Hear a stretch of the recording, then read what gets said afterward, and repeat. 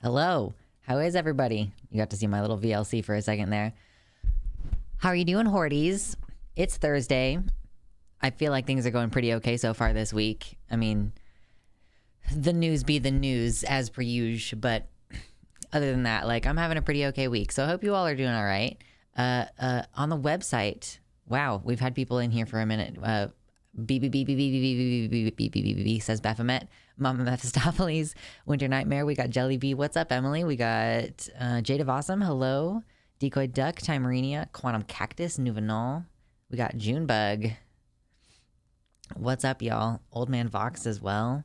And we also got a shit ton of people over in the YouTube chat. If you're in the YouTube chat and you're also on a computer, you may consider clicking the top link in the description of the video and come over to the website because we got cool custom emojis over here. It is fun to see so many people over there. There's like almost too many people to say hello to. Like there's Paul Hack. Hello. We got Aaron. We got Ian. Foxglove. Knox. Closeted Skeleton. What's up? Traveler System. How we doing? We got Phoebe and Raven. Hell yeah. How was the chat with Malcolm? I had it about early. Yeah, the chat with Malcolm was, I mean, it was chill. It was chill. I think that Malcolm and I like agree that like, I think that the only like fundamental disagreement that we really have is that Malcolm is stopping short of saying like there is a nationwide genocide. Like, I think that he's basically saying, yes, the conditions apply in certain places in the US. So fundamentally, we agree on a lot of stuff, and we both had commentary about the panel and all that. So I wasn't sure if I wanted to make the conversation with Malcolm like a main video on the channel or not, because it just wasn't blood sports, you know. It was a nice convo though. I appreciated it. Came here for violence. Junebug, you're sore? I'm also sore, partially because I was getting into my car this morning and the wind like shut my car door and slammed onto my ankle. So that's just something I've been dealing with all day today. Hey, what's up, Spider? Yeah, nice convos are comfy. He seems scared of using the words to describe things that are happening and probably has some privilege that prevents him from really feeling the extent of the danger. I think it's mostly that he just doesn't think that it's effective. Like, I think that like one of the points that some people had on the panel that I could potentially agree with is like, if you want to say, I did not ice it, I figured I should have, and then I just didn't, because I really just didn't want to deal with the sensation of ice today. So maybe tomorrow. I know I probably should ice it. I'd be interested to see this convo. I loved you on that panel despite how frustrating it was. Yeah, Charlotte, it's unlisted on the channel. I haven't decided whether I'm going to continue uploading things on the second channel for VODs, or if I just want to have shorts and regular videos and VODs all on the main channel. What's up, Andes? Yeah, so we're just chilling. This is the first little part of chat where we're just hanging out, catching up on how it's been this week so far. And, I mean, I feel like it's been pretty okay.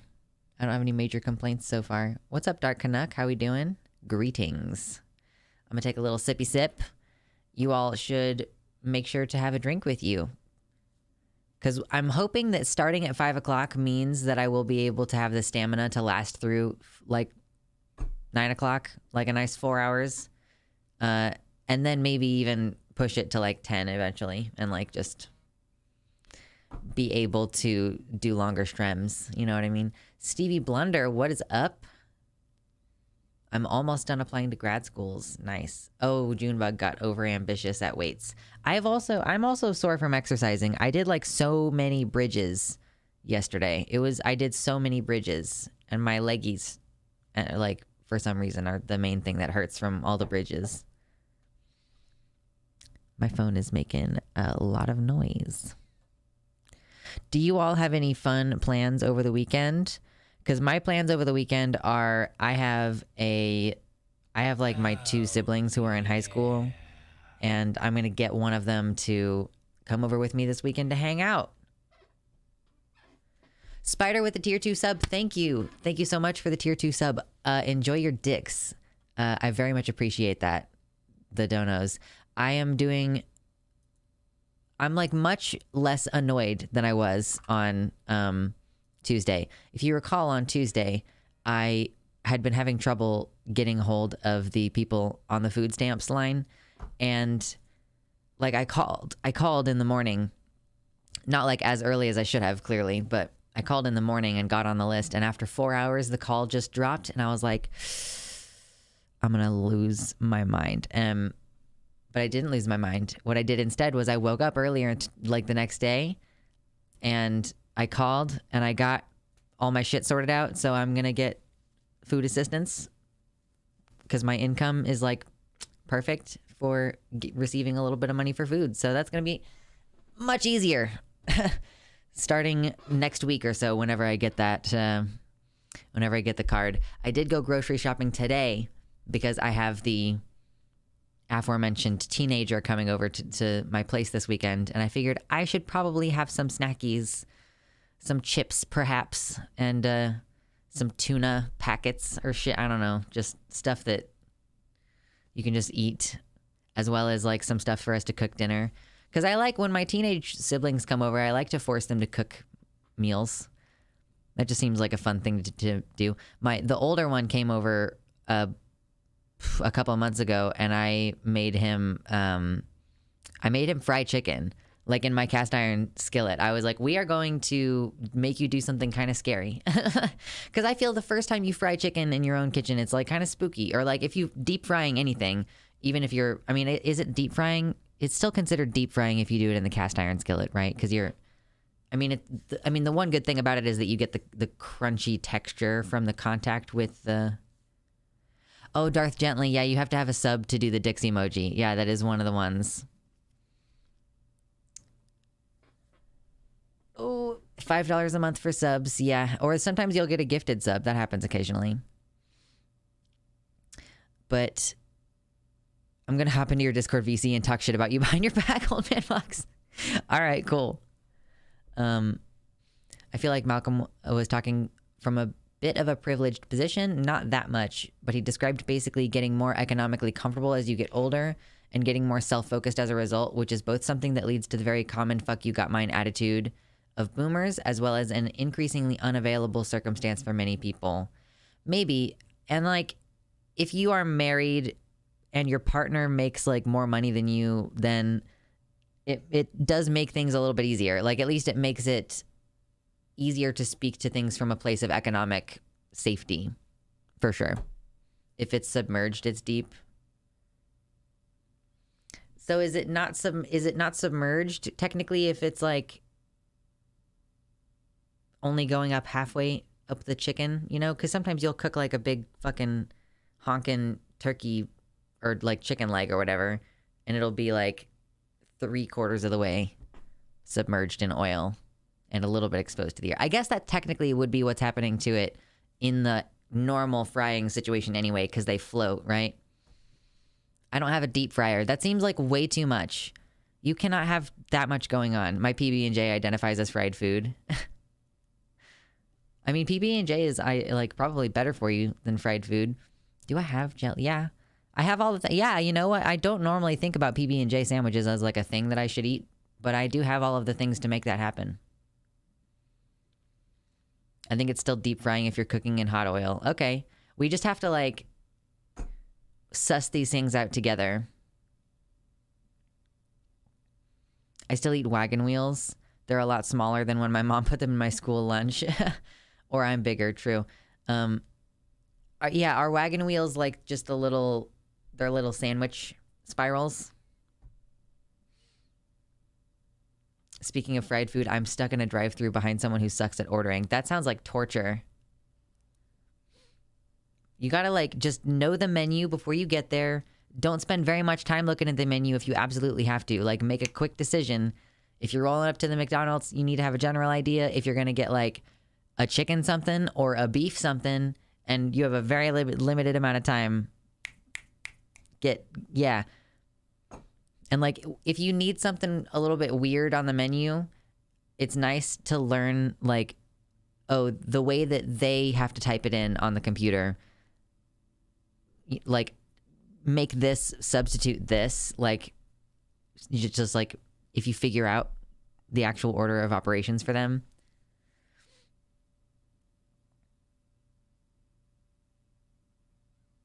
Oh, moon pies. I haven't had moon pies in a while. I haven't thought about moon pies in a while either. Speed running food acquisition. True.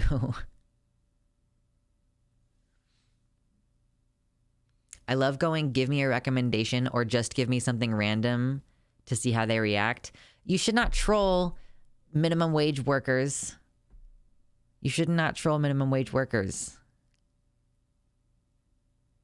Yeah, Paul Hack was Tuesday the service, because I remember you mentioning that your father had passed away. Again, that sucks, and I'm sorry to hear it. Or unless he was a shitty guy, in which case, fuck him.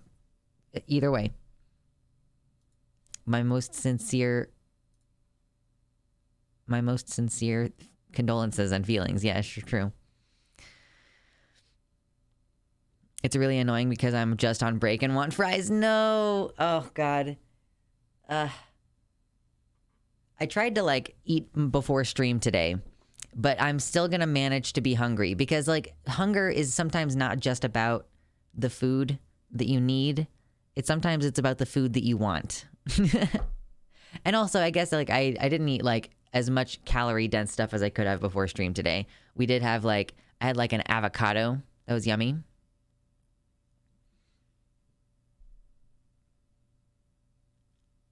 If they're old enough to be a wage slave, they're old enough to be trolled. But they're working already, and, like, they don't get paid enough to deal with you being weird. Frankly, I don't think that fast food workers get paid enough to deal with the people that they have to deal with. I eat when I'm bored. It's a problem.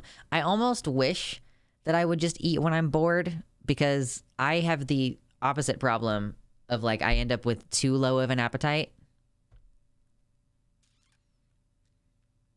The sensation of feeling hungry and thirsty are the same. Some people will think they're hungry when really they're thirsty.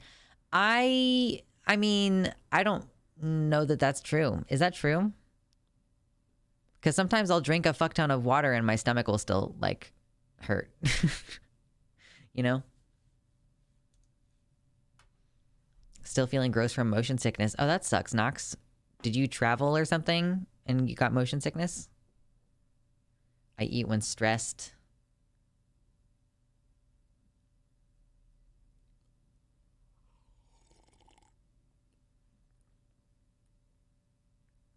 I'm a trustworthy rando on the internet. We are all trustworthy randos for sure. Oh gosh. Truly, I guess I am, like, one of the blessed few who has, like, a fucking problem with reduced appetite. But even when I'm not on Ritalin, which I am on Ritalin, like, it's difficult. Yeah, I experience thirst and hunger quite differently.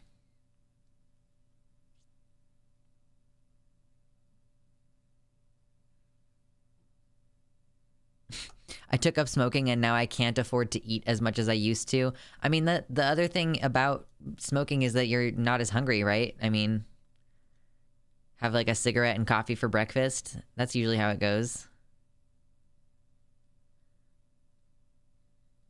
I cannot speak to whether it's good or bad to be slacking off in order to watch my show.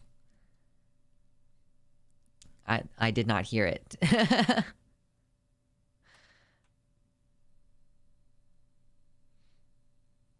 If you're hungry enough, then water won't help. But since there is water in most food, then dehydration can exacerbate hunger. That kind of makes sense.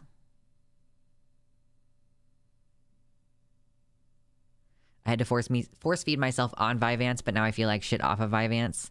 It's been a long time since I was on Vyvanse, but I can't remember whether it suppressed my appetite or not. I know that Adderall does.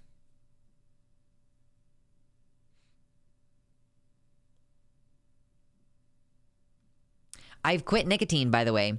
That's one thing, like, okay, I'm like doing so good with my personal progress as a human being. I have cut back on drinking alcohol dramatically. I have quit vaping nicotine. I borrowed my partner's vape when I visited recently, but I mean, I don't have any nicotine in my possession, really. So that's cool, which is good because it's, first of all, like, bad for you. And also, like, I just don't need to be spending that money right now. So you can rest assured that for the most part, your donations go to actually just, like, the bills to keep my internet going and to keep me fed enough that I can do this show. So there you go. Appreciate you. Hey, Curse. It's been a while. I've also recently cut back majorly on drinking. Nice. Congratulations. Andy's is concerned about having a heart condition. Sometimes I have heart palpitations that last for 2 to 5 minutes at a time, but they are rare. I think palpitations in general are not like a bad thing if they just happen every once in a while. But yeah, if it's like a daily thing, I would say it's a problem. Or if it's very obviously correlated with, like, if you go from a sitting position to a standing position and that makes you feel like you're about to pass out, like, you might have a problem. I sent the information they don't want you to know about in Discord. Oh my God, what have you done? Where is my shit?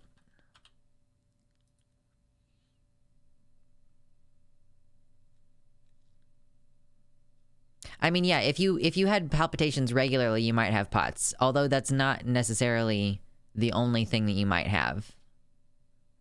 Hello, with Otro.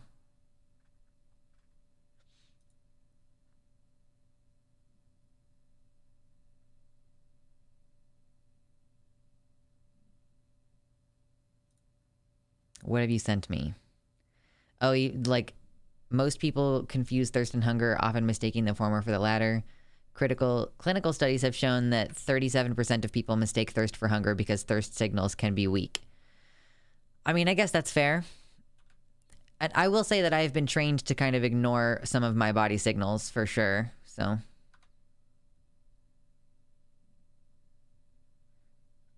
Drink energy drink the whole day.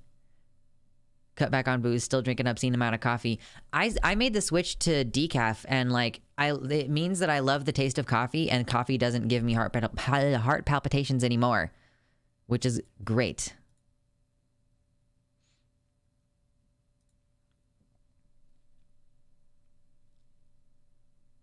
Next time you feel like stress eating, drink 36 ounces of pure sexual water. The next time personally that I feel like stress eating, I'm gonna eat all of everything. Because I just have to take those opportunities. When I'm like, I need food, I'm just like, and then because the next day I might just not be interested in food. The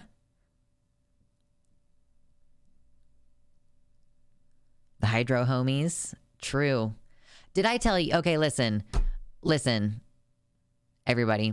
You all know how I recently joined Reddit because I've been trying to find alternate places to like get my news and like do social media away from Twitter, because Twitter just is not a fun, happy place to be anymore. So I joined Reddit, and I actually like a lot of the different things that I see on there, and I like that, you know, it's just a couple of curated feeds of like hobbies stuff, because I mean that's like there's a shit ton of hobby stuff on Reddit. So, but the thing is that I have tried to just engage in a couple of conversations about queer community stuff, like in r/non-binary in particular is the one. Like, we were having a conversation about the meaning of the word queer, and I was like trying to say, like, this is not just it's not just shorthand for LGBTQIA+. That is one way that the word is used, but the other way that the word is used is as like a political thing, and you know, it arguably a cis-het gender non-conforming person is more queer than, like, for example, someone like Cat Black, who I mentioned specifically because Cat Black doesn't identify as queer. Like, she is a trans woman, but she has assimilated into womanhood so completely, and she is like very heterosexual. Like, she's a very straight woman. She doesn't identify with being queer because she doesn't feel like she is really transgressing much of anything, you know?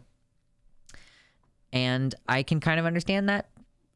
But I got into a back and forth with a mod of r/non-binary on this topic, and they banned me from the Reddit. Like, I was not being shitty. I was just like engaging in a disagreement. And I, at first it was a temp ban, and I was like, okay, that's kind of funny. And then I tweeted about it and was like, this is stupid. And then I got the update that I got a perma ban. They had updated it from a 90-day temporary ban to a permanent ban. So I went and checked if they had given a reason. Like, you have your little messages section on the Reddit, and I went and looked at the messages, and the reason that they gave for why I was banned was allegedly using alts to manipulate the vote on posts, like to upvote and downvote comments using alts, and making false reports. Like, that was the reason that they gave for giving me a perma ban. And I was like, I didn't do those things for sure. And Max, one of our mods, had said, I wonder if they thought that, or they were like, how could they think that people just didn't, like, no one likes your opinion for real, and the only reason that there are any upvotes on your comments is because you were manipulating the vote. It's like, I don't actually think that that's the reason. I think that it's that they just needed to make up a reason. And I ended up messaging in response, because you can do that. You can like do a little response when you get a ban. And I was like, I don't have any alts. Like, this is the only account that I use. Or I didn't say I don't have any alts, because I have made other Reddit accounts that I just don't use. I was like, this is the only account that I use, and I haven't made any reports since making this account. So it seems like I got banned for something that I didn't actually do.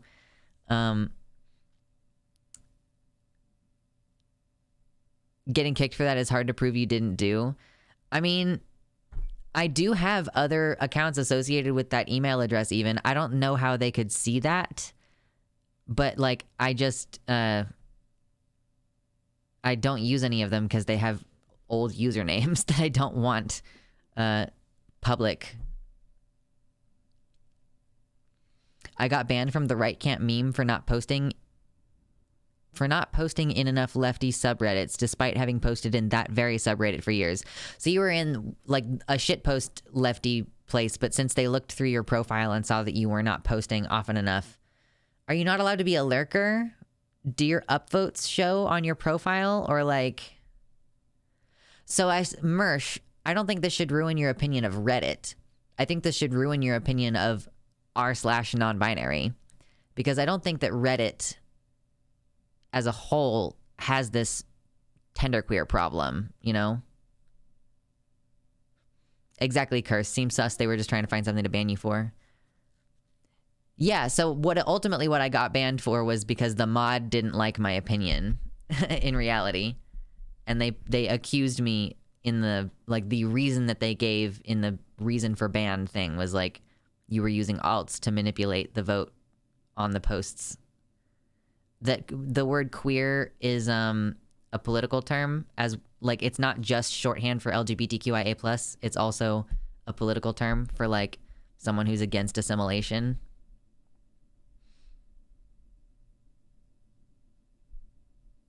Reddit sounds complicated. I know, every website you go on, you have to learn like a whole new language of like etiquette and like what kind of jokes. Because you're a member, Paul Hack, I haven't canceled the memberships function, and you've been a member for like a while, so the star changes color, I think. Oh my god. I found some Reddit communities can be very exclusive against contradicting opinions. I think it's like a hypervigilance against potential bigotry, which I get, but still, come on. You know, it's interesting like wading onto Reddit, because even though I'm using an account that's called Luxander Real, I don't think a lot of people outside our particular little corner of the internet know who I am. Like, did this person who saw me in there know who I am as a creator and block me, or no? Because I don't have a picture on there yet of me. I just I have the username Luxander Real.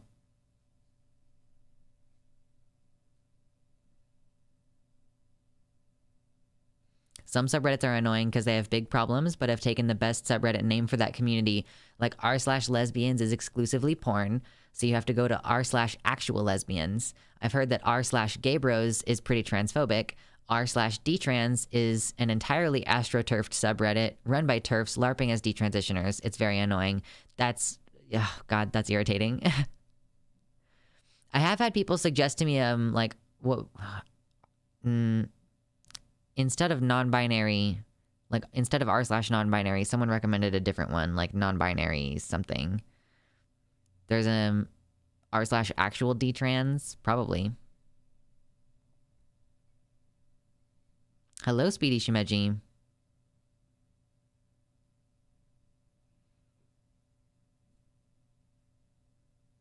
r/gay bros is transphobic, but r/gay men is good. IIRC. God.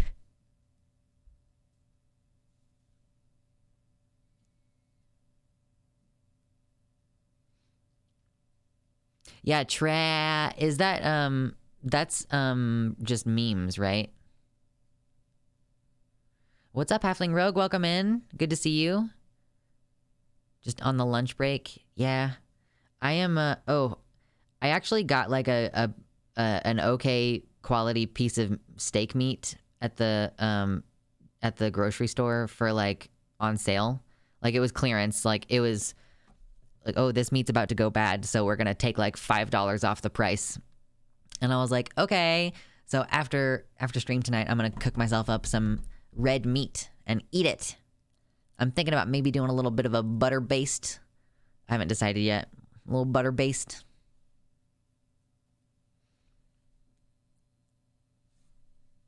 You would think that the non-binary Reddit would be the easiest one to deal with. It seems, Mersh, that on Reddit, it's like, oh, the biggest Reddits are the ones that are going to be more likely to have these kind of stupid issues. And that it's like the smaller ones, like the specific kinds of non-binary that come, like, that are, you know, like half as many users. I have thought about making my own Reddit, Corpse Candy. I don't really know how to do anything on Reddit. And like, I think that moderation would be really hard. And I would need like a lot of volunteers to make the Reddit community work. And I feel like we don't have enough mods already. Like on the Discord, I wish we had more mods who were helping keep the Discord more active. Like I would like to organize game nights and stuff like that, but I can't like do all of that. I need some like help getting schedules and stuff organized for things like that. And yeah, so there are at least 3 simps in here that would do that. I mean, let me know, I guess.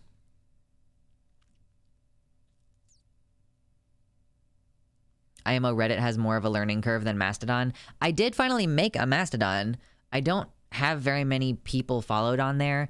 I'm supposed to follow hashtags, aren't I? What are some hashtags that I should follow on Mastodon? Because I don't know how Mastodon works. Curse in the YouTube chat asks, do people often assume that you're vegan/vegetarian? No, I don't think anybody does. I would be curious if they did. I like doing vegetarian and vegan options, you know, when time allows, but I don't. Yeah, I eat meat. I like meat. Yeah, dragons aren't known for veganism. I think we need to do something that's gonna make dragon more obvious in the frame. Like, you know, Demon Mama has that border around her whole thing. Should we do something like that? I don't know. Maybe this is the year where I try to fucking commission some more art. Yeah, my Mastodon is, hold on. Let me type it in chat. Is that how it works? I think that's how it works. Just noticed the mushroom pillow. Yeah, I got mushroom pillow. It's like just bringing the little nature aesthetic in. I'm thinking about getting some mushroom curtains to add to the curtain setup that I already have in this room. Maybe. Mushroom. Cool. Yep, exactly.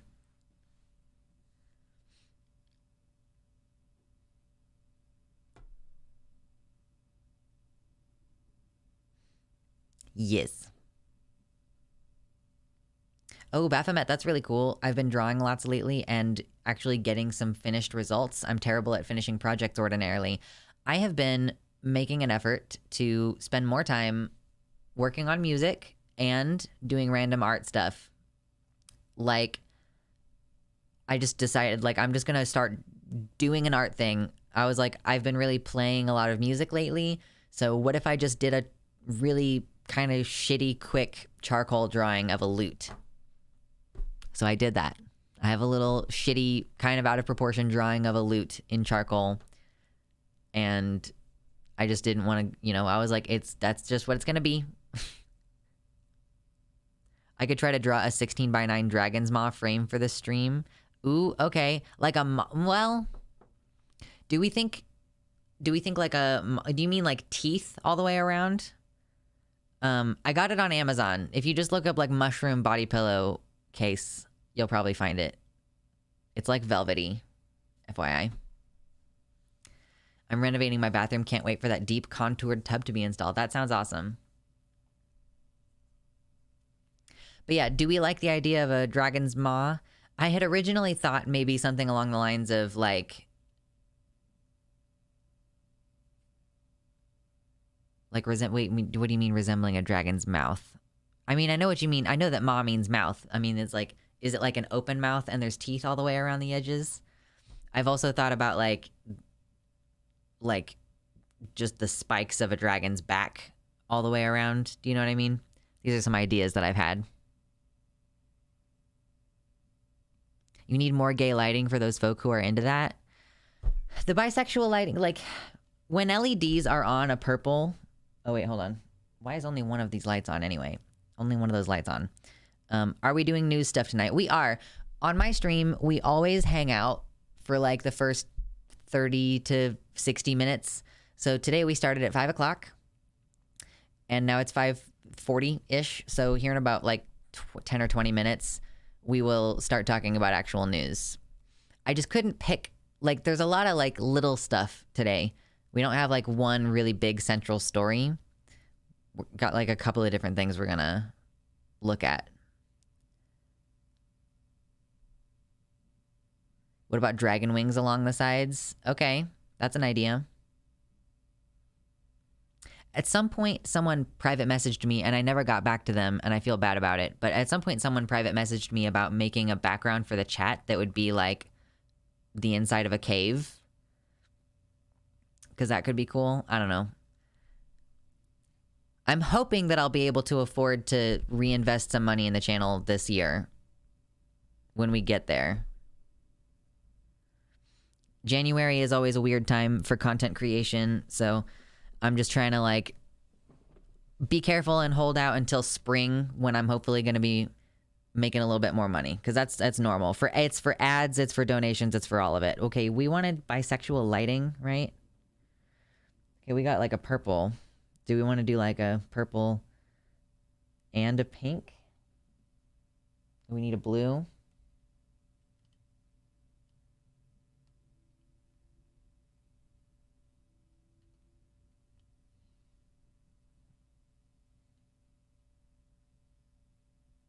I'm trying to like get this to look bisexual lighting. Oh, no, that's not right.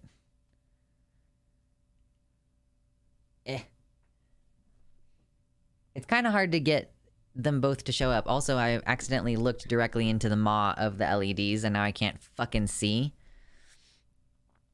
It's like, is this a very clear both purple and blue coming out? I don't know.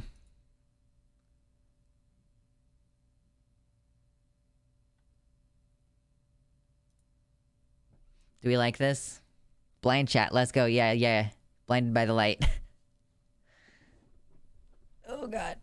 I still think green plus yellow.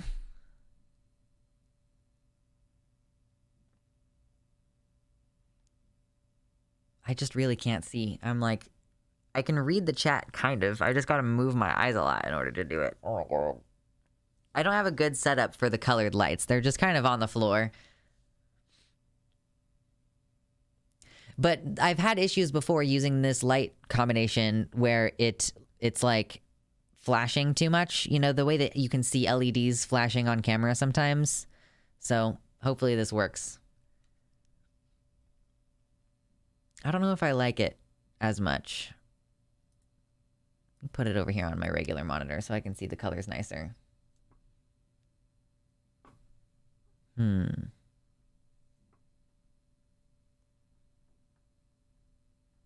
I mean, if you all like it, we can leave it that way.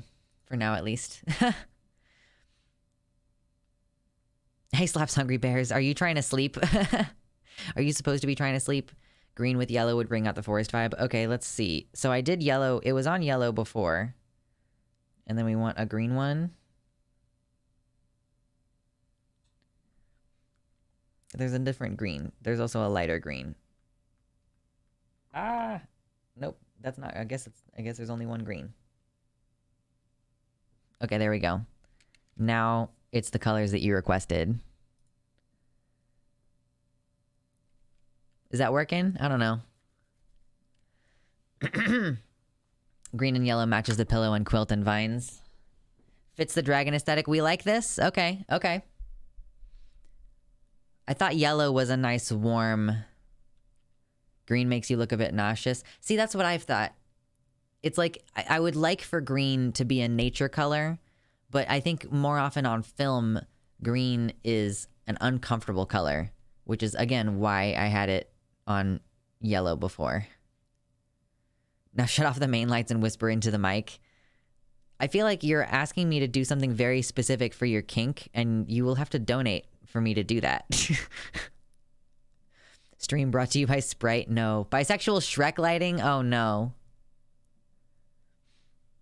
No, don't worry about it, Dark Canuck. I'm not faulting you. I'm saying, like, it's sad to me that green, like, when you're using it in film, like, it doesn't necessarily come across as, it doesn't come across as, like, beautiful nature color, which it is. It just makes you look like you're sick. This is too dark. Do this. Bisexual. The bisexual lighting. Do we need to go back to that? See, I could put this on a rotating thing like this, but I think this does flash too much. You can for sure see this flashing. Bisexual. Yeah, do we have an ASMR kink? Mm-hmm. So we, instead of this, we have to do one of these.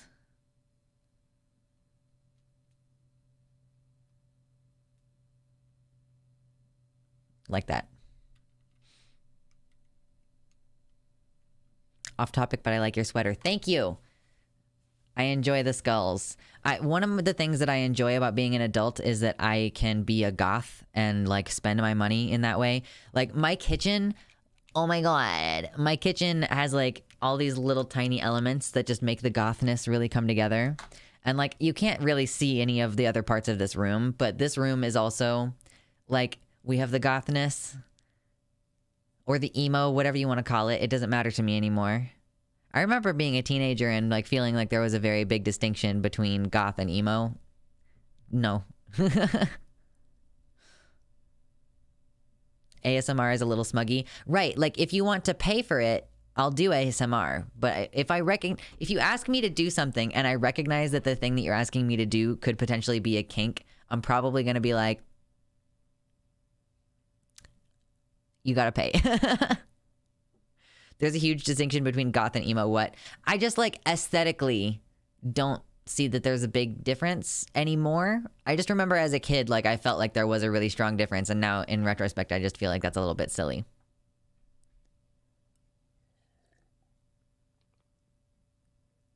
Miriam, get it. Miriam says, I didn't think that I could pull off goth fashion as a teen. And now I'm an adult and don't care if I can or not. Do it. My entire living room has a black and red theme, couch, armchair, rug, etc. Everything's goth. I'm doing, like, black and whites, or, like, black and whites and silvers and grays, and then I'll do my, like, splashes of color here and there. And I think that orange and green are going to end up being the colors that I splash the most. And, like, this has orange on it, or, like, orangish red, and then we got the green up on the vines. Yeah. It's weird, but, like, yeah, orange and green are the highlight colors. Anyone remember Vampire Freaks? Absolutely, I remember Vampire Freaks. For sure. I don't think that I used that social media in the way that you were supposed to, and probably was too young to be on it at the time, but yeah, for sure, I remember it very clearly. No, yeah, you're right, Baphomet. Emo and goth being aesthetically similar, but emo is definitely a lot more defined by teen angst. I was very much emo when I was younger. Oh, we have an entire room that's purple. It's how do you do that, Mama Mephistopheles? Like, if you have a purple bedspread, purple pillows, LED set to purple, purple chair, purple cubes in the organizer shelf, like, do you just have to like suck it up that none of your purples are gonna match each other? Like, I find it so hard to find the correct color of purple. And I love purple. Like, purple is my favorite color. I just have a really hard time finding the right one. Emo, I think, also has a lot more high contrast colors. Mall goths are similar. Yeah, I did as an emo, I really did like doing something like really bright colored stripy socks or something along with an all black outfit. Yeah, back 10, 15 years ago when I was a young warthog. Bright colored emo is Scene. The hair is different in Scene. It's definitely different. Oh my gosh. Okay, most of them match and I aim for royal purple. The key is to have way too much time to look for the exact right shade. Yeah, and I guess you just, on Amazon, you have to only purchase things that have a photo that the person took and not like the photoshopped image of the product that they show on the actual. Yeah, amazing. True.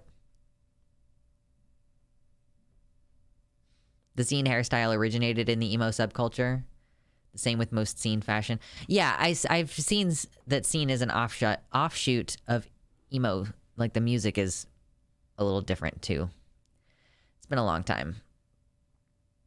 It's been a long time.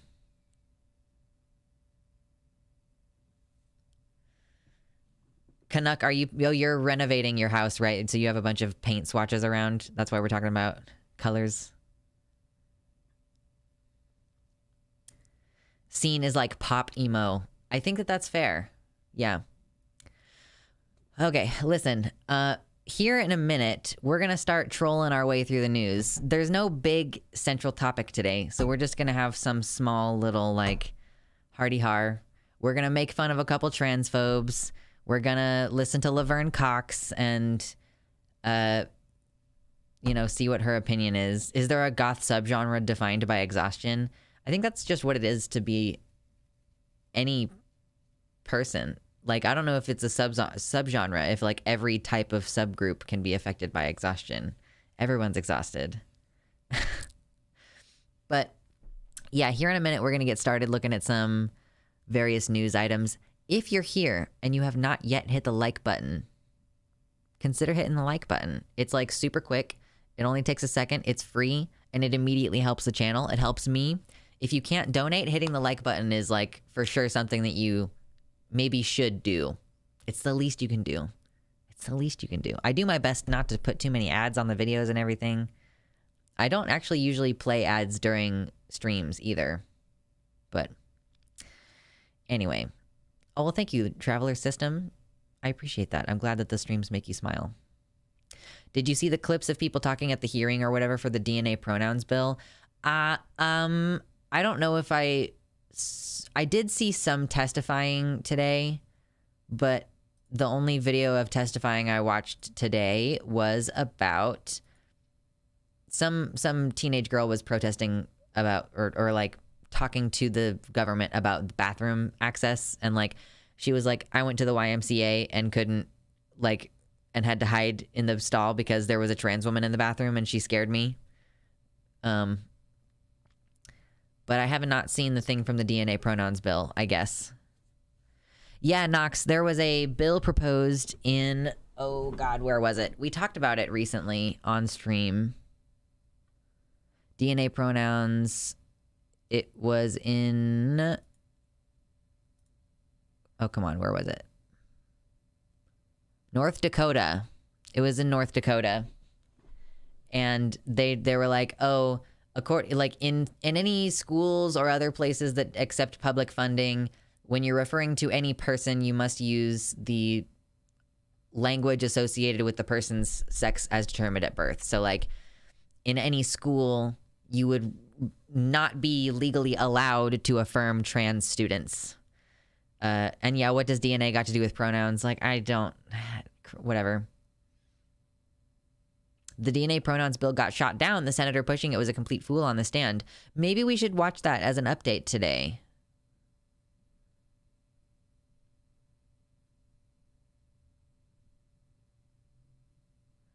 Yeah, who benefits from this policy? It's just a way of defunding the schools. I mean, we've talked about this before. If you haven't heard me explain this before, when you have a policy like this, like when you change the rules for how a school works and you say you can't teach about homosexuality until after the age of 8, like if you do any sex ed or any families discussions, like you have to wait until after the age of 8. Usually, if you read the law, it's not necessarily a criminal offense. It's like the teacher isn't going to go to jail for educating about homosexuality within those parameters. But what is in the law is that you can sue the school district over that. So if you are not really careful with laws that were really broadly written, like the Don't Say Gay bill in Florida, it's written so broadly that it could apply to a lot of stuff. And the schools are telling teachers, don't talk about your gay partner because that could open us up to a lawsuit. And this is one of the ways that the conservatives are undermining our public school system. They're creating liability. They are threatening the schools with taking away their money because, like, it's not like schools have a budget that includes, oh, here's the section of our budget for just in case we get sued by some annoying parents who don't like critical race theory or whatever. And then, yeah, the material reality is that you're like censoring certain kinds of speech and expression, and like, yeah, I mean, it's not great. And eventually they'll be like, oh, well, these private schools are doing way better. Like, oh, we don't have all these issues coming on these private schools, so why don't we just...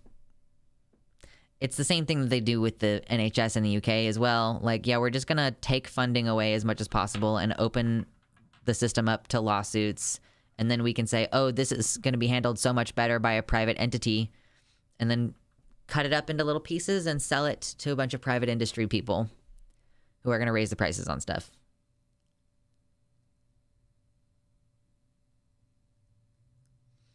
I think that it would be interesting to find out how many people do actually have atypical karyotypes in the process of, like, they won't test anybody's chromosomes.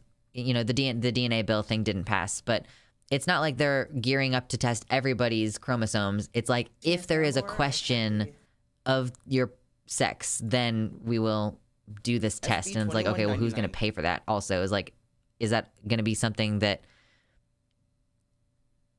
like, the schools are going to have to pay for it, when some kids, like when some excellent black athlete girl gets called a trans girl and has her shit called into question, like, is her family going to pay for the genetic testing or is the school?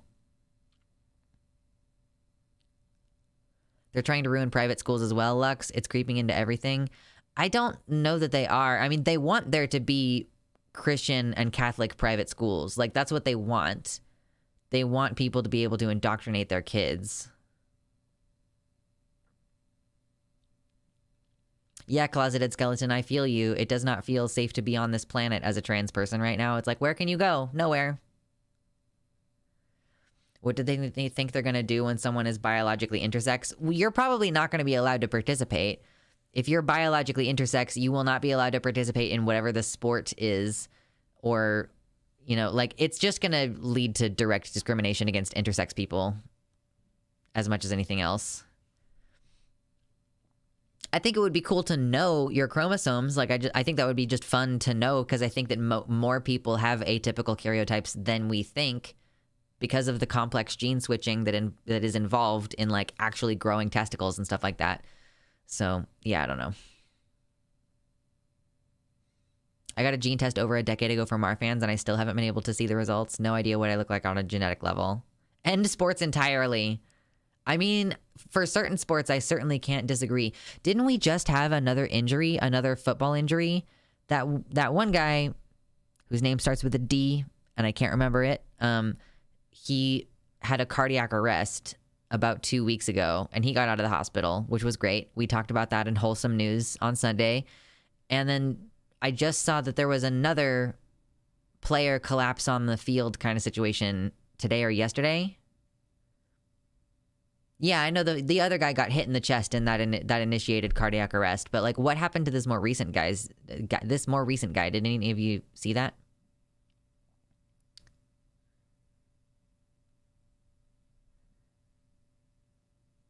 No, I don't think that it would be cool if everybody got mandatory DNA testing. That's not what I was trying to say, Spider. I'm like, I think it would be cool if everyone had the opportunity to know their karyotype without like it being prohibitively expensive, just because I think it's cool to know that info. But like, I don't think it should be mandatory. No, I didn't mean to imply that.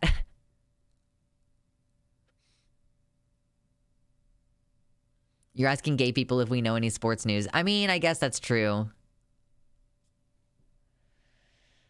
I myself am not a sports gay, so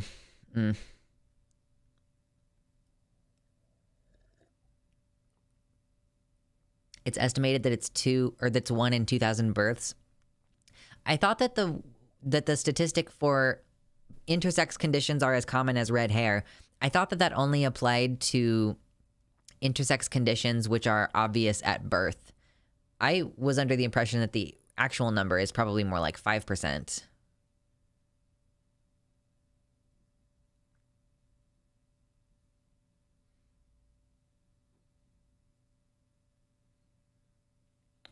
Sports enable so much sexual assault.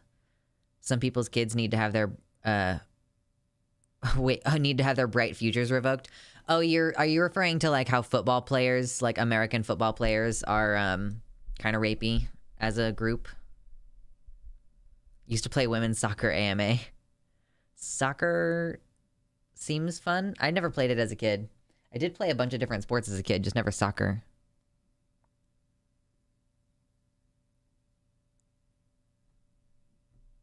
My primary thinks I have EDS, and it literally has to threaten my life for me to be able to get a genetic test.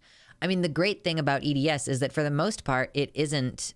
For the most part, it is not life-threatening. Like there's only, I think, one subtype of EDS that tends to be life-threatening, and it's one of the rarer subtypes. So. But me too. I also think that my doctor and I also suspect that I have EDS, but I'm not going to do genetic testing. Like, I could potentially do the check mark, like the checklist for HEDS, because there isn't actually a genetic test for HEDS. But I just kind of am operating like I probably do have a connective tissue disorder. It could go a long way for getting physical therapy through insurance. I'm just doing really gentle calisthenics. Like that's gentle calisthenics and yoga. That's how I'm dealing with what I view as like probably a connective tissue problem.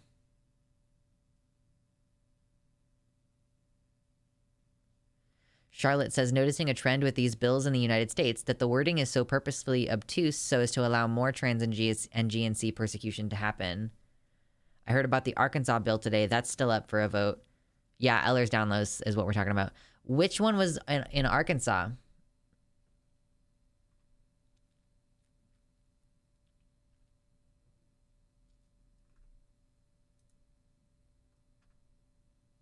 Oh, I didn't know that Aaron in the Morning had a YouTube channel. This is really cool. Who linked this to me? Was it Mama Mephistopheles? Thank you. Yeah, solution, learn how to do your own DNA tests. They keep talking about bathtub estrogen. What about the bathtub DNA tests that I'm about to start doing? I am going to be the neighborhood DNA tester in our anarchist commune. Do you have stretchy skin? I don't know. Like how stretchy is stretchy skin? Do you know what I mean? Like, I don't know. Like, do I have stretchy skin, would you say? I don't know. I've also coached weightlifting, and I have worked as a football coach at the high school in the area of conditioning. Even some teenagers post themselves for college sports positions. You've gotta take care with those teenagers. They'll really, really, like, they don't know what their limits are. And also some coaches do push kids past their limits. Should we go ahead and watch these comments from... I guess we should do this like follow-up segment. I guess we should just go ahead and do this. Oh my god, my ankle.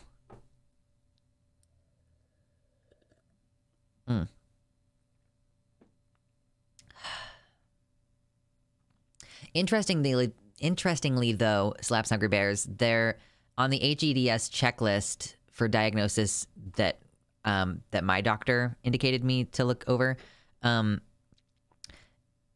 It was like, do you, like, when you were a kid, did you ever, show off how flexible you are, or like contort your body in weird ways to make your friends shocked or whatever?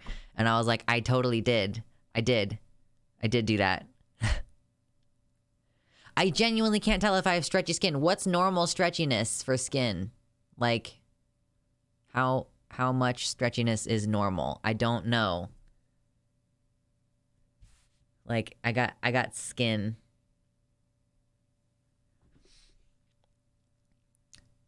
I did that weird thumbs and elbows. I would put my hand on the wall like this, and then I would twist my hand all the way around. Like, I would put my hand flat on the wall, and then I would twist my hand all the way around until it was in the same position like this, but like flat on the wall. And I don't do that anymore. My fingers can bend over 90 degrees backwards. I don't think my fingers go backwards very good. That's definitely, well, that one does, but not more than 90 degrees. I can't do this touch your thumb to your arm thing. Congrats, you have skin. Exactly.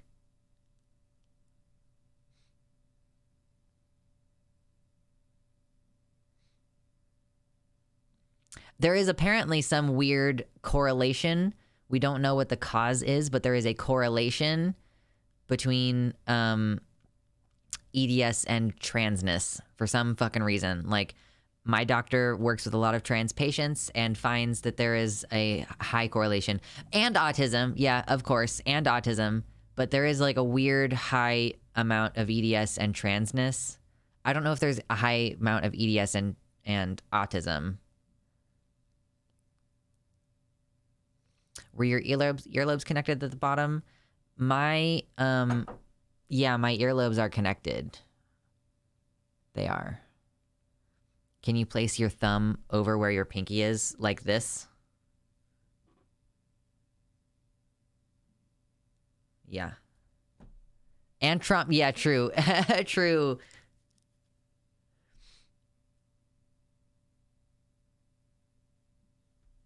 Ouch. I think that that's true, Baphomet. A minority of autistic people identify as cis-het, both cis and het. Most are some flavor of gay or trans. I think that we're just less likely to... I think that probably the number of people in the world who have gay or trans feelings is probably the same between autistics and allistics. I just think that autistics are more likely to go with that urge, like, and run with it and not care about the social rejection potential, which I think is why there are so many autistic trans people. I think that we just don't care as much.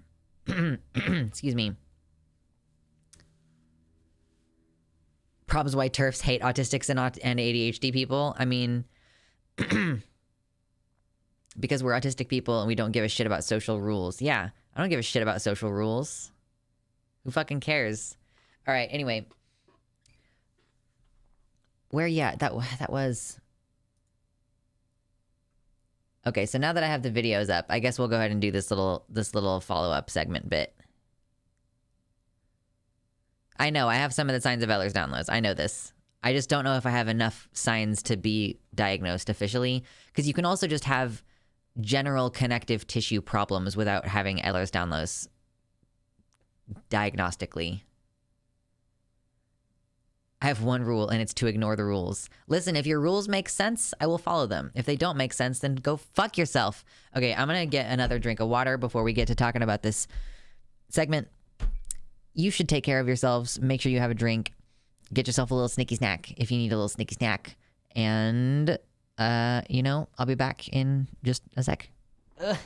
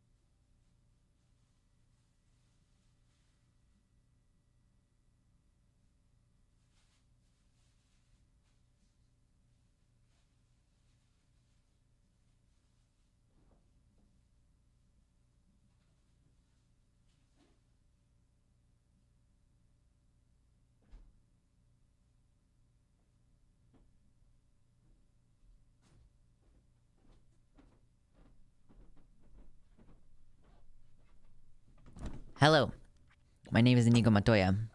You killed my father. Prepare to die. Yeah, so I found some honey ham on sale at the store today. On sale for only fucking $10 a pound.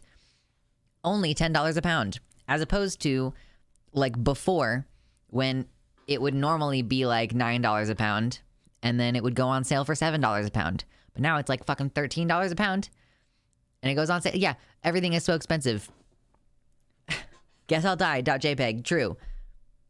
Don't eat it on streams. It's probably someone's fetish. I know. It's terrible.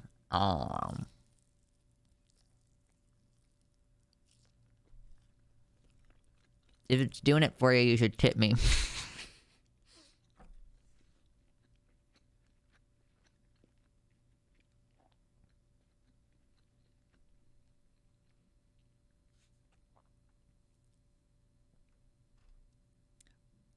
I mean, Flynn, I don't think you need to actually dislocate anything in order to have EDS.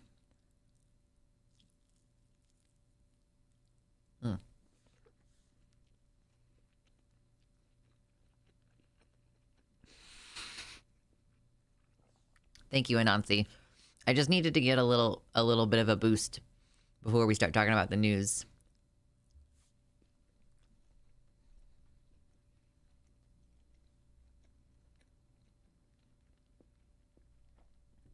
And I figured the ham would go pretty quickly, and it wouldn't be too loud. Okay. Mephistopheles says, I have a pretty big bloating problem. My stomach looks pregnant after every meal. I'm tempted to monetize it. Do you have IBS? We were talking about that earlier this week, I think. So we won't rehash it all, but I'm considering trying to figure out what the things are that make me get all bloated and weird feeling, you know? What's up, Cheez-It Furball? Okay, so yeah. We talked about this before. In North Dakota, they were having this bill proposed that was supposed to change some part of the North Dakota Century Code, which relates to gender usage. And it was just saying any place that gets public funding or materials or anything, like a public school or any other institution, a state board of higher education, whatever, all of those places must use language referring to a person's sex determined at birth. And if the sex, gender, gender identity, or gender expression is contested, then they will make the determination by the individual's deoxyribonucleic acid. Like, just weird specificity. They didn't say chromosomes. They said deoxyribonucleic acid. It's like, this is stupid. This is a dumb bill, and we talked about it already, so we won't go into much detail right now. What we are going to do is we're going to talk about the hearing, because I heard that the hearings didn't go so good. We had a recommendation here in chat that we watch these videos from the hearing, so we might turn up the speed a little bit, but we're going to go ahead and do a little bit of a follow-up segment and talk about this. All right, let's get... Did you send me these in order? I think you sent me these in order. This one, and then this one, and then this one. I guess it doesn't really matter that much. Don't worry, the guy who drafted it is quite dumb. I guess we'll see, because are we going to see the guy who drafted it talking? Which order should we watch these in, Mephistopheles? There's like the 10-minute one, there's the 6-minute one, and then there's like the 2-minute one. It should be old guy, middle-aged lady, young woman. Okay, that's the order that we got him in. Thank you. Isn't that all transphobes dumb? I mean, some of them aren't dumb. Some of them are malicious. You got to give them a little bit credit. All right. If you haven't yet hit like on the video, please consider hitting like on the video or on the stream, whichever place you're at currently. And we're going to get started. Delicious. Oh my God. Yum. Yum. Let me make sure I got all my shit together here. Thank you, Madam Chair. Senator Clemens, one of the questions I have is kind of around enforcement. I'm just getting volumes adjusted real quick, okay? In a lot of the statutes...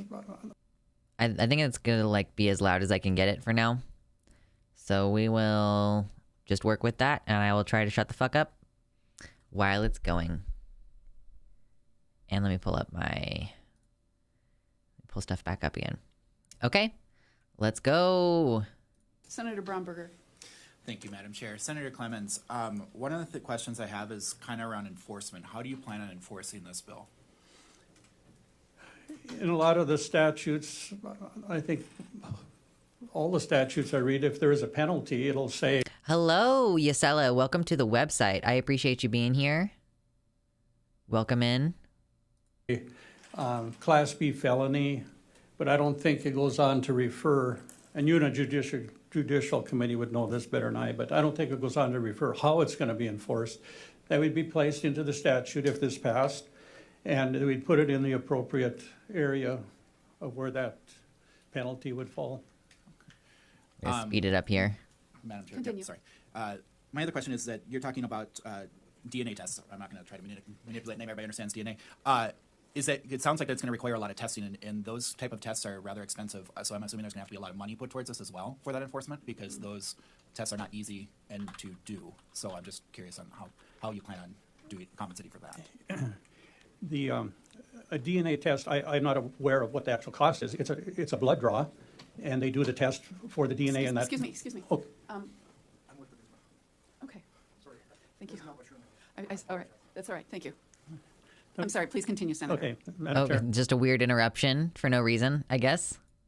Senator Baumberger, it's a simple blood draw. I don't know how expensive the test for DNA is. I do know that the determinant of X and Y chromosomes in the blood to determine DNA is one of the, to determine whether you're male or female is probably the simplest test of a DNA. Yeah, he doesn't know. He did not look into what it would cost. It's Mephistopheles in the chat says, I'm literally a phlebotomist. It's insanely difficult to do what he's describing logistically and also very expensive. Like the supplies and everything, the time involved. Yeah. Thank you. Oh my God. Slaps Hungry Bears with a tier 1 sub, a gifted tier 1 sub to Yasela. Salutations. Indeed. Salutations. I appreciate you. So yeah, this is... You don't even need blood. You could do it with saliva. You could do this same test with saliva and have it be a less involved test. Oh, wow. Wow. Continue. Thank you, Madam Chair. So I guess if somebody misgenders somebody and calls you a female instead of a male, for instance, and you file a complaint, is that going to require you to submit a DNA test to determine that? The bill, if it is not the intent of the bill for me to defend myself if somebody said you're a man or a woman or whatever. If someone, let's say, comes into school and says, let's say they're a boy, but they come to school and say they're a girl.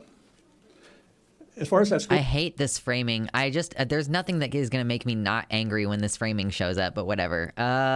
It's like, look, I can't even blame it on him being ancient because old people are not stupid. School is concerned in this bill. that person is still a boy.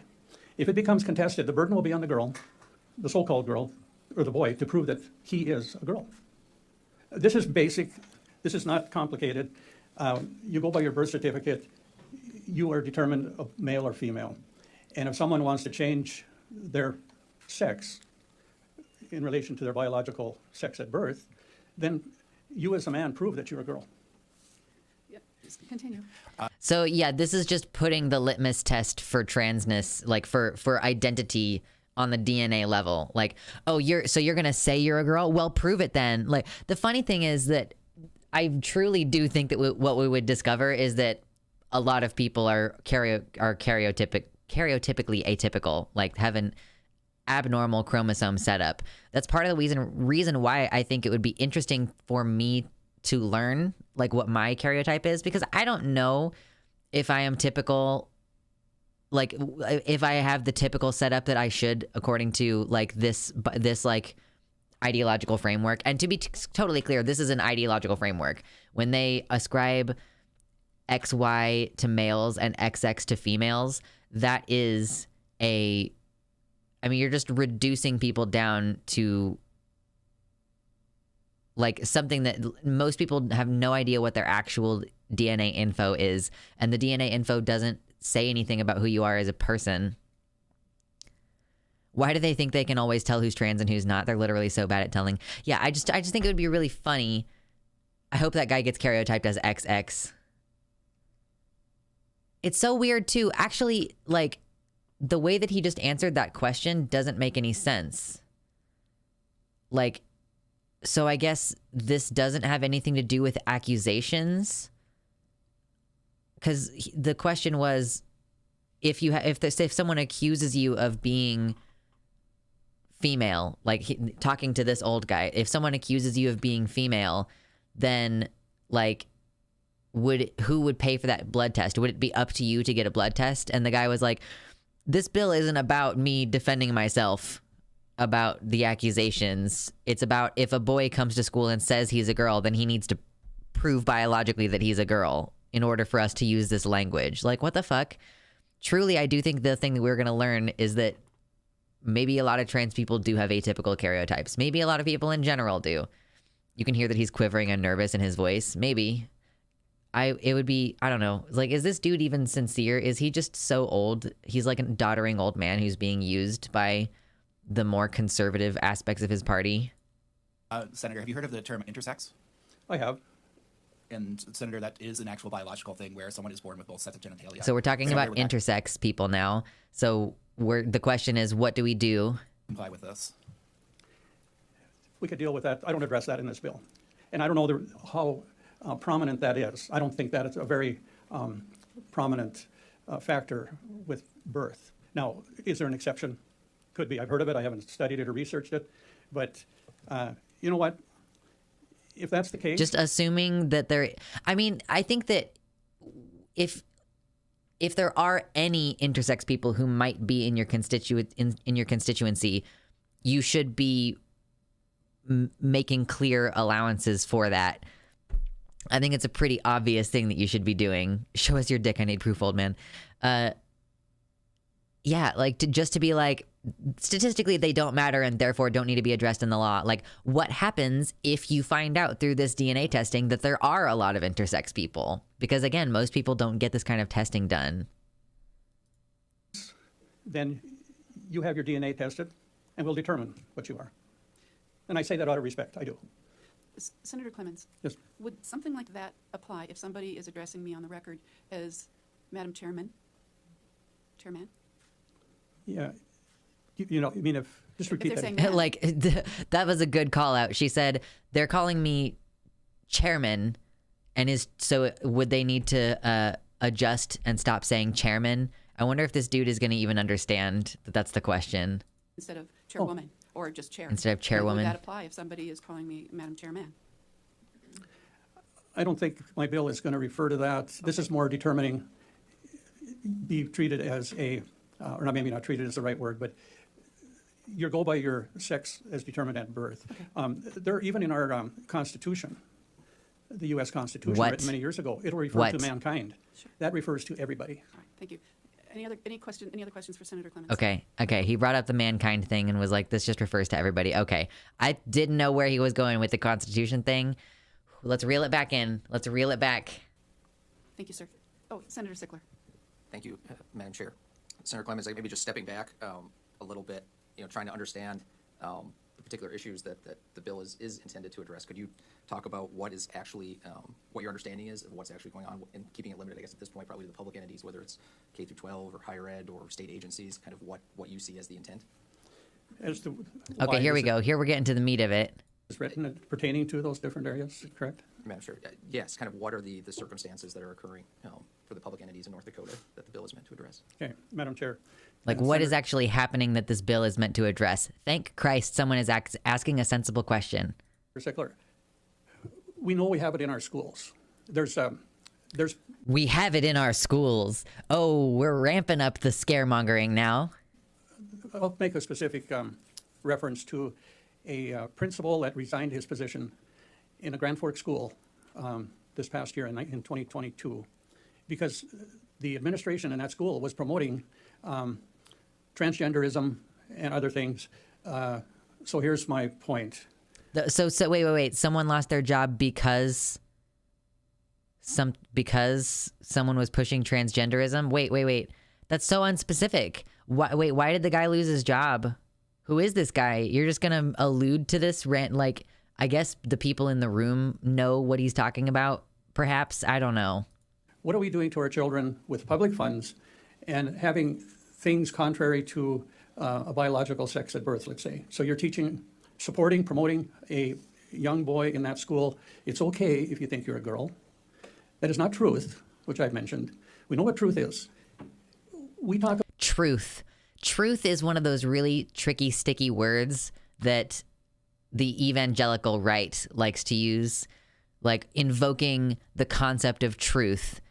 And keep in mind, listen, okay, here's what you have to keep in mind about people like this, about evangelical Christians. When they say truth, they mean what God says.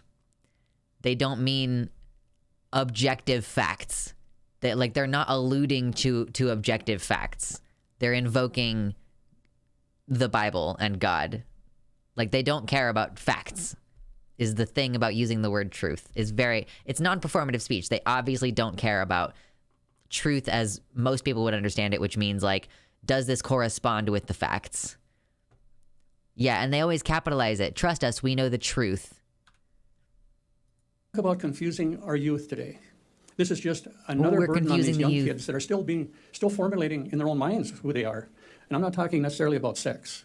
They're determining who they are, where are they going in life, and then we put this on them. This is not, I don't believe there's any place for it, but especially for a And like the acting like you're imposing it on the kids, as opposed to providing an environment for kids who are dealing with this, whether or not you tell them about transness.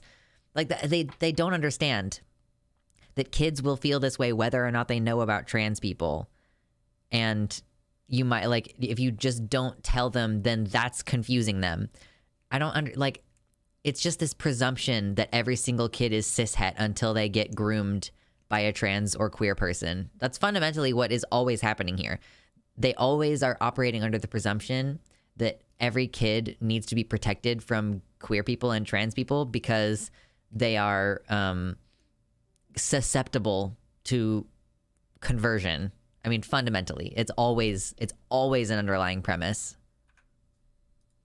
minor, and especially in our school system. This is not for our schools to be involved in. We have enough problems trying to teach ABCs, let alone this. Thank you. Whatever, Continue. dude. Could I interrupt for a second before you course, continue? of course. Please put your sign down. We're going to have information provided at the podium and not through the audience. Thank you. Please continue. Thank you, Madam Somebody Chair. had a One sign additional up in the question. audience, I guess. Is the intent, I'm just looking at the language, particularly subsection 3, where it refers to any entity. So is the intent any entity that would be receiving state funds? Would it include private companies that have service contracts with the state or provide professional services, or is the intent more to state entities? If Has to put his glasses on to read the bill that he wrote. the way my bill is written, if anyone's receiving state funds, which is really people's funds, we say that all the time, this is the people's house, this is the people's money. I want this to be a fair playing field. I don't want the fact that, okay, so our government, our legislature, is comprised of all people in North Dakota, whatever your views are. And Is that actually true? Are there any trans people in the legislative body of North Dakota? I feel it's only considerate that we support and we represent all people. And if we go down You're not representing all people this way, for sure. That's such. I hate this shit right now. this line of supporting someone that we know is not true, then we're slanting our support to one group of people over another. I think this causes. What? I know people on the other side might disagree, but when we start doing that, especially with money, you create diversity in your state. You really do.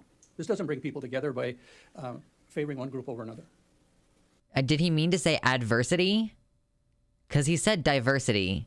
Did he mean to say adversity? Was that just me? Like, did he actually say that, or was it just the subtitles? Because we know it's not true. Then we're slanting our support to one group of people over another. I think this causes.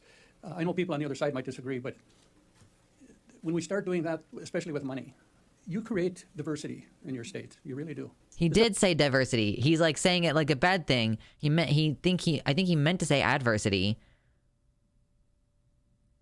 But he said diversity. Like that's a bad. It doesn't bring people together by favoring one group over another. Favoring one group over another. I really hate when they do that too. He followed up with how it brings people apart. Yeah, I don't. Like, this is always so frustrating. It's like, I don't even know what to say at a certain point to the idea that you're favoring a group over another group. Like, what's the other group? The people who think that they can dictate what truth means on other people's bodies? Apparently. Apparently. Thank you. Okay. I have asked you once to put your sign down. If I have to ask you again, I'll have to ask you to leave the room. Thank you. I also neglected to tell the people in the room that we will go until 11:15 on this bill and no longer. So if you could try to keep your comments concise, I'd appreciate it. Thank you. Any other questions? Okay, now we're moving on, I think, to... Let me make sure. Thank you very much. Any other testimony in support of 2199? Okay, we have more testimony now. So we're going to switch to another video, and we're going to look at a little bit more of this.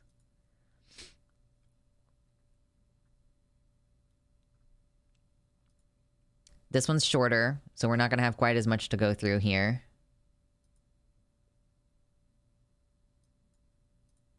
Pleasure of appearing before this committee many times. I am here today on behalf of the North Dakota Human Rights Coalition in opposition to Senate Bill 2199. She's speaking in opposition.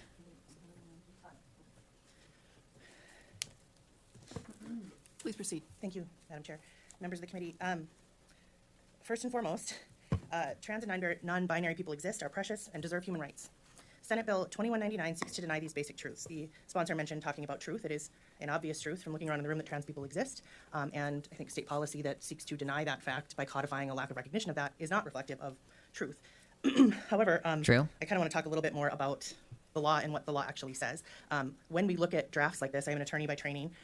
We don't. Hey, we have a of lawyer. We have a lawyer coming in here to tell us how it is. I appreciate this. reading broad, kind of nondescript intent into the language of a law. Frequently, if there's ambiguities in a law, we have the ability in the court system to try to clarify those things, but words in the law are given their effect. And so that's kind of what I want to focus on initially in my testimony. In essence, this bill requires an imprecise and indiscernible group of people and entities to engage in unclear conduct around unknowable characteristics. If these people fail to engage in the prescribed conduct, they are to face a financial penalty that is not clearly civil or criminal in nature and is not clearly part of any civil or criminal agency's jurisdiction and not clearly payable to anyone. Okay. Respectfully, I see no way this law would pass any sort of legal challenge based on basic legal construction principles. It is vague, fails to advance any legitimate state interest, and not only would cause impermissible gender-based discrimination, its very purpose is gender-based discrimination. True. When preparing my testimony on this bill, I struggled to put together a coherent response. Once you spend any time trying to conceptualize what the bill is actually doing, and again, I'm trying to look at the language that we're working with in the draft, you must engage in mental gymnastics to understand how it would even work. And I'd like to give you a few examples to illustrate my point. Ooh, First, okay. the person with the name of Chris writes a letter to a school board. The school responds in writing. How does the school board determine the person's gender to ensure it is complying with this bill? Second, that same person shows up at a school board meeting, doesn't have hair or visible breast tissue due to cancer treatment. They're dressed in loose clothing, and they're not wearing makeup. Again, how does the school board determine their gender to properly refer to this person? The child on whose behalf they're advocating is prepubescent and named Morgan. They attend the meeting and are dressed in a green shirt with mid-length hair. How does the school board determine that individual's sex so as to comply with this law? The screamingly obvious question from these examples presents itself: why on earth would their sex matter in these situations? What legitimate interest does North Dakota have in knowing everyone's biological sex? Furthermore, how many I mean, yeah, these are the hot questions. I don't even really have anything to add. I can't turn her up any louder. Like, I can't turn her up any louder. I will have to turn her up in the edit because there's nothing I can do. times a day in what number of communities across the state are people who work for entities that receive state funding, to Senator Sickler's point, interacting with individuals in ways that would require them to comply with this proposed statute? What types of relationships and community dynamics would this policy create?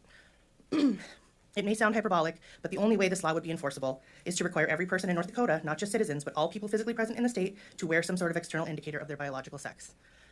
Madam Chair, I would just point out some of the questions about DNA testing, the availability of DNA testing. If we're talking about literally communication, interaction, and things like that, the idea that then there would be some pause in interaction with Stanford, with schools, with state agencies to go get your DNA tested to prove how you should be referred to is pretty plainly unworkable.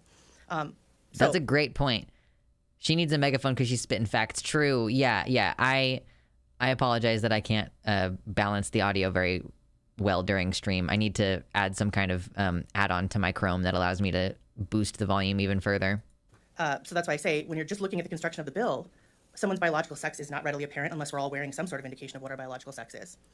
We need not delve too far into history to see that when we have toyed with or implemented policies that reduce people down to a single physical or racial characteristic and require certain treatment of those people based on that characteristic, which is often objectionable in the eyes of a socially dominant group, the result is a tragic and shameful chapter in human history. True. Getting down to the heart of the matter, I really feel this committee must stop in its tracks bills such as this one.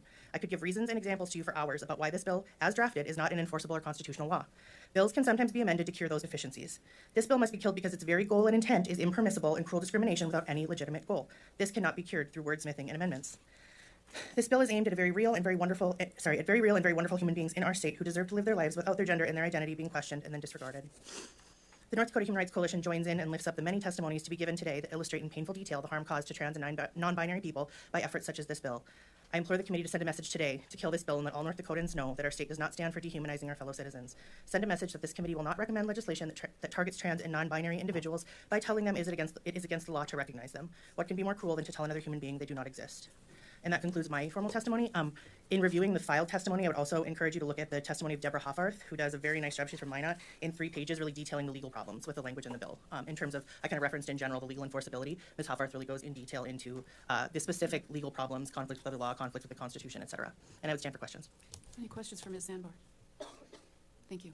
Cool. Okay. No one had any questions for her. Shut up. Stop with the autoplay. Come on, man. All right. We got one more.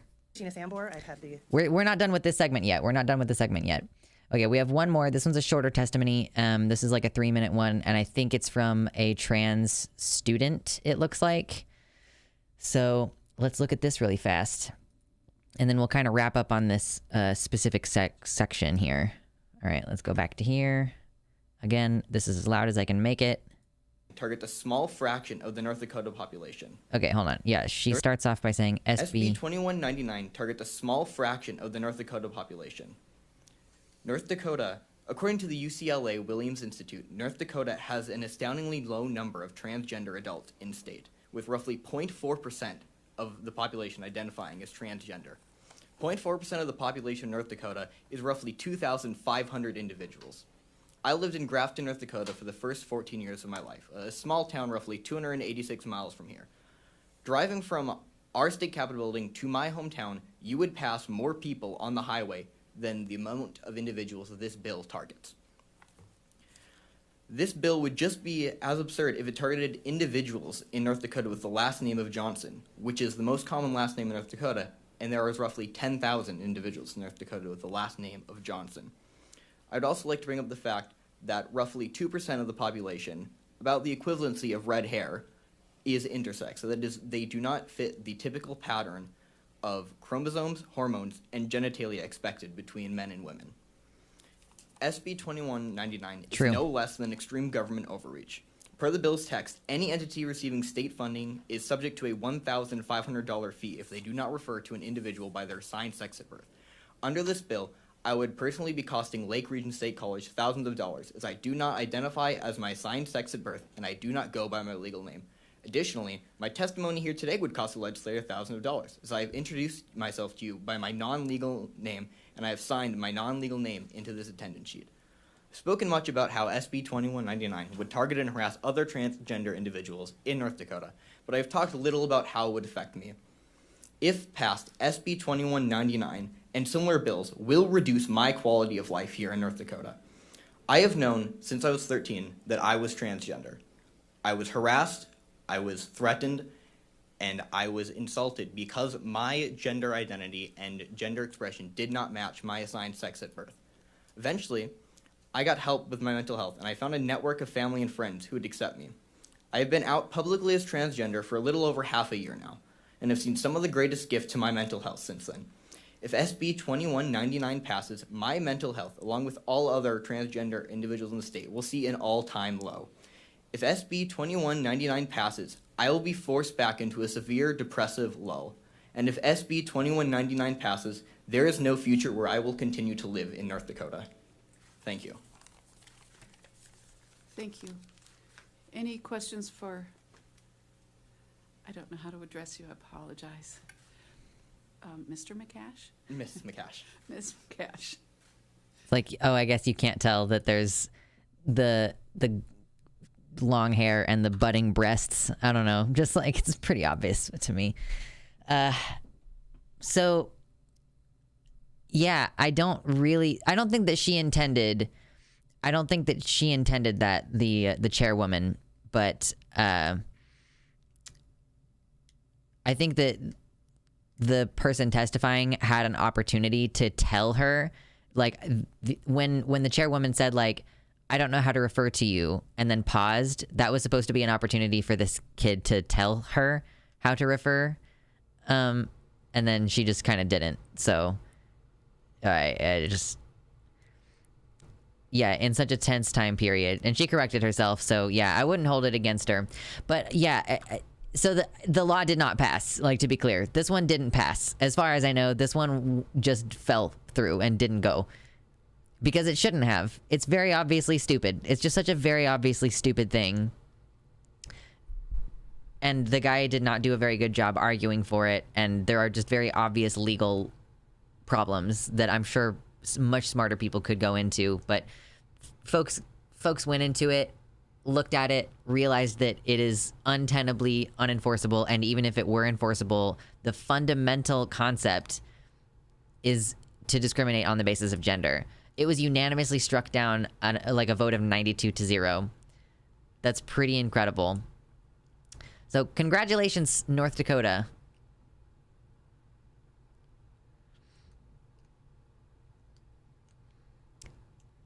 Yeah, they were just trying to make it to where, like, teachers are forced to use the pronouns associated with someone's assigned sex. And they failed. They failed as they were thrown to the ground. Oh, gosh. I should save these notes for later. Gotta, like, keep track of what I actually talk about during streams.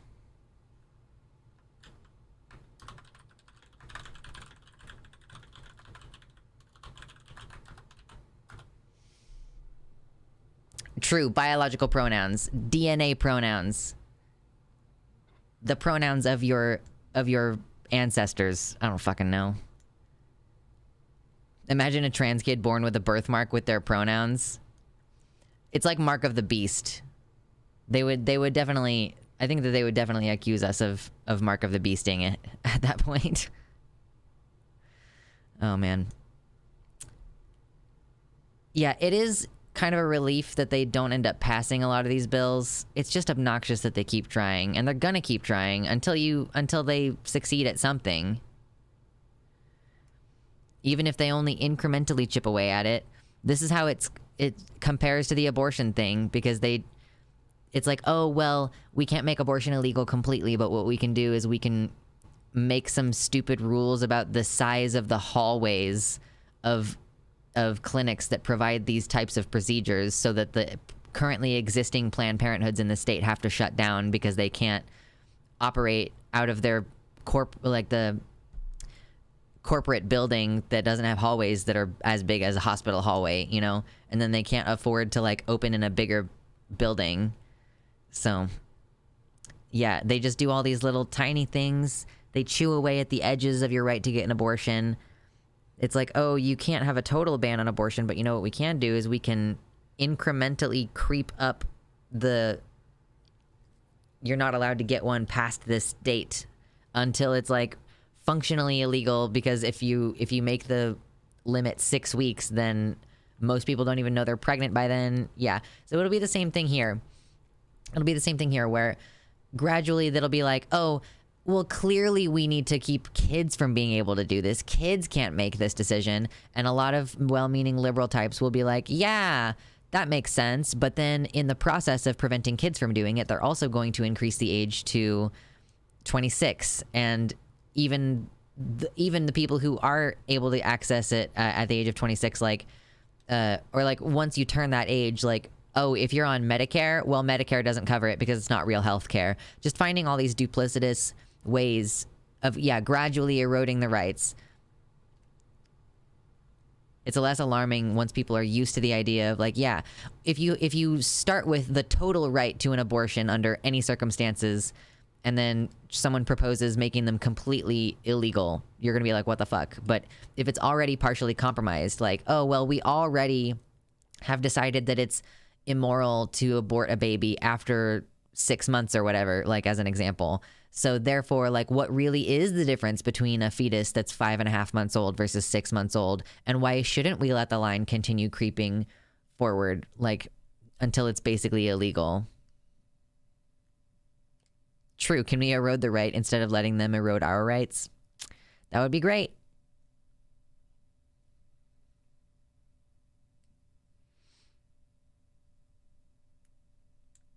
I know 26 is so... Well, 26 isn't necessarily arbitrary because it's supposedly age 25 is when your brain stops, like, cooking. It's like your brain is supposed to be developed. But I think that... Wasn't there someone who testified recently that the brain is not finished developing until 85? Was that true, or was that a troll?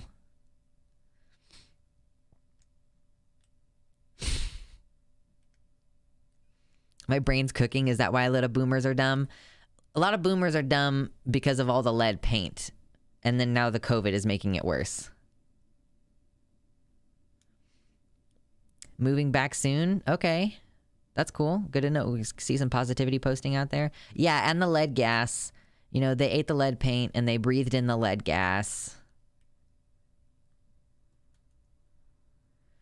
Age 25 is a major milestone for frontal lobe development for planning. Oh yeah, Arden, didn't you say earlier that it's your birthday? I was deeply involved in the segment, but happy birthday. Thank you for hanging out with us. And the asbestos. I don't think asbestos makes you stupid. I think that asbestos just gives you cancer.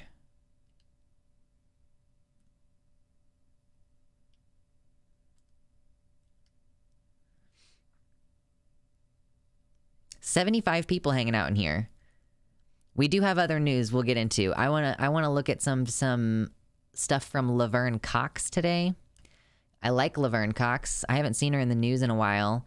I'm glad to see more trans people getting on the news. Erin in the Morn, who we frequently reference her work on this stream. I've seen her on the news recently. Seeing Laverne Cox back on the news after having not seen her for a long time, she's getting politically active on this subject again, and I'm really excited to see her talking about that. True, yeah, they should abolish military service, alcohol, and tobacco use until 26. And also, they should extend public education until the age of 26, clearly.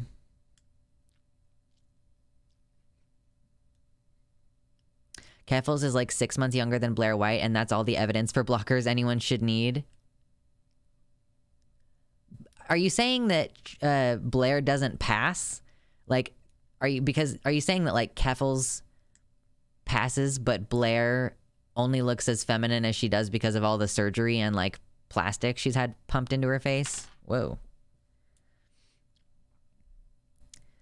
Being blasted with radiation from both nuclear tests and your radiotherapy would probably kill some brain cells. I feel like maybe that could potentially do it. Oh, are you just saying that Blair looks old? Okay.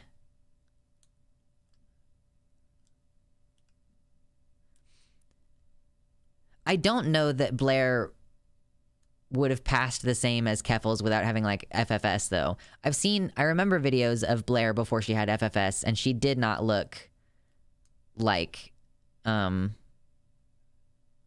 mean, she didn't look like as cis passing as Keffels does. Keffels just has a more casually feminine face. And like Blair keeps getting like lip injections and stuff too, so she does, like, what Blair is doing is not trying to resemble a normal woman. Interestingly, like, I think that actually, like, Blair White is, like, the embodiment of the worst kind of stereotypes that she herself bitches about, I think. Like, she isn't even trying to look like a regular woman. She's, like, a doll. Yeah, exactly. I'm very jealous of Keffel's tits. I'm jealous of Keffel's tits. Are you kidding me? Keffels is hot and also like has kind of a hot mommy voice.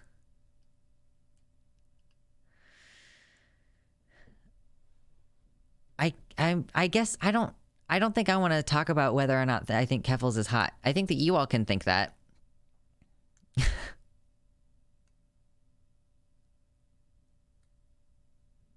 With Blair, it really seems like she bases her ideology on what she personally went through. Like, if I couldn't have it, trans kids now can't. It's so strange. Like, she says that she knew she was trans when she was 5, but she doesn't think that 5-year-olds can know they're trans. Like, it's fucking backwards. Keffels is a mommy and Blair White is a bimbo, and mommies are way hotter. Fair enough. It's, like, weird to talk about a female streamer like this. You know what I mean? I mean, we talk about whether Vosh is fuckable sometimes, I guess, and like, this is not the first person we've done this with. And I mentioned how Hassan doesn't really do it for me, even though a lot of people thirst post about Hassan. Like, I guess we do this. We objectify male streamers in this way. It just feels weirder to do it. Pale mommy with mommy milkers. Yeah, true. Hassan used to be way hotter.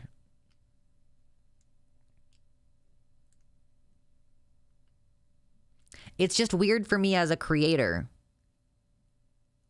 to, like, it feels weird as a creator to, like, I guess comment on other people's fuckability, and especially women. It's like, should I be doing this? Should I be encouraging you all to do weird parasocial things?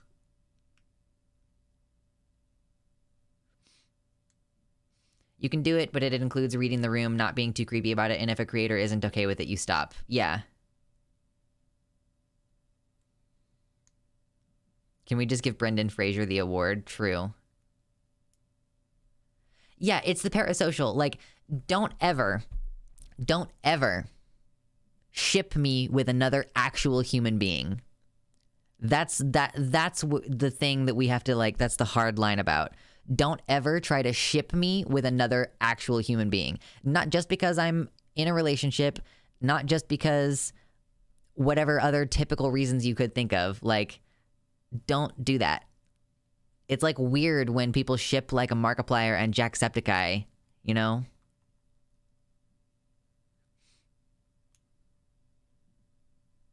It's just weird and disrespectful. Can I ship you with self-love and support and great support groups? I mean, I guess you can. Yeah, don't ship real people. What about shipping you with a cartoon character? I'll allow it. I will allow it. I ship Lux and Inverse Lux. What is Inverse Lux? Is Inverse Lux like the version of me that was assigned male? We would get into trouble.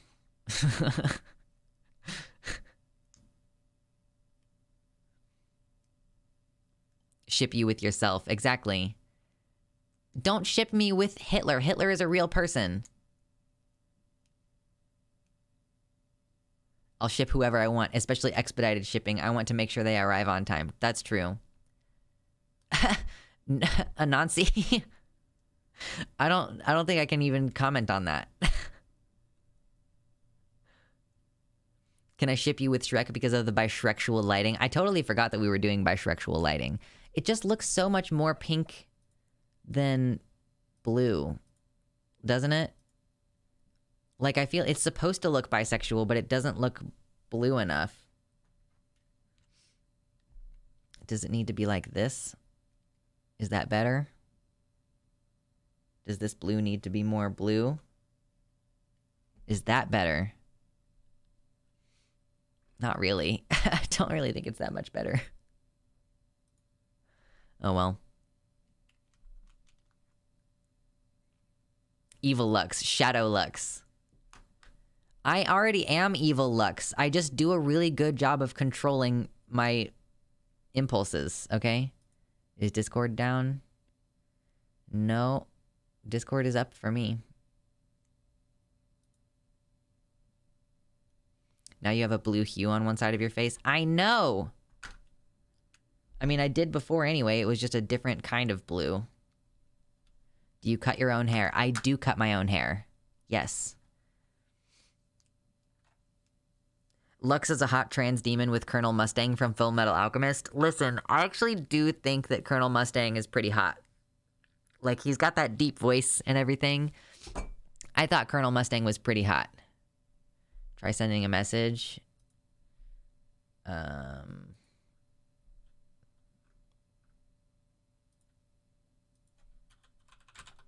Yeah.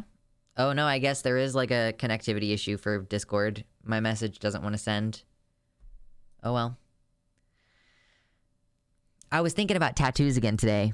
It's one of those things that I'm going to put it off for a while because I'm going to feel like I need to save up money and be careful about my spending and not be like, by the way, guys, do you want to, like, support me getting a tattoo? Like, that just, I don't want to do that. But I am ready to get a tattoo later this year if I can afford it. And I want to get a Full Metal Alchemist tattoo, you know? Can I ship you with mac and cheese? You for sure can ship me with mac and cheese. I have like a empty mac and cheese bowl on my desk. I'm so excited about cooking the meat after my pronouns. For me, my pronouns are primarily it, its, but I also use they, them.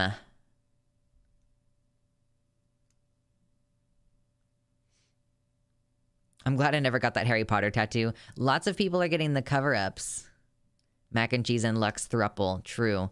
I love carbs.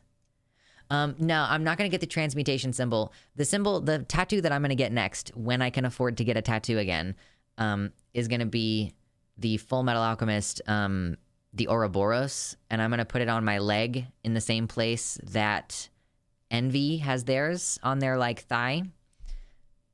I was also thinking, like, maybe I want the symbol to be in, like, an eye, like in one of the pride eyes, but I don't think that I want to do the pride eyes, at least not in conjunction with that other tattoo. I might get some nice shading work when I get the pride eyes, or maybe never do that, because it's not like I like pride. I like envy a lot, specifically. That's funny, Mephistopheles. Envy was heartbreaking in the end. Yeah. But they're also gender, you know? Envy is so much gender. We have a cis mate called Macaroni. It's a cute name, truly. It is a cute name. Oh, what else do I have on the docket today? There is some more stuff to talk about.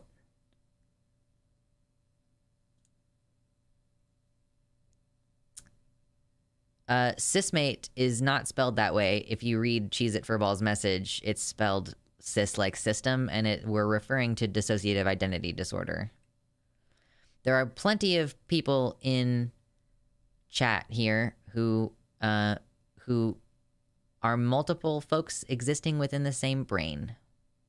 Put on Spotify, please. I don't have Spotify. Why would I want that? I prefer gluttony. What's the symbol for excess? Do you want to get a tongue tattoo, Dark Canuck? Because this is how you get this is how you get a tongue tattoo. Because that's where gluttony's Ouroboros is. Just that. Right there.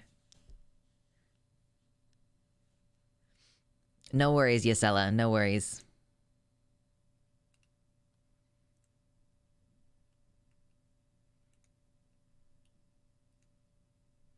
cool. We got even more folks in here. Could be Wrath. Yeah, get your eyeball tattooed, bro. It's unfortunate. If you Google something like Pride eye tattoo, because you want to see if someone else has gotten a tattoo of like the kind of eyes that Pride like has in their weird, goofy fucking shit. Sometimes a lot of the responses that you get from Google are not so much tattoos of eyes like Pride from Fullmetal Alchemist, but they're more like just photos of people actively receiving a tattoo on their eyeball. And I'm like, no. That's a hard pass from me. That's a hard pass. Thank you. Hard pass. Pride was creepy as fuck, a legit eldritch horror. Yeah, and I kind of thought if I did the Envy placement Ouroboros with the Pride eyes, it could be kind of like as though Pride had eaten Envy, but that never happened in the show.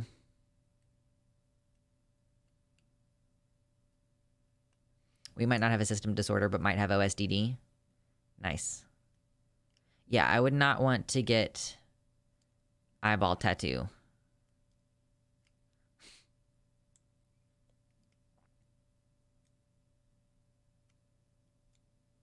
Get the Chimera girl? No. Oh, Scar's deconstruction tattoo would be fucking cool. That would be really cool. I refuse to even use contacts. I was thinking recently about getting contacts, but you're not supposed to just buy contacts. You're supposed to get fitted. Like, you need to go to an optometrist and get a prescription, even if you don't need corrective lenses because of the size of your eyeball and like the dimensions of your eyeball. And I was like, well, my partner has glasses, and so maybe I could go to the person that he sees and like get fitted for some colored, I see what you mean, Flynn. Should I get some colored contacts and then I could have like cool colored eyes for stream? What should my dragon eyes like be?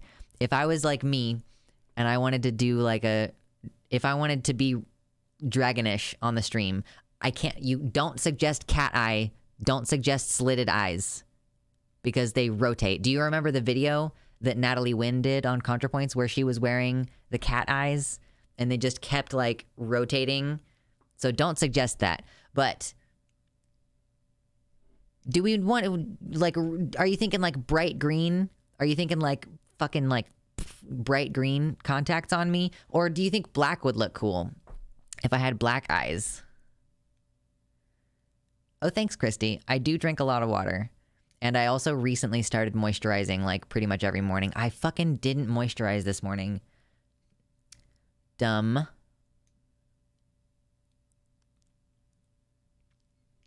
Yeah, no offense to her. It's just physics. Yeah.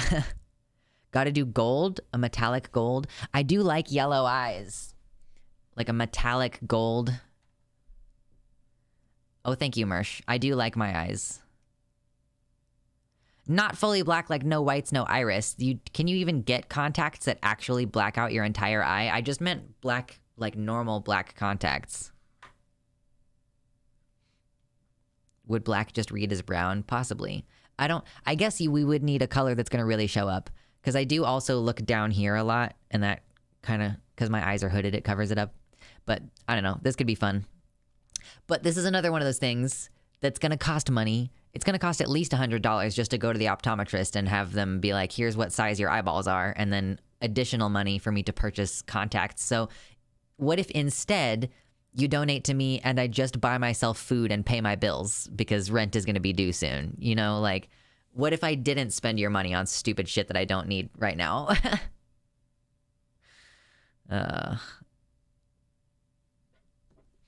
don't want you to think that I'm irresponsible with your donos. I just want you to know that I think about these things about like reinvesting into the channel, like when things are like more understandably stable, right? Glow in the dark contacts. We could do glow in the dark contacts. Natural green eyes are good dragon eyes. I like the idea of like golden. That would be cool, but I don't know if they would show up really well on my skin. Maybe just do an edit of what you'd want if you had the money. I bet there are like filters. I could probably get a phone like filter thing to be like, here, do a bunch of different colors of my eyes. Mama Mephistopheles says, do you ever lay in bed cuddling with someone and you just get fascinated by all the little beautiful details about their eyes? Like, all eyes are really interesting up close. That's true. I really love my partner's eyes. They're not too different to mine in, like, the fundamentals, like these kind of color mixes. But what? Cheez-It Furball? What? I think Discord works now. Okay, that's cool. I'm glad that it sent messages. Retry? Okay, yeah, I guess I can send messages there. Does Inverse Lux have red eyes? That's a good question. I don't know. I've never thought about having red eyes. That seems like a lot. Inverse Lux has no eyes. Are we giving birth to a Darkiplier type thing today? Is that what's happening? We're giving birth to Antiseptic Eye. Inverse Lux.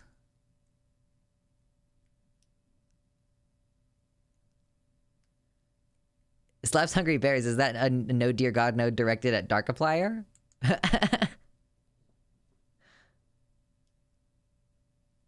Shadow Lux. True.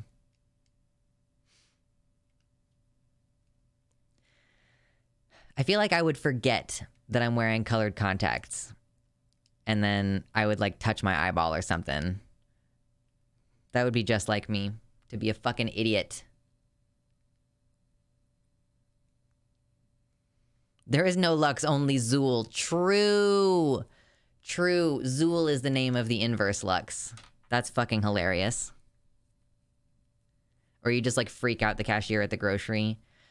I feel like if I had crazy colored eyes, that would make it a little bit less, maybe there would be a little bit less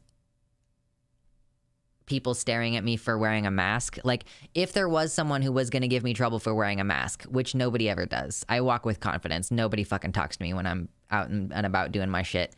Honestly, seriously, I don't like, maybe it's just like the area that I live in, there's just enough people wearing masks still that it's not out of the ordinary. But I do feel like sometimes people are staring at me. But it's like, if they're looking at me because I'm wearing a mask and they're like, why are you wearing a mask? And then I look up and my eyes are fucking like electric green. They'd be like, what the fuck? Zool is what me and my friends call my biomom. Why? Wouldn't the inverse Lux literally be dark, or whatever the Latin word is for dark? That's a good point and a good question. Black trans femme Lux has pure white eyes so she can see what the whites see. Oh no. A Nazi. Here's a unique thing. I think that there's a particular way, and I appreciate this, like, in which black people can have fun at the expense of white people, and I just kind of have to let that shit happen. And it's like funny, and I appreciate it because like there are like jokes that you can make at my expense, and I'm like, I can't even like respond to that. Like, there's nothing I could say. I used to work at the gas station, and this is the gas station I worked at for several years. And there was one time that his like black dude started working with me, and I was training him, and I would ask him to do stuff. We got along super well and everything, but I'd ask him to do stuff, and there was twice he did this, but the first time he did it, it fucked me up so bad. I was like, hey man, can you go do this thing? And he was like, yes, Amasa. And I was like, I'm gonna kill myself. Like, I was like, you can't say that to me. Like, I lost it. I absolutely lost it. And he thought it was fucking hilarious. And I was like, I don't know what to do anymore. Anansi says I do that same shit. Yeah, I'm not surprised. I think you're allowed. To take the piss a little bit. I'm like, all right, man, I'm sorry. It's just like, I don't know what to say. Oh no. My black friend once told me that she likes to make jokes about race to white people and then watch them try not to laugh. Is it okay to play along? I don't think so. I don't think it's okay to play along. And I think that that's part of why it's funny, is because they put you in a position where if you play along, like, you're doing a racism. Oh, man. Oh, that's cool to know. Yeah, we black people love making that kind of joke around whites we think are cool. It's good to know. Makes me one of the cool guys.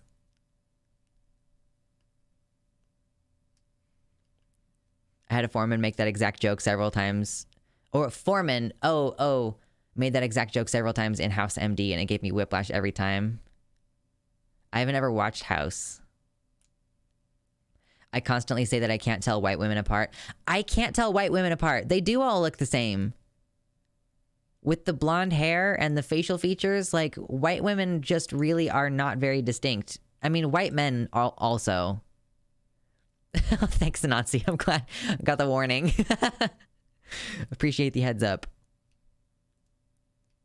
House is such a good show. Yeah, I never got into. I know it's like it's fundamentally a Sherlock. It's fundamentally a Sherlock spin-off kind of thing. Like it's meant to be smart guy with a sidekick solves cases kind of thing. Or am I looking at a white woman? Getting me started on the fucking Bo Burnham again. Medical Sherlock, true. House was kind of hot. Do you think Hugh Laurie is hot, really? I don't really think that Hugh Laurie is all that hot, but I mean, I'm not going to yuck your yum. He's very, very British. He's like so aggressively British that he had to stay in his American accent off of set. Or like when he was on set, but between takes and everything.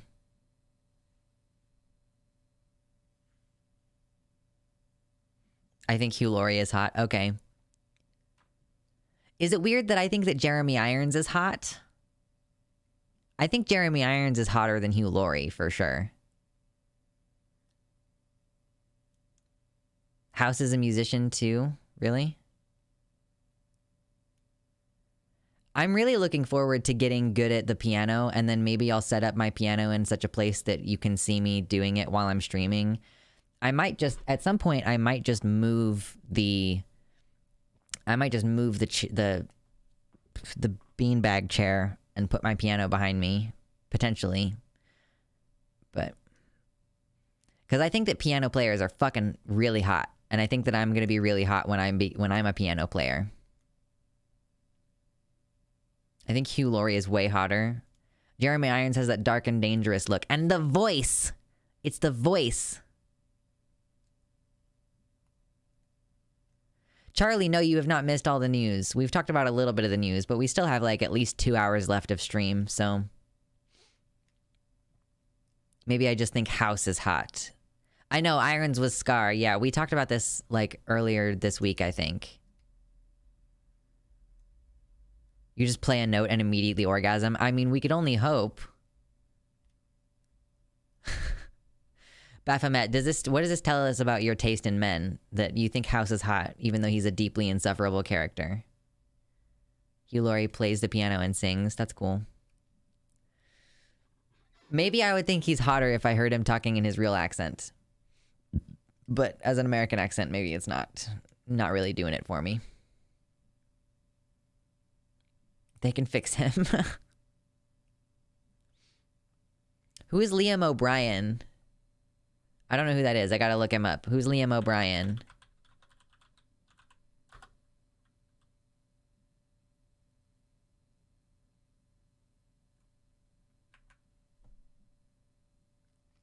I don't think so. I think I'm gonna have to disagree with you on that. I think I'm gonna have to disagree with you about this man being attractive. This person voiced Gaara. Okay. I read Naruto, okay? I read the manga. I didn't watch the show. Okay, but some of the photos, though, like, what photos? What are you talking about? This guy is just not doing it for me.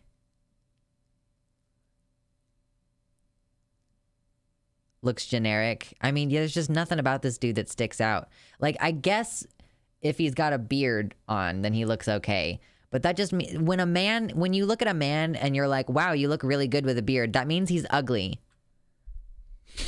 Like, if you think that you're like, I don't really know if I like him, and then he puts on a beard and you're like, oh, no, he's good. Like, that means he's ugly, actually.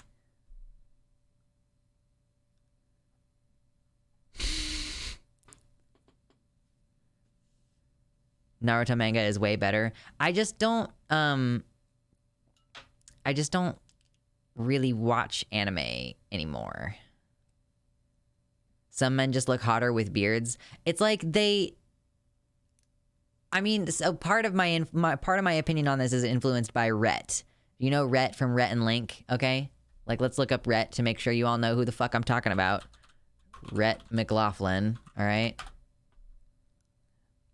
And this is like a recent picture of Rhett, way over here. This is like what he looks like. He hates when people show pictures of him before he grew the beard because he's like, I don't have a chin. He's like, I'm not an attractive man unless I have a beard. Like, I am an attractive man only with a beard. Like, that's kind of what I like. There are some men who have good faces and they can go either way. And there's some men who don't have good faces and they have to like simulate the chin with facial hair. Link looks like such a fucking dork. Link is such a fucking dork. I like both of their aesthetics now because they've changed the way that they look over time, but I like this updo on Link. I think that looks good on him. The fact that he's letting his hair turn white looks good on him. And I like this look on Rhett too. They really settled into themselves. You really just described Matt Walsh's entire life. Just got no beard, no personality. You got to just slap a beard on it. Slap a beard on it. Yes, those are the Mythical Morning dudes. I like good Mythical Morning quite a bit. Yeah, the long hair on Rhett is my favorite. I think it's so funny. I've listened to a few episodes of the Rhett and Link podcast called Ear Biscuits, and like they recently asked their wives some questions that were like, what is the most attractive quality in me, your husband? So like Rhett asked his wife, like, what is my most attractive quality to you? And she said his hair. But the hair is a new development. Like, he only grew his hair out like this after COVID, like once COVID really kicked in. So he's like, what was happening for the past 20 years of our marriage? Like, what was going on? What were you attracted to for the first 20 years of our marriage? If it's the hair now. She really is into it. It means he has other attractive qualities. I think his other primary attractive quality is that he really, really, really likes to eat pussy. Like, I think that's one of his other main qualities that makes a marriage work. Is that, like, a vagina is just Rhett's favorite thing in the whole wide world. And that's not me guessing. That's me watching their show a lot. And they joke about it quite a bit.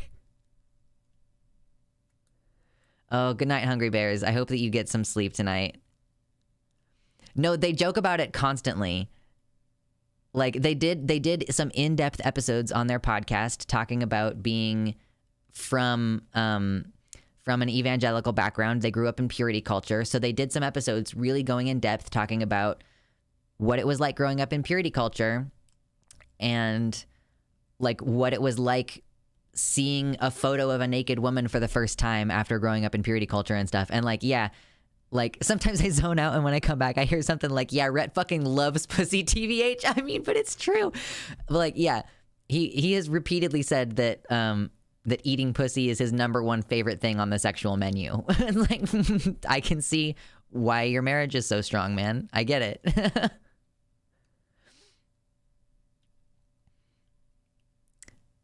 He's such a great dude. He's such a great dude.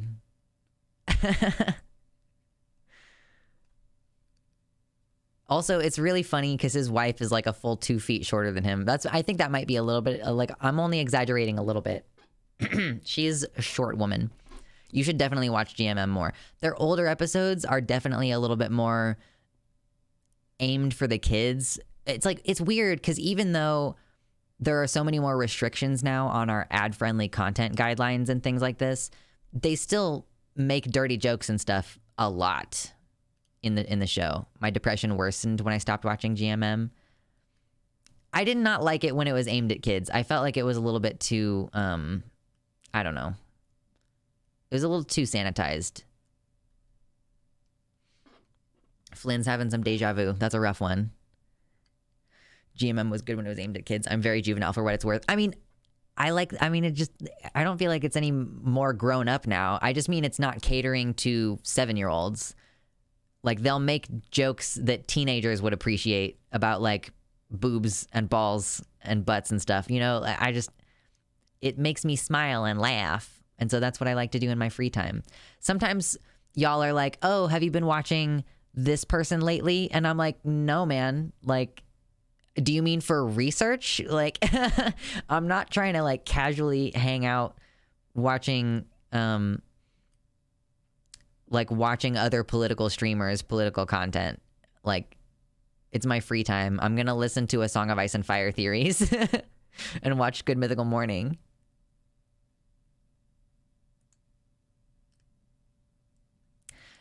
I mean, that's true. You're going to have the same amount of farts regardless of if you find them funny or not. You might as well have more joy in life. You might as well enjoy those farts. You might as well, like, really lift your butt up and give it a little and make it funny. I miss being, like, 16 and waking up to some shit like Will It Taco. They still do stuff like that. A lot of the games that they play are actually a lot of fun. The Shuffleboard Game Zone, that's a good one. That's what I'm saying, Spider. The boobs and balls and butt stuff are funny. That's what I'm saying. Especially if you're poisoning your siblings with your farts. What's up, Soy Boy? Welcome in. Bussy and Merkin always make me laugh, not in a judgmental way, just funny words. What are some good funny words that just are, like, funny to say? Bussy is a fun one. Merkin is a weird one. Will It Taco actually came out when I was 16. Was it the original Will It Taco where they did the pork blood taco? Yeah, Merkin is a pussy wig. A merkin is the word for...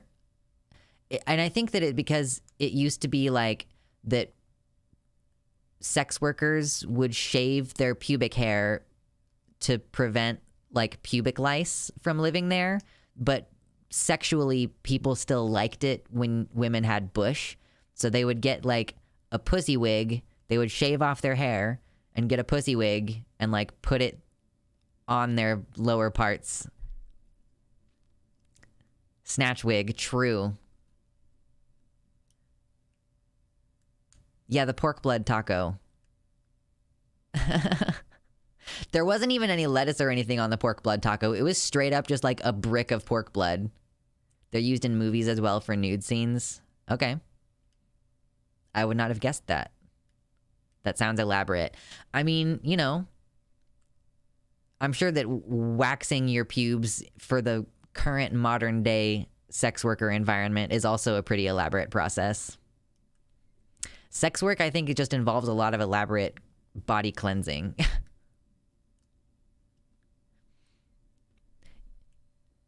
I mean, don't they usually, Spacer's Choice talking about the merkins used in the movie industry, don't they usually just like wear, I thought they just wore like nude colored underwear and then it was edited to make it look smooth in the post whatever. Winters are cold in Canada. Yeah, you gotta cover it up.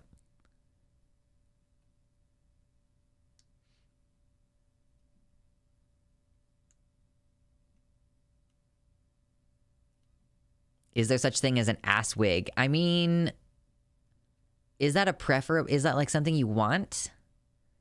Is that something that you would want? Anyone who has ass hair out there, what's it like to have ass hair? How is that? I have ass crack hair.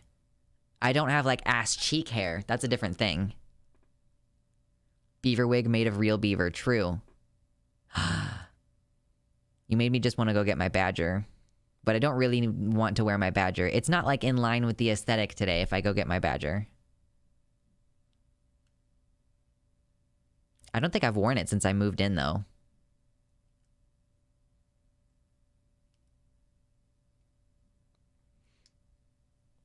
Mama Mephistopheles, you're the second trans woman today that I've seen talking about ingrown hairs on their pubic area. Zinnia Jones, who I follow on Twitter, was like, she was like, trans femmes only. What do you do if you have either a pimple or an ingrown hair on your scrotum? I'm like, that sounds bad.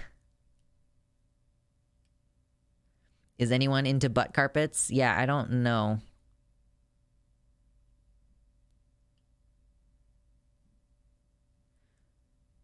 Soy Boy says, just got off my first day teaching an acting class for elementary schoolers. I've never been a teacher before and didn't know anything about acting. Maximum overwhelm. Are you just a substitute?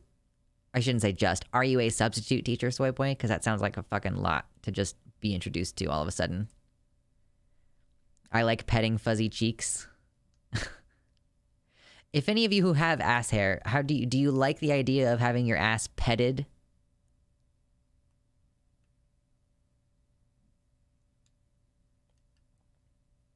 I'm literally trying to eat soup. Too bad. Oh, it's an after-school program. I see. Lux streams just go exactly where you expect them to. I love how this stream is called So Much News, and this is what we're talking about here. If you're used to having ass hair and then shave it, it feels like it slides around a lot more. And if you're used to not having ass hair and then grow some of it, it probably feels a bit warmer down there, I guess. I guess I had a little tiny bit of ass fuzz while I was on T at one point. And I did just start shaving it off, but it's receded completely to just, now it's just back to localized to the ass crack, which it's like every trans guy has that experience. You go on T and you're like, please give me facial hair. And it's like, would you like to have a hairy ass? I'm like, sure, thanks. Wait, now let's talk about phalloplasty. I've already talked about phallo this week. It's got to happen naturally, Spider. It's got to happen naturally. I saw a meme about that. Was it like the street lamp and the light was like just swerving away from one person and focused on the other person? That's my favorite meme about trans men ass hair. Okay, what was another thing that I wanted to talk about today? I wanted to look at some videos from Laverne Cox. That's another thing. Yeah, I'm trying to reel it in. I'm trying to reel it in here. Rogaine for pussy. Yeah, I wouldn't recommend it. I wouldn't recommend doing that. I don't get why people don't like having ass hair. Just like keep yourself clean and it feels nice. I mean, as a femme, I don't like having a lot of body hair, even though that is like just kind of a recent norm. I don't know. Yeah, I'm just not, I don't want to have like most body hair though, as a femme. So I don't know. Anyway, we wanted to talk about Laverne Cox today, or at least I did. I don't care what you want to do. Ass hair also different than asshole hair. Yeah, I mean, asshole hair I think is more common.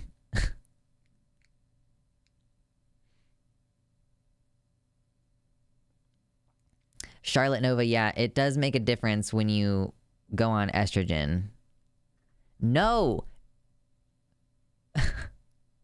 Tuckin' Cox. Laverne Cox. All right. Let's actually do some fucking work, all right? Taint hair is the hardest to shave because the seam is easy to cut by accident. I don't have a seam, but I bet that would be unpleasant.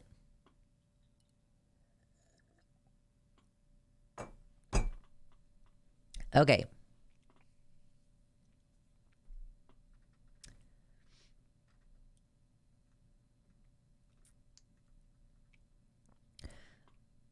Laverne Cox is a trans woman actress from Orange is the New Black. Was her kind of big thing. I haven't really seen much of her in the last couple of years. I was actually kind of surprised to see she was on MSNBC The Morning Joe recently, and I just wanted to like watch these videos with you. I watched part of this first one. I wanted to see what all she has to say. I'm sure that I won't have anything to disagree with on this, but I don't think that we have the seam. I think that the reason that you have a seam is because there would otherwise have been an opening there and it had to like seal together. Like, I don't think...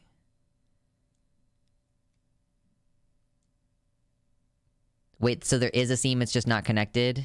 I mean, yeah, there's like, I have a seam, it's called a gash. It's like, yeah, That's why you have a seam, is because it would have been the pussy before. Anyway. Yeah, I think I was about to do this to be a YouTube segment, but maybe not, because I'm not going to have like a lot to say about liver and cocks. We're just doing a little react segment here. Yes. Okay, let's switch and open it up. Right, what people do with Oh my God. Okay. What I would first of all say to all the people, there's so many wonderful pundits and politicians who say, well, gender affirming care for children, that's something that we should debate, right? Children don't know. And I would actually disagree. I would actually say, hashtag, it's none of your business. If you are a parent with a trans child, I think this is strong messaging. it is your business. I think the American Medical Association, the American Academy for Pediatrics, the Endocrine Society have developed wonderful protocols that have worked for treating trans children. And parents who are dealing with that can go and get that information. If you're a parent of a trans child, it's your business. If you're not, it's none of your business. What adults do with their bodies is none of their business. This is America. It should be about freedom, bodily autonomy. I'm firmly and staunchly pro-choice, and we should have the right to do with our bodies what we want to in America. And even for children, that's their parents' business, it's their doctor's business. It is not a legislator's. She is so like emotionally charged here. Like, I feel like she tried really hard to get her points like practiced in her mind, but she's also like, she has these moments where she's grasping for the words because she's just like a little bit heated here, which I mean, I appreciate. I'm fucking heated about this shit too. Business who doesn't know anything about it. So what I would suggest, because whenever we're debating whether trans folks should have access to health care, we're objectifying them. When we see senators in Supreme Court confirmations talking about mutilating children, we're objectifying children, talking about children's genitalia, which is disgusting. Thank you for saying it. Oh my God, thank you for saying it. And when we objectify, we dehumanize. And that is what this whole project has been about. Not making trans people real people, human beings who exist. I exist. There's no trans question. I'm not a question. I exist here. I have a material reality, lived experiences, and trans people have always existed. And we're not going to stop existing if people don't teach about us. So we should have acceptance. It is our business if we're discriminated against in healthcare, in employment, in housing, which many of these people want to do. That is our business if we believe in liberty and justice for all Americans. Right? What people do with their bodies is none of our business. I love the like the set of her lip right at the end. None of our business. Like I can't get that frame again. It won't let me get that same frame again. But yeah, they're blank smiles. Yeah, it was a little bit awkward. But there's more to this segment. We're gonna watch a couple more of these. They're each about like a minute and a half long. So we're just gonna see what all else she had to say. It is well known. It continues to be a part of my life, and I'm exhausted. And trans people are exhausted. Yeah. But right now, there's just a lot going on. And what really has called me to course is this latest bill from Oklahoma that would ban gender. So yeah, she's like, I am particularly. She's saying, I'm back on the news for the first time in a while because of this bill in Oklahoma where they're trying to make transition illegal until you're age 26. Like, you can't do it until you're 26.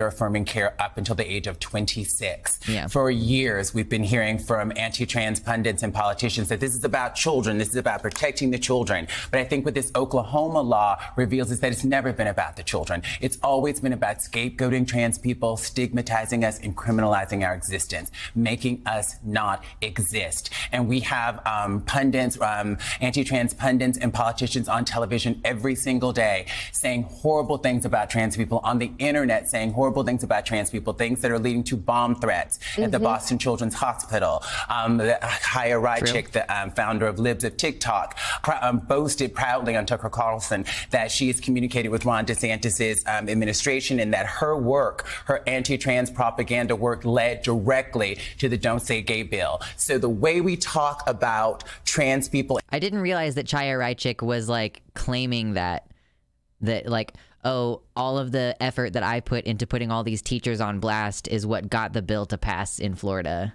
It's fucking stupid. God, I hate that chick. And with trans people in the media has an effect on these policies. A lot of the ways in which we're seeing trans people be talked about on the internet, in the news, those exact ways are finding that language is finding its way into legislation. So I wanted to come on today for all of those people who have the best of intentions and want to support trans people, don't know the right language, don't know how to talk about it, or scared to say the wrong thing.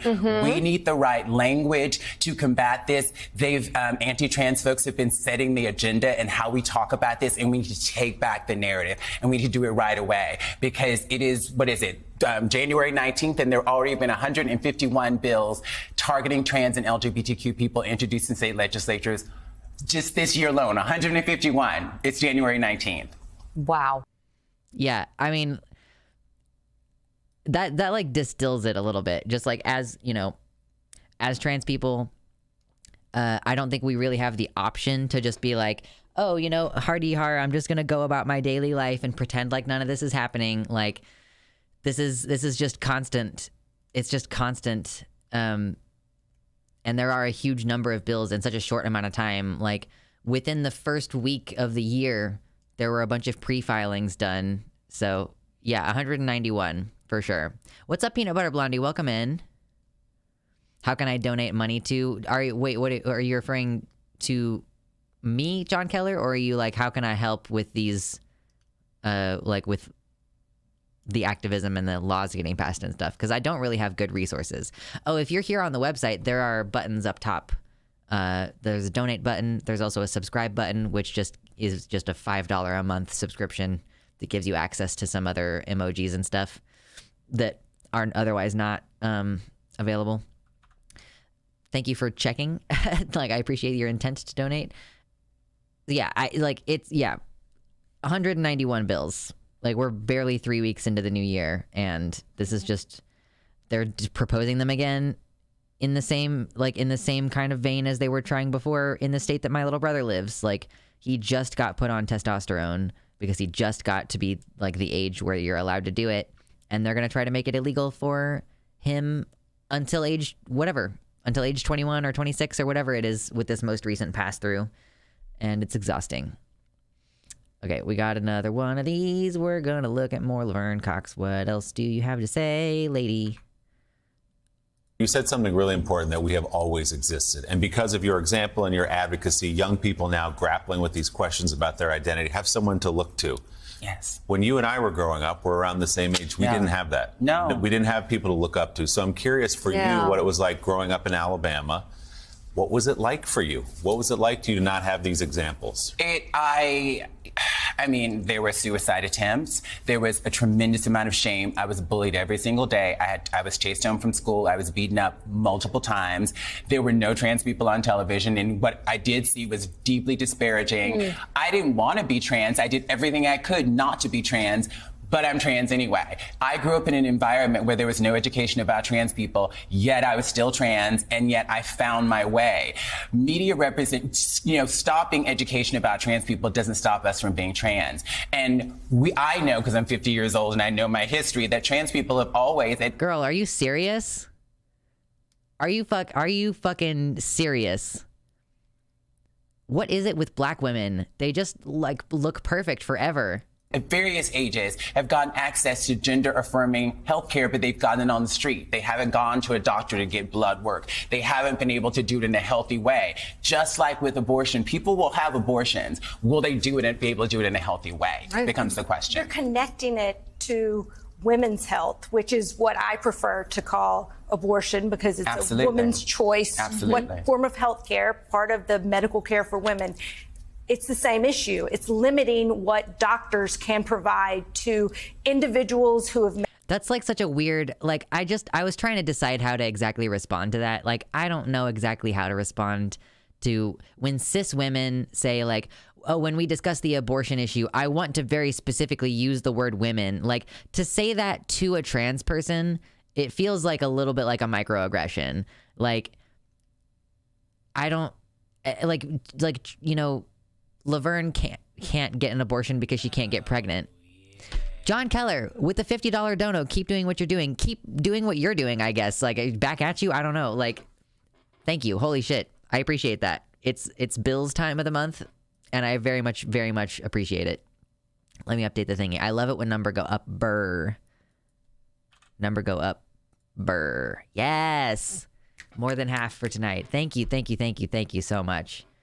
Let me get this back up. Where's my chat? Where'd you go? Where did you come from? Where did you go? Yes. Yeah, so I don't know if she intended for that to be weird, but it felt weird for her to say that. Like, I really prefer to couch this as a women's issue. I don't know. Anyway, moving on. What else? Like, made a choice. It's even referral. So in Arkansas, as well as this new law in Oklahoma, if you refer someone for gender affirming care, that can become a felony now, just to refer someone. So they don't want trans people to exist. That is really what this whole project is about. And you can't make us not exist. I think that a couple of these other trans activists are they're just using the more like less charged objective words, but they are still saying ultimately what my messaging is when I'm talking about genocide. Like, they want us to not exist, and they're making a lot of efforts to make us not exist. They want to eliminate us. If that gets the point across, then sure, I'll consider that more rhetorically effective. Whatever. Hi, Leftist Owl. How are you tonight? I think she was trying to make the point that framing is important in a bad way. I don't know. I just don't like it. I don't like it. Being trans and capable of getting capable of giving birth puts you in a category that they just don't want to acknowledge in any way ever. That's what I mean. Like, I'm trans and capable of getting pregnant, hypothetically, and like, we have been denied healthcare on that basis. Like, oh, you have ovarian cancer, but, since you think you're a man, I don't know why I should have to treat you. Like, oh, if you really think you're a man, sucks about your ovarian cancer, and then just fucking let someone die. Robert Eads, by the way, it's the person I'm invoking there. But same kind of thing with needing gynecological care. It's really, really hard to get any kind of gynecological care without being misgendered a lot or outright neglected, like outright left in painful situations.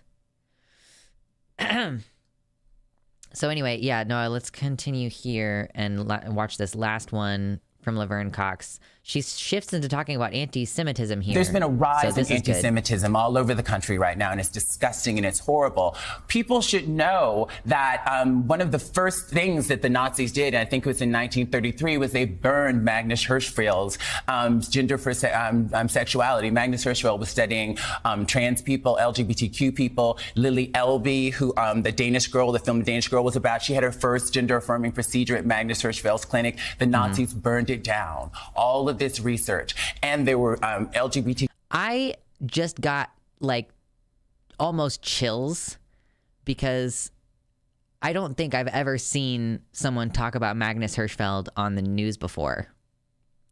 That I actually am like pretty overwhelmed by that. Like, this is something that I think is really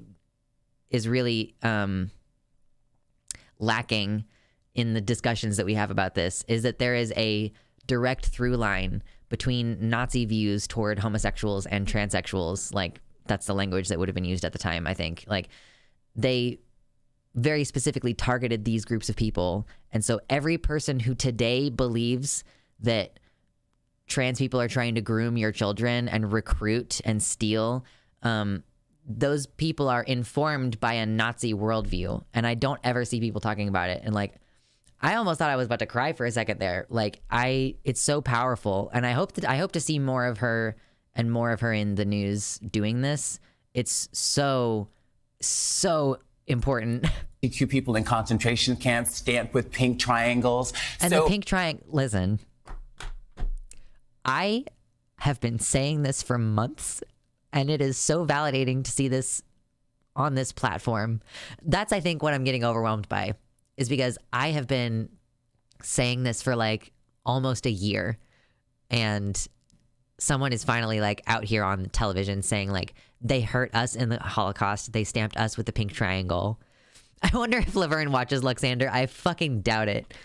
In this moment of a rise of anti-Semitism, we see this rise, this documented rise in anti-trans legislation and rhetoric. These are not a coincidence. So as we fight anti-Semitism, as we fight for reproductive rights, we have to fight for trans rights as well. And they're on TV every day. We need to be more vociferous. We need to be more engaged in this. And I know trans people are a small part of the population, but it is not unrelated to everything else that is happening. Yeah. This is about justice and bodily autonomy for everybody. It's about freedom. We're Americans. Yeah. We should be about freedom.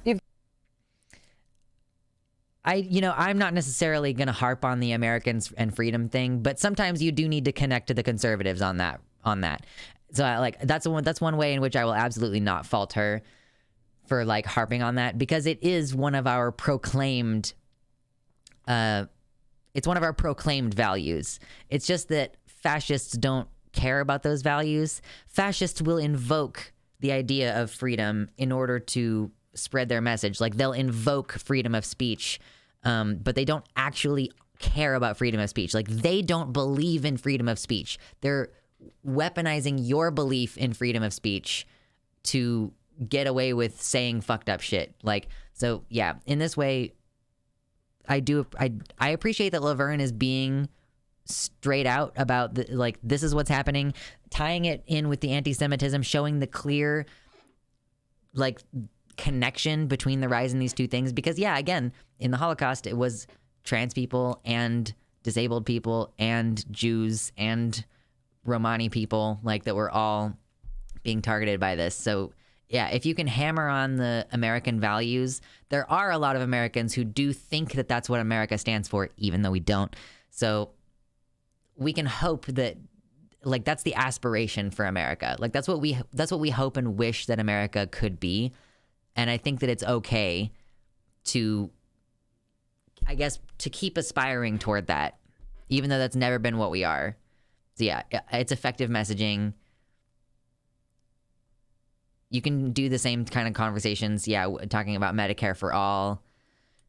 The best nation that ever was, right?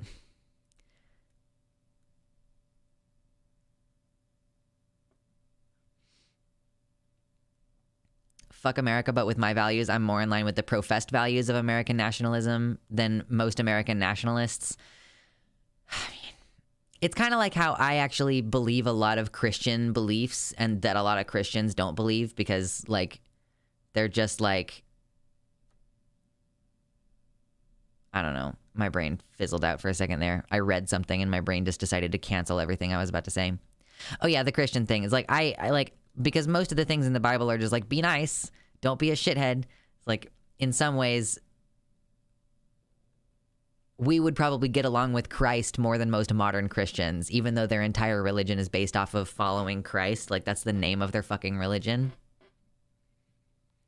We need Medicare for all. I tried to get a yellow fever vaccine and it was going to be $500. Holy shit. Haven't they talked about increasing the price for the COVID booster? Or it's free. They're talking about charging for it now, right? Nationalists are annoying. I'm not a nationalist. I don't think that nations make sense. Mostly. Yeah, there's also dashing your child against the rocks.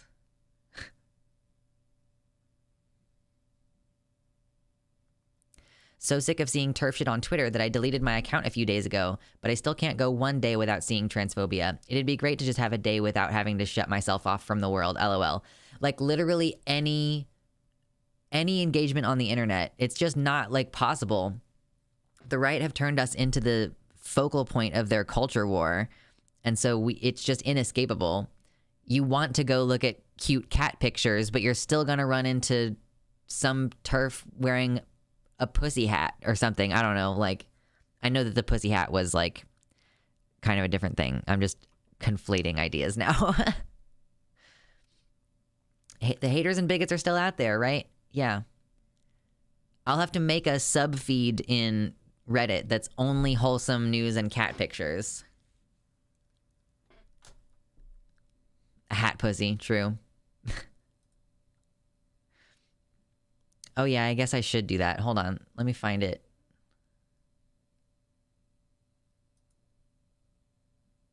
I mean, I'm going to make you notable at least. Why?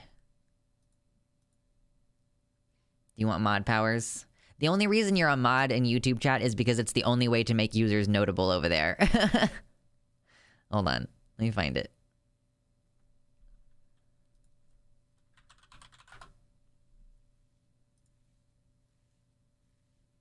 I'm sure that there's like a chat way to do this, but there you go. You get a fun color. You get a fun color, and you get a fun color. Moderna vaccine is about to increase the wholesale cost. Fuck that. Oh my god. Good night, Spider. Good night.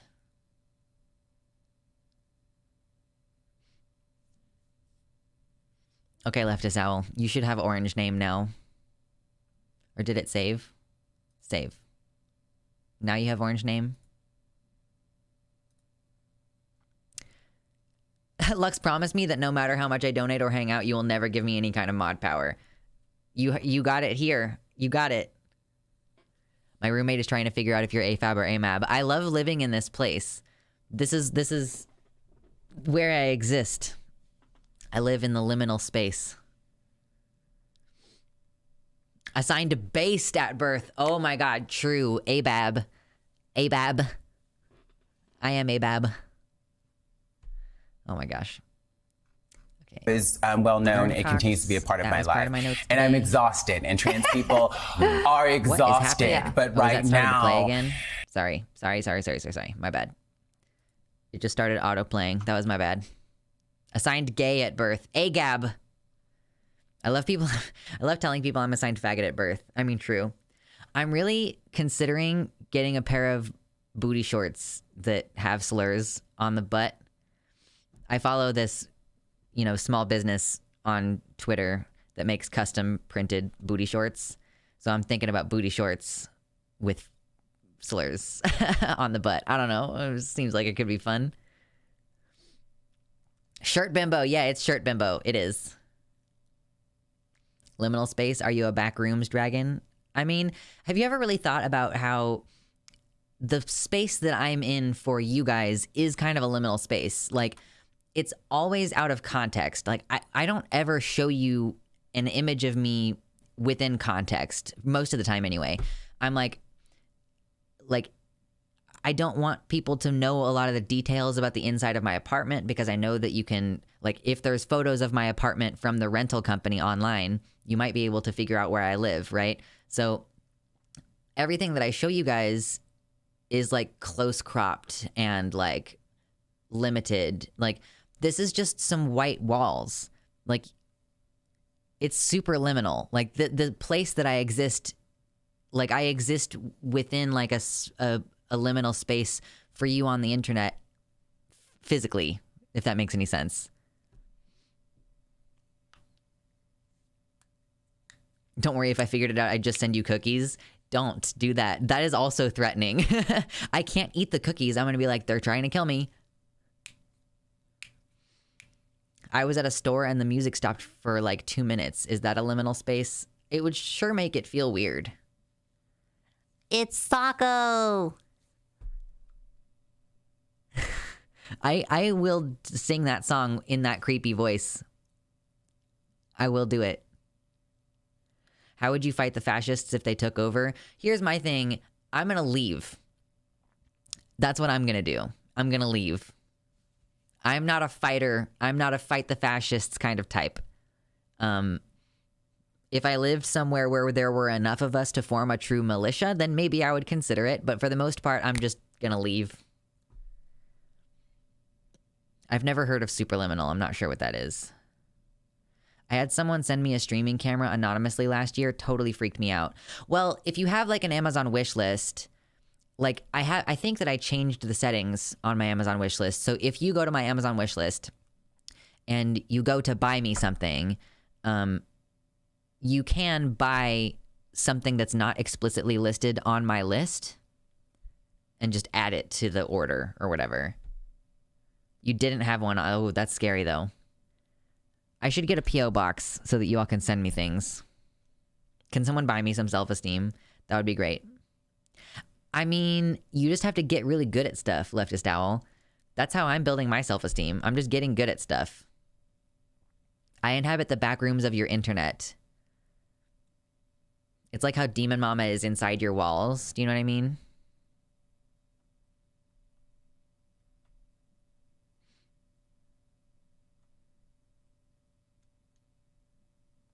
Adding super to certain words. Yeah, I don't know. I know I should get a P.O. box. I've been thinking about it. It just costs money, and I have to go do it.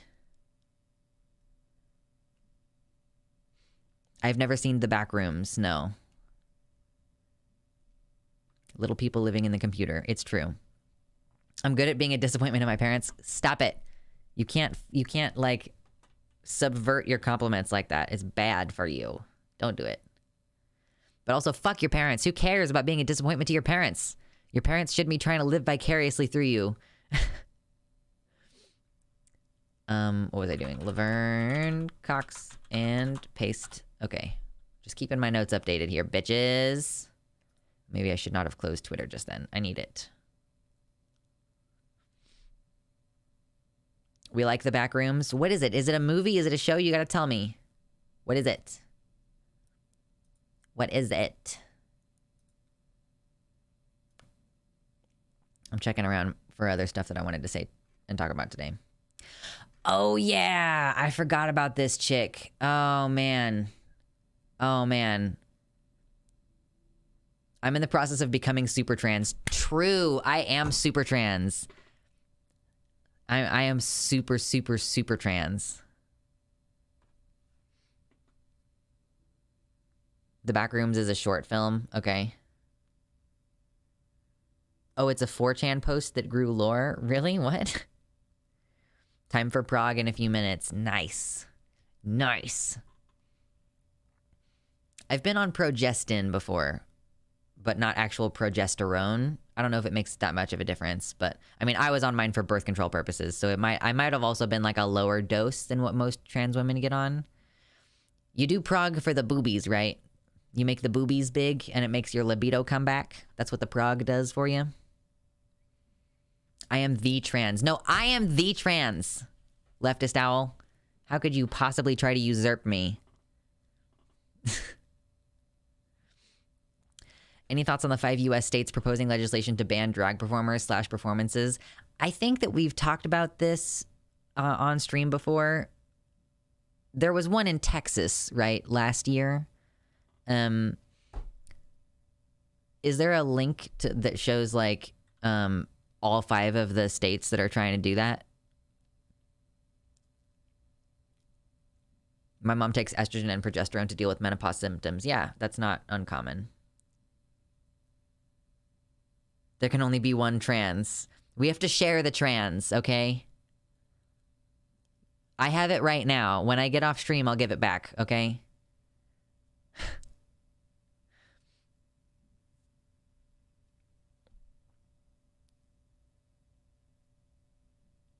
Oh, it's becoming an internet lore thing like Slenderman.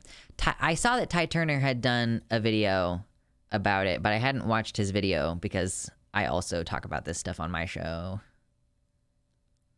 We can share the trans by holding hands. Is that how it works? Is it like Guardians of the Galaxy?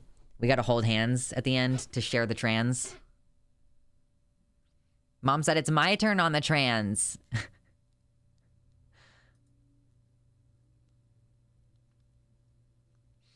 I am enjoying this. The TERFs with dragophobic in their bio will be happy if it passes. Yeah.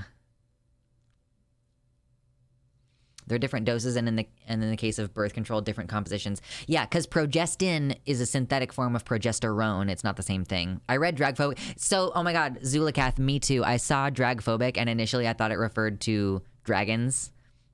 Because I am a dragon. I am the dragon streamer. I don't know if I'm the first or the only dragon streamer. But I am the dragon streamer. And I will not be usurped. I seriously need to get some, like, dragon wall art over here. This is the only thing that's missing now. I have this covered. I have the ivy. I have the mushroom down here. And now I just need something for this little space right here. If you're a dragon, I'll be your donkey. No flirting with me allowed. This is not allowed. Demon Mama is the demon type streamer and you're the dragon. Exactly. She has her thing. I have my thing. Where the fuck are my horns? I moved recently. I haven't gotten the horns out since I moved in here. Do I know where they are? Do I want to wear them? No, I don't think I want to do it tonight. A giant dragon plushie. Do you want to buy me one, Speedy Shimeji? If I start a streaming career, I'll be the second demon type streamer. I don't think it is time for horny stream. Maybe if we get to $100 in donos tonight, I'll put on the horns, because I do think I know where they are. But I'm not gonna like do it for funsies right this second, because I'm not in the mood.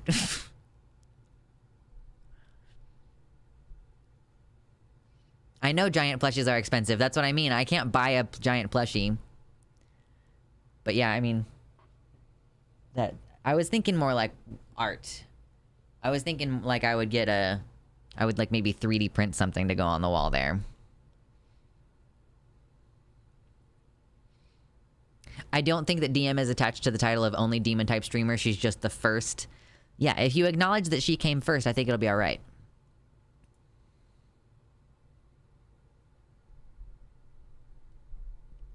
Fuck, dude, I'm not much above minimum wage, LMAO, but I do live in Washington. You live in Washington where the minimum wage is $15 an hour. You give me gender envy without horns and even more when I've seen the horns on. Listen, the horns, they really do it for me. She openly said on one stream that she wants more demon-type streamers. I can't be a demon-type streamer, unfortunately. I mean, I did have that Halloween costume where I was a demon for Halloween. Excuse me, but I like having my own thing, and I just am not a demon. I am a dragon. But that's what I am.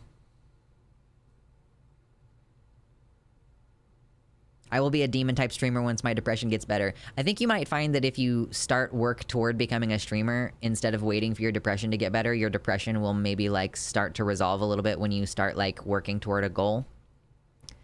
A dragon and a demon are natural allies. I don't know if we're natural allies, but we have managed to become allies. Like, I don't have any reason not to say, like, I really love Demon Mama. I think she's super cool. I would love to be her friend. We are acquaintances at the very minimum. Like, we're professional acquaintances. And, yeah, I think she's pretty great. My depression is horrible now. It's genuinely not doable. What about small steps? Just small steps. Like, setting up your computer and, like, getting an idea of where you would put your stream background and like doing small things to get your stream background to go together.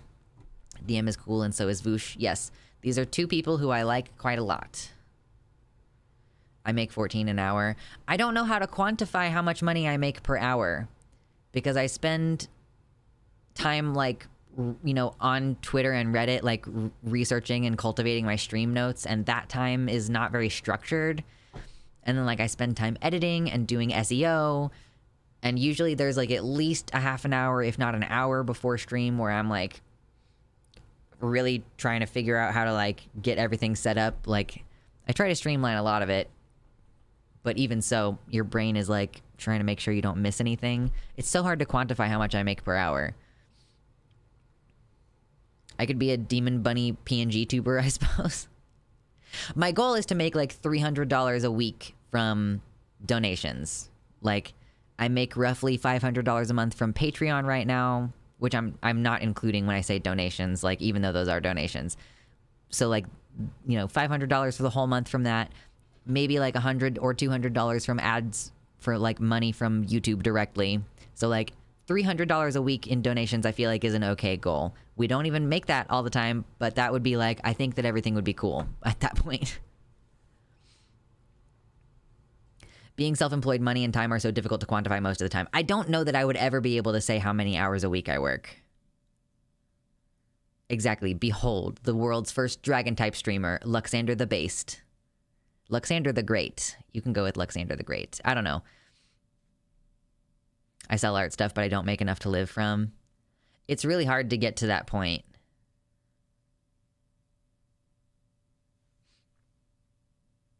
I don't get how people live around here on less than $300 an hour. Yeah, aren't you? Are you in the PNW, Leftist Owl, or you're like in California or something? Luxander the Brilliant.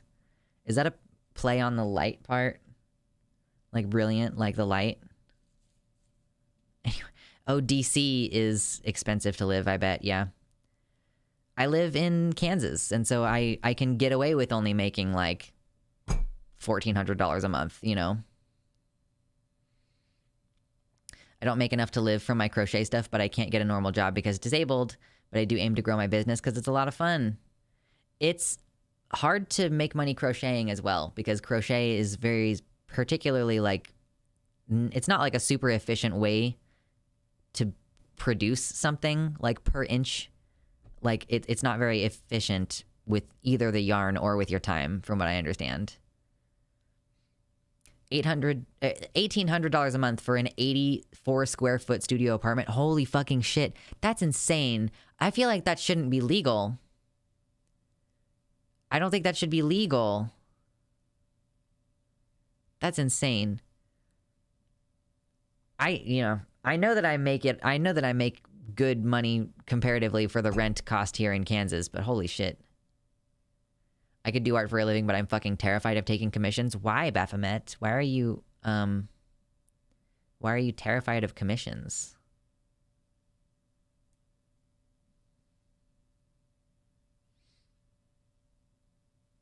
My friend pays $2,000 for her third of rent for a 3-bedroom apartment. Holy shit. I don't want to get scammed out of art. Oh yeah, you have to basically just have a booking. Like it costs minimum $50 or whatever to book me, and the total cost of your art is going to be $80. So it's like a tattoo artist. You have to, do a deposit, a non-refundable deposit up front.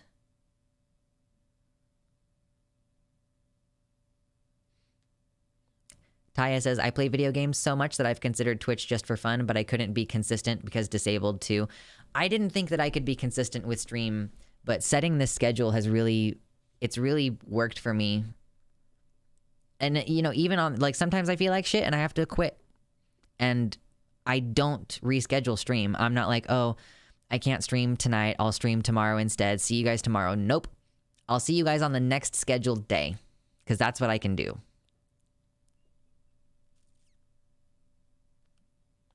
In furry spaces, I've only ever paid for art upfront 100%. I've paid afterward, I think, the one time I've gotten furry art commissioned, which is also the only time I've ever had art commissioned.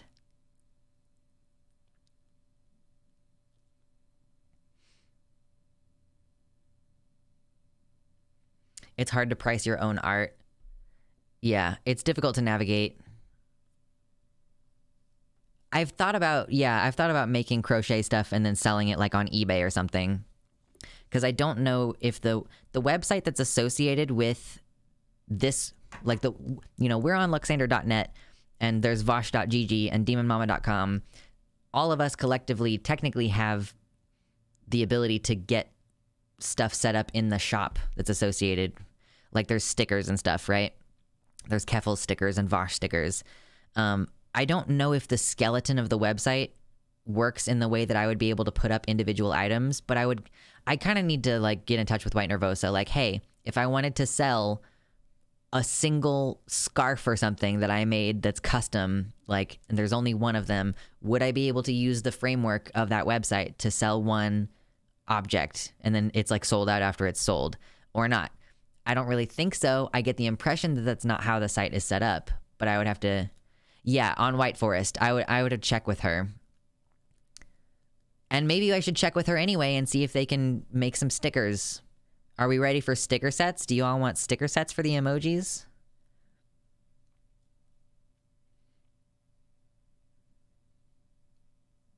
Someone asked me how much for a blanket, and I told them, and they were like, oh, yeah, I guess it makes sense as it's custom work. Bye. I know.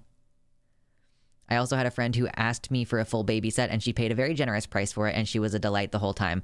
I personally believe in the friend tax, which is that if I commission my friend is probably going to say, like, I'll give you a 15% discount.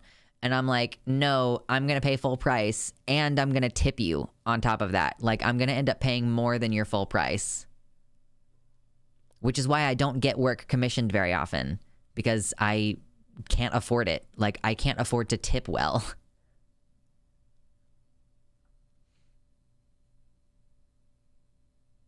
I charge $200 for a build fee for building a PC. Damn. But Etsy sucks. Etsy sucks.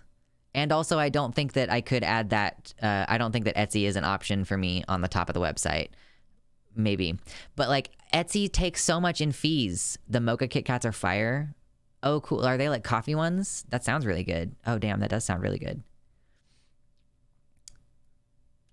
But yeah, Etsy takes so much out of in the fees, don't they? Hasn't it gotten so much worse? Like, people have migrated off of Etsy because of how fucked up their fees are.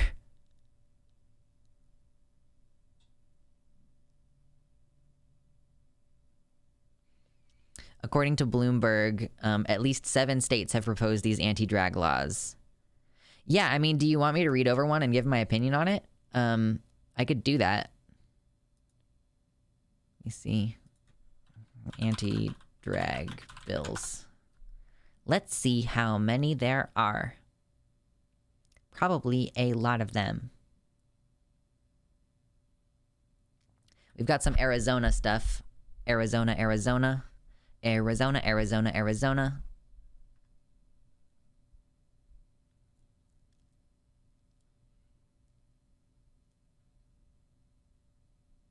I used to sell on Etsy and at a local cafe, and I stopped selling on Etsy because the fees are so high.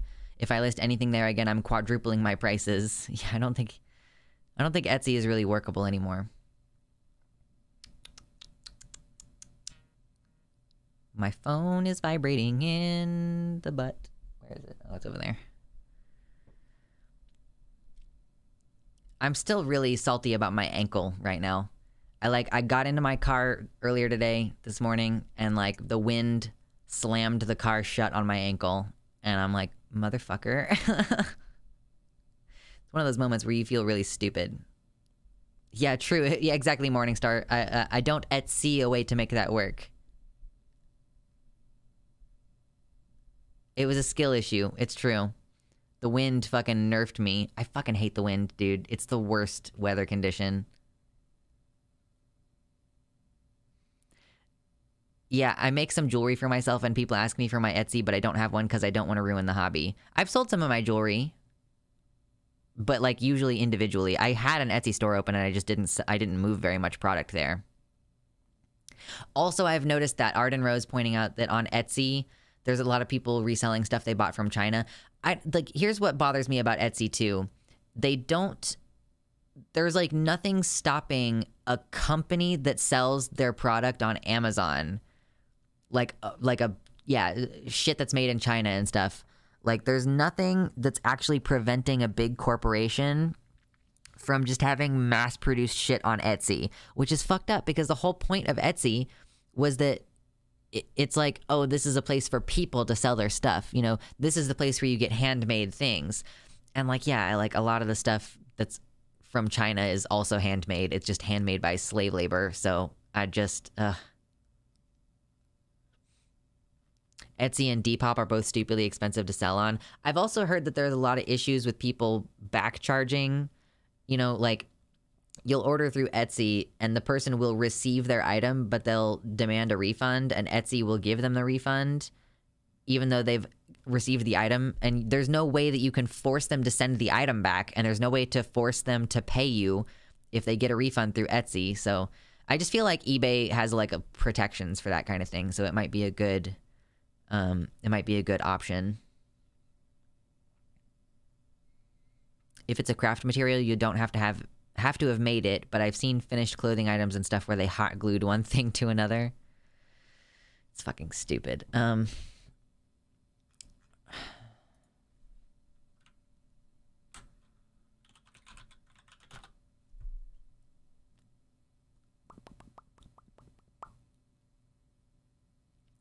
So what were all the states? Arizona, Michigan, Idaho, Montana, Missouri, Tennessee, and Arkansas. I like making pride stuff. Do you want an NB Seraphim choker? I mean, kind of. Yeah. I don't know what exactly is entailed, but I do want that.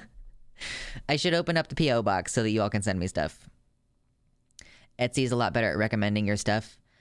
That's not, yeah, but that's not the point. I'm not trying to like have like either my Etsy store or my eBay store become an independently, like it's going to be like, hey, on stream today, I'm letting you know that I have started, like I've started a bid thing for like this scarf that I made, and I'll pull up the scarf and be like, do you want this handmade object from me personally? There might be cat hair stuck to it because I made it when I was living with a cat or whatever. And then the appeal is that you're buying something that I specifically made. Kruva with the 5 gifted tier 1 subs. Thank you so much. They said Kill Bills of the monthly and anti-trans variety, that is. Yeah, true, for sure. Thank you. What is that, 25?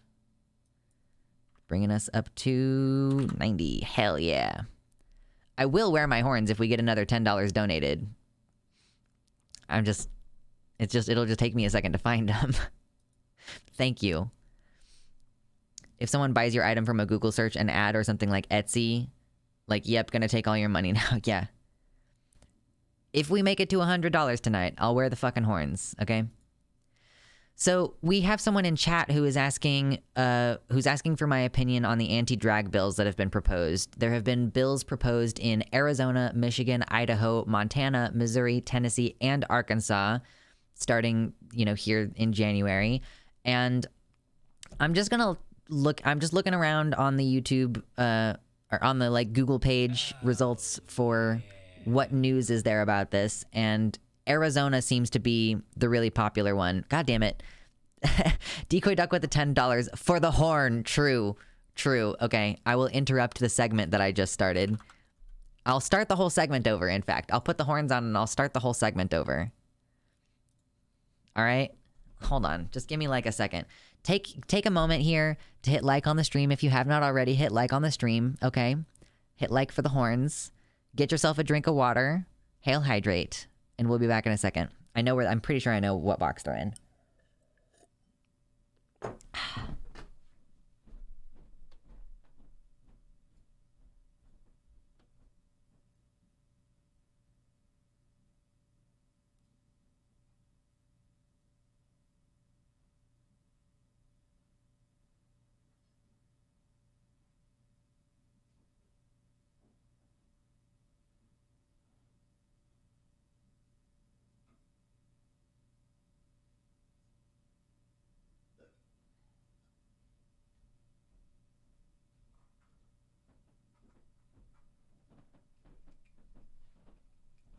I wear these like this, like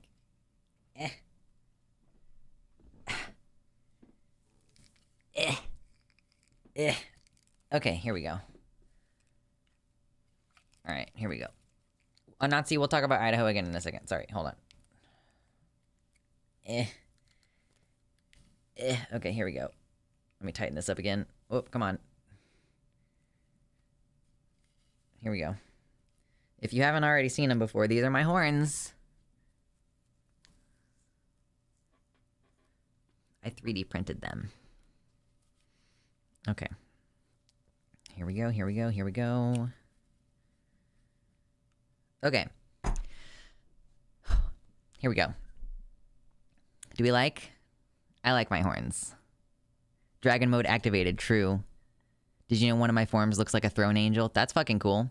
Okay, what was this link, Mama Mephistopheles? You sent me a link. Oh, that's fucking cute. That's fucking cute. I don't know if you want me to show your picture on stream, so I won't. But that's fucking cool.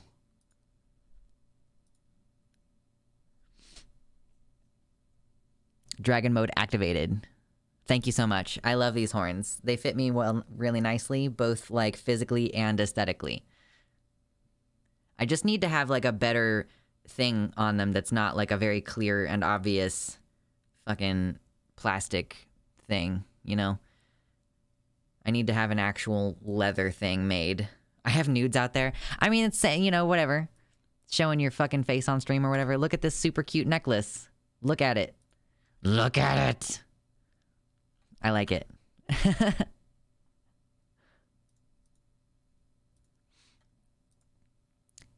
Yeah, they do reflect light. Oh, yeah, that's true. I don't really think of it. Yeah, the highlights on these are pretty cool. Anyway, someone in chat has been asking if I would talk about the anti-drag laws that have been proposed across the United States this year so far.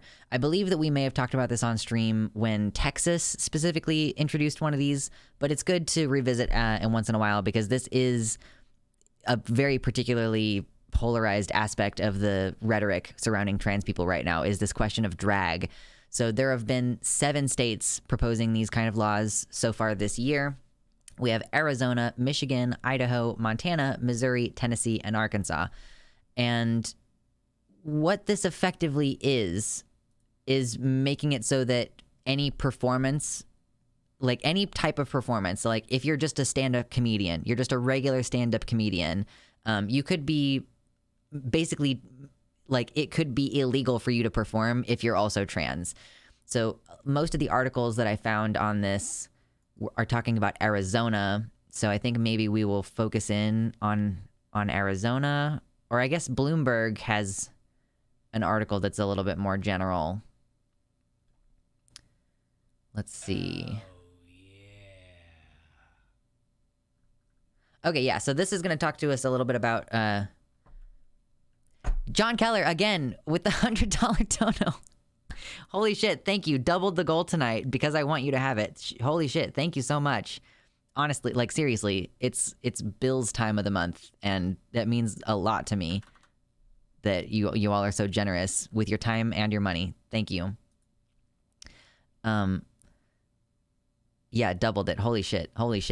So, sorry, this article specifically is going to talk about more generally, not just Arizona. We're going to be looking at a couple of these different laws. So in this current anti-LGBTQ push, conservative lawmakers from multiple states have recently introduced bills targeting drag performances, particularly those with kids in attendance. But these restrictions kind of are more limiting than just you're not allowed to do it with kids in attendance, right? It gets weird. So let's see. There have been attacks on drag story hours at libraries by conservative entities, and there have been a lot of critiques, but not legislative attacks. We've had the Proud Boys showing up at library story hours, but we haven't really seen, we have seen some legislative attacks on drag, but it's getting more and more intense. So we're seeing one bill proposed Friday in Arizona would make it a misdemeanor to put on a drag performance in any public place, I guess. The change now classifies drag as, quote, adult cabaret performance, similar to topless dancers or strippers, according to the text of the bill. Another bill introduced in Arizona last week would ban the use of state money for drag shows for anyone under 18, essentially prohibiting appearances at schools and public libraries. And, like, the ways that these are written, like, let's click through to the bill in Arizona. This is what we do here on my stream. You know, we talk about the general vibes and what people are saying about this law, but we also take a look at the actual text of the law and see what we can determine. So a person may not engage in an adult cabaret performance in either of the following locations: on public property or in a location where the cabaret performance could also be viewed by a minor. So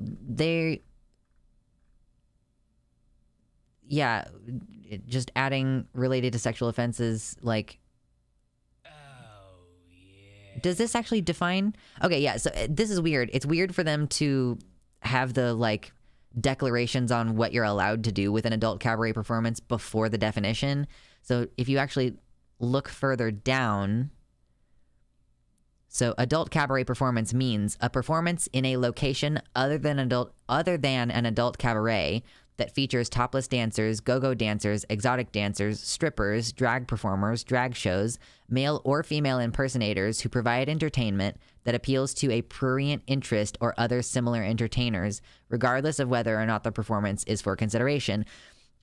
This word prurient, John Keller, fucking again, with another $50 dono. I hope it helps you. I mean, it is going to help me, but, like, is this Findom? Are we doing Findom? Like, are you good? Yeah. Thank you, but thank you. Yeah. Sorry. Let me fix this. I'm gonna fix it again, even though I don't need to at this point. I'm doing it. Yeah, related to prurient interest. This is language that gets used in these laws. This prurient. What is this word? this word means appealing to a sexual interest. Like, hold on, let me actually pull up the definition. Define prurient. Having or encouraging an excessive interest in sexual matters. So prurient, prurient actually specifically means excessive interest in sexual matters, but when it's used in the law this way, it just means any sexual lasciviousness, which could include all kinds of things. I thought you said furrient. No, prurient. Although furries are very prurient on occasion. No. So this is just saying, what's interesting about this is that technically this law is saying a drag show that appeals to a prurient interest. So it technically there is there's like two conditions required. Technically, it's not just that there's a drag show. It's a drag show that appeals to the prurient interest. However, in practicality, in reality, the way that this gets interpreted is that any drag performance is the same as a stripper dance, which is dumb because to do drag, you have to put on a lot of layers of stuff. You don't really take off a lot of layers because that ruins the fantasy. Like, you're building this persona and you're not stripping. It's not the same as burlesque. It's not like burlesque. I keep hearing prurient. Do I need to plosive my microphone?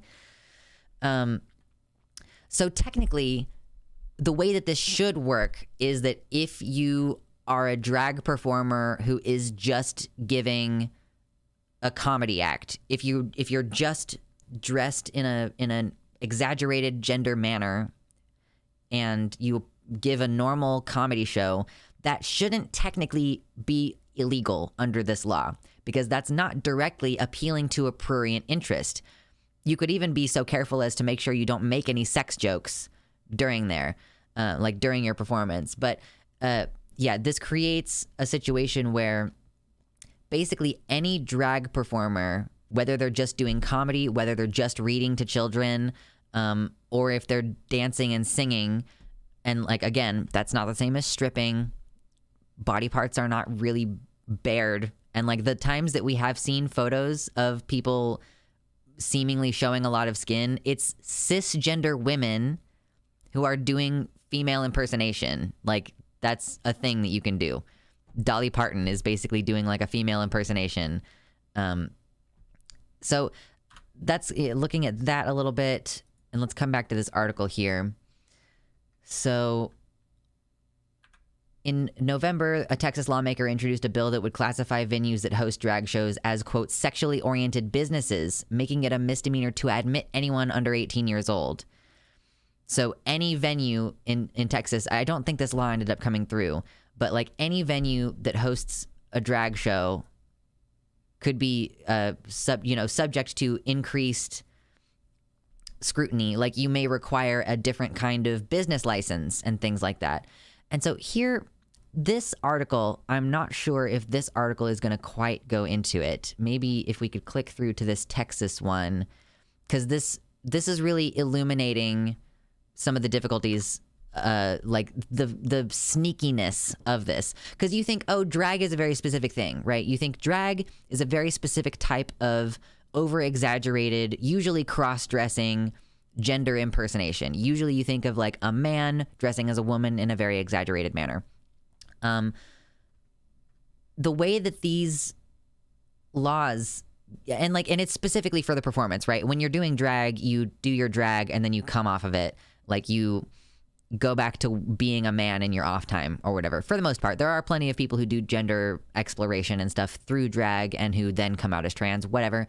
But one of the issues that we run into here is that this kind of law defines cross-dressing in such a broad manner that it means that any trans person who is presenting as their correct gender could be considered a drag performer, and then make any type of public performance by a trans person count as a sexual prurient act, a sort of sexual behavior.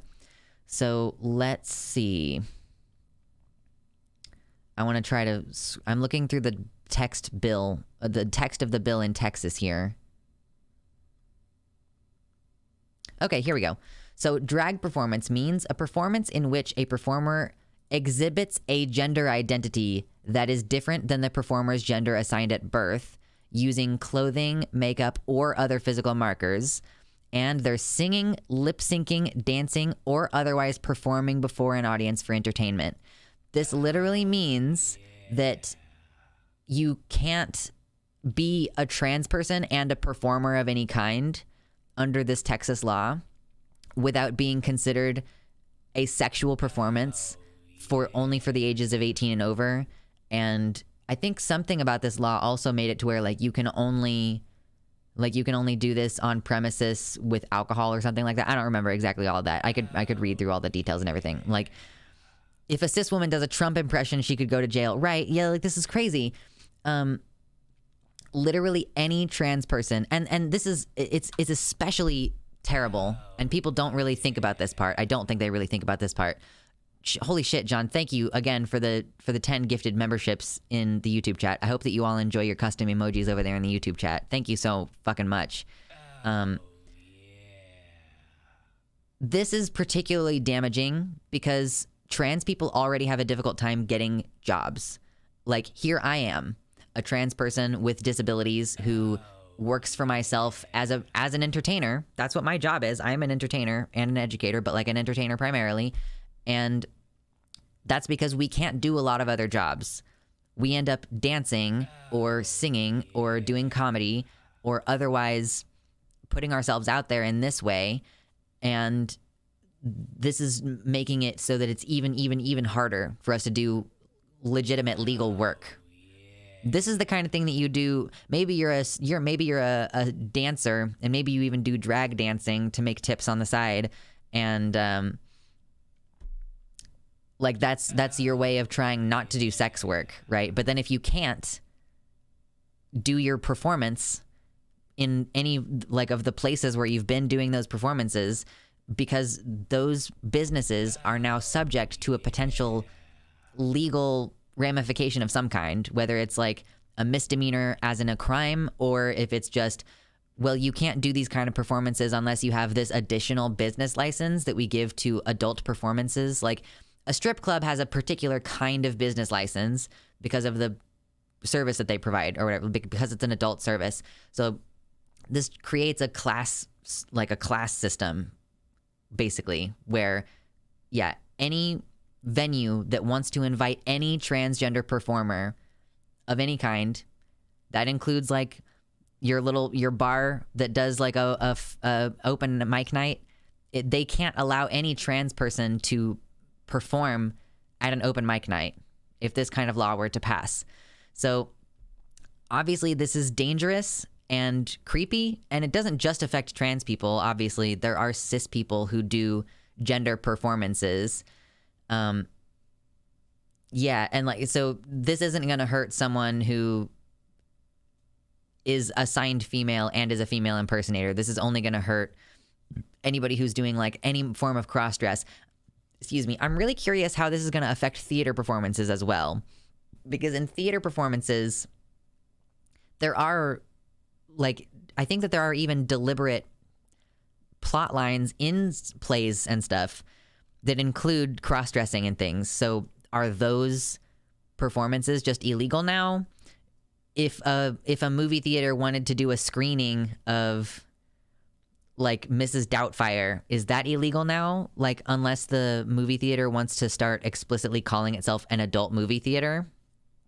No karaoke if you're trans, right? It's not just about it being a job too, because that's another question. If you want to go to the karaoke bar and you're not being paid, but you are doing a performance, does that count as platforming a sexual cabaret adult show? Yeah, it's just them coming up with ways to directly police the behavior of trans people to make, I don't think that these changes make it explicitly a crime for the person performing. I think that what this does more often is it makes it so that no venue would be willing to host you as a trans person. Like, no venue would be willing to put on your show. Yeah, no Mulan in public places. Is the musical Rent illegal now? These are questions. Pirates of the Caribbean 2 banned. True. Super banned. I'm trying to see if there's just real quick, if there's anything else in this article.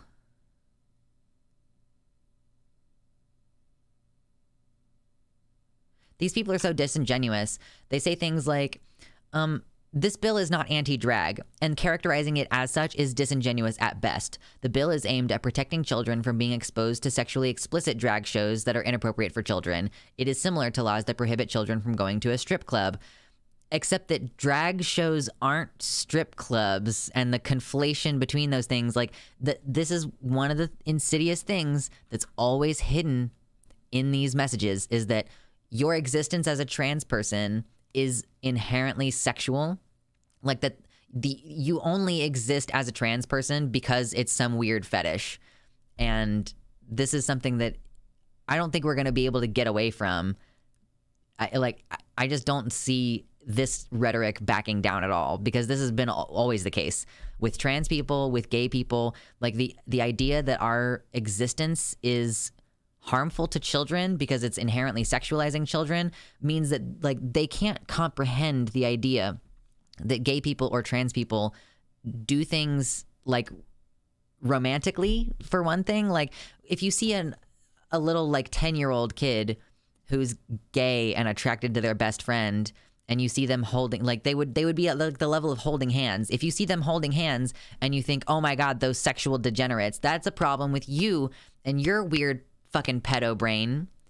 Maybe you should spend less time thinking about the genitals of children. Like, I don't understand this obsession with preventing children from accessing any information about romantic orientations that are non-normative, or even, frankly, information about sex and safe sex, and, like, even safe sex within the context of being gay. Like, raise your hand if you learned anything about how to have anal sex safely in your sex ed, versus raise your other hand if you were taught how to have sex safely vaginally.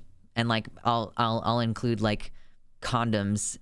And, like, I really doubt that most of us grew up in places where they told us that we needed to use lube for vaginal sex either. But, like, you were taught the mechanics of sex and how to do it safely when you're doing heterosexual sex in these like programs. They teach you, like, you put the little condom on the penis and then put the penis in the vagina, but they don't talk at all about having healthy gay sex. And, like, why did I have to learn as an adult that lesbians actually have a pretty high rate of chlamydia?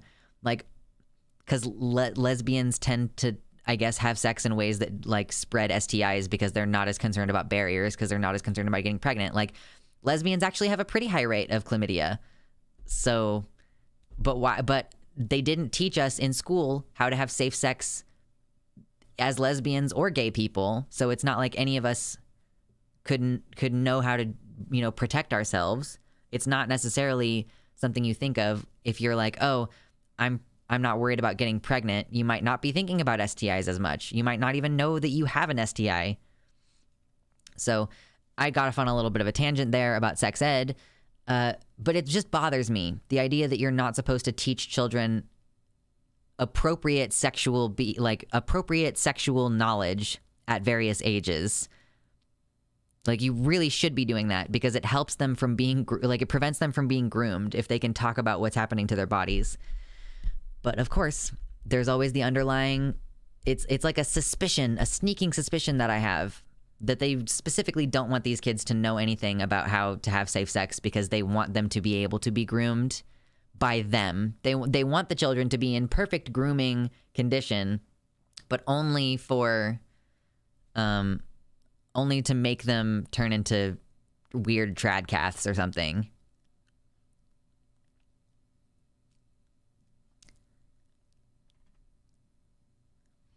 But yeah, ultimately, I think that this bill is just, for these bills, multiple. These bills are just further marginalizing trans people, trying to make it impossible for us to have jobs or community, trying to shove us out of the public eye. It's the same goal as the bathroom bills. They just want you to stop participating in public life. I feel fortunate in high school they taught us how to do oral sex safely, and they included an LGBTQ segment. That's crazy. That's a lot. I never learned that HIV couldn't be transmitted by somebody who doesn't already have it until I was fucking 20. Wait, what? Your education was so bad that you thought that you could transmit a disease that you didn't have because they didn't make it clear that you had to have the disease in order to transmit it? That's so fucking crazy. Yeah, sex ed in Texas. Jesus Christ. I'm so sorry, Baphomet. That's so stupid. Yeah, don't teach it to them in a controlled classroom. Let the weird neighbor down the street or Pornhub do it. It's not like we have an entire generation or couple generations now of men who end up with like really uninformed like ideas about how to have sex with women. Literally didn't tell us how to do it. We had abstinence-only sex education. They showed us pictures of diseased penises and vaginas. Oh, no. Do you all remember that Monty Python bit? It's from Monty Python's The Meaning of Life. And it's like John Cleese and his wife comes into the classroom and they like are having this like really mechanical sex in front of the... I think they're supposed to be high-level high school or low-level college students. Yeah, the sex ed scene. He's like, the man will start to thrust the penis, and then the woman will shift her hips up, and then she shifts a little bit underneath him, and he's like, thank you. Like, God, what a weird moment. I love that movie. As much as, like, John Cleese as a human being is a fucking idiot, I love Monty Python's The Meaning of Life. It's truly one of my favorite movies of all time. I really should revisit it soon. I really need to revisit. I really, really might watch that movie after stream tonight. How do those horns stay so still on your head? They're on an elastic band that is like pulled a little bit tight. Like on elastic. So they stick to my head. And then they do move a little bit when I do this. But they'll just kind of like slowly shimmy down and then I'll have to like reseat them up here. They do move a little bit. Not too bad. What's up, Mersh? Welcome back. Yeah, the salmon moose. Don't eat it. Yeah, I can feel them move way more than you can see them move, I'm sure. It's just like eventually I'll realize like, oh, this one has slid down quite a lot. I want that back up here because this is where I like them, is like right next to my hairline. Hell yeah. Every time I say hell yeah like that, I have a fucking Ninja Sex Party song that comes up in my head. Ninja Sex Party, anybody? Anyway, let's see. I guess there's like a natural sort of drop off that starts right around 9 o'clock. I've wondered that before. I've started to notice that we'll taper down around this time of night, and I'm like, is it because the stream is getting boring? But I think that it's actually just that time of night. Cool Patrol, Charlie. When I go like, hell yeah, and then my brain's like, motherfucking bullies better watch their ass. That's what happens. I need to take a little nappy poo soon. I like this new the new schedule. Like when we start at 5, you know, we're about to hit this 4-hour mark, and I'm like, yeah, I'm starting to get tired, but I could probably keep going for a little bit. Only got 4 hours of sleep, so yeah, I didn't sleep great last night. I was comfortable, but I didn't sleep as consistently as I was hoping. I am shocked at how well I sleep on this new mattress. Like, it's like a $300 mattress that I got on sale, and I was not expecting it to be as good as it is, but I'll just, like, sleep through the night. It's amazing.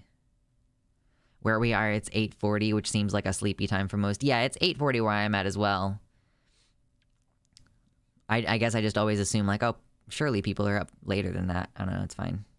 No worries, Adrian. No worries at all. It's 1:30 p.m. where I live. I'm listening to this while making lunch. Where are you? Is that is it yesterday or is it tomorrow?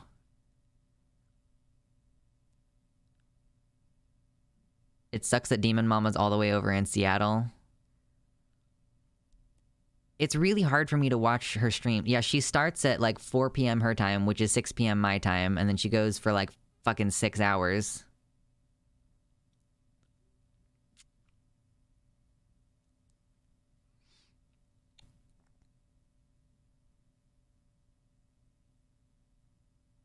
Is that how that works? If it's 1:30, it's tomorrow. Okay, yeah.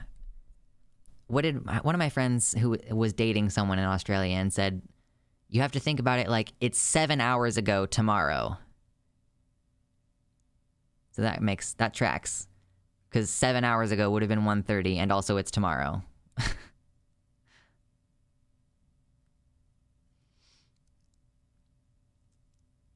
Yeah. Well, did I have anything else? I did, yeah. I ended up doing this anti-drag thing, and it was not a segment that I had planned to do. But that's cool. And I did have some other stuff. But it's mostly, like, dumb stuff that we could talk about on Sunday. Like, the couple of things that I have left we could just talk about on Sunday. So maybe we'll, Wait, when did wait, did I miss a dono? I thought that I did all the donos. Where did I miss one?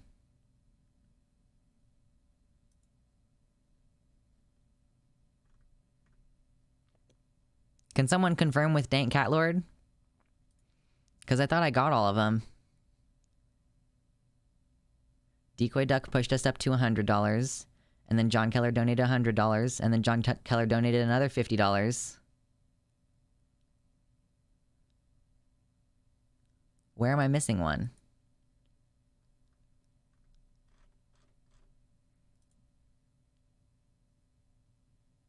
Yeah. If anybody ever buys memberships, I don't add that to the total because memberships, first of all, they take 30% of your money. So I'm not getting the whole, if you send me $10, I'm only going to get $7 of it. YouTube will fully take $3 of your money. And then,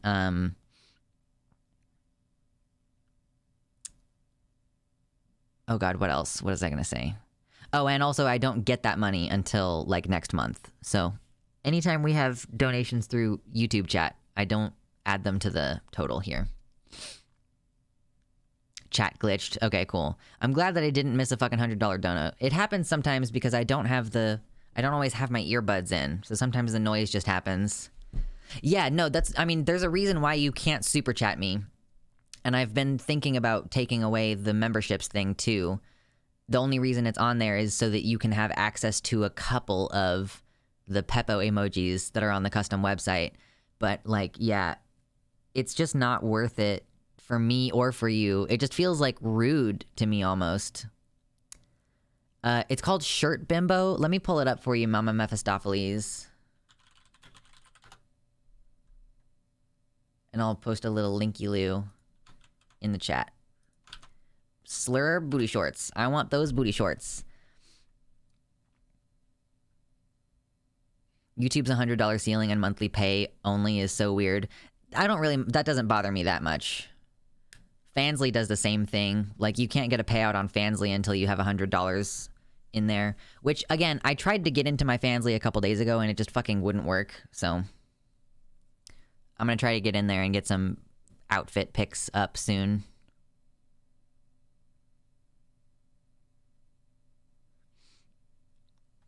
I want the please be patient. I have autism booty shorts so bad you have no fucking clue. Holy hell. I think that I just want booty shorts that say tranny faggot on them. Like, I think that's what I want. Good night, Winter Nightmare. Gonna go take a warm bath now. Yeah, I'm excited. It's basically like I bought a cheap steak that was on sale clearance because it needed to get sold. So I spent like $6 on a little steak and I'm gonna eat that for dinner tonight. I'm very excited. I'm gonna eat some booty shorts with trap on them.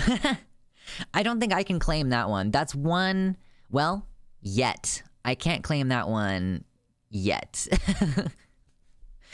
Oh, gosh.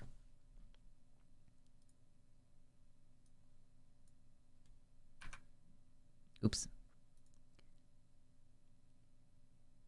This might be too niche for my audience, but this is my favorite order ever. Vriska Serket created an entire generation of women. I don't get the joke. Unfortunately, I don't get the joke because it's just so niche. Sometimes you just appreciate a thing because of how niche it is. I couldn't wear booty shorts, at least in the body, because I hate shorts and also because of scars. The booty shorts would exclusively be for me to wear at home alone in my apartment. And maybe occasionally take ass pics for myself. Like,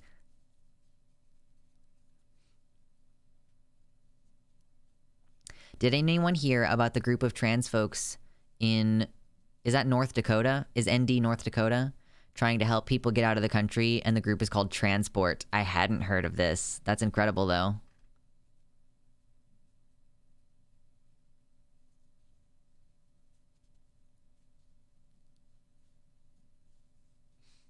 I could fix her so she could make me worse. Oh no.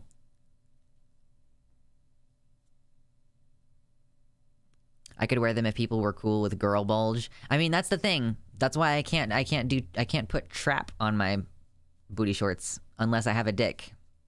You know what I mean?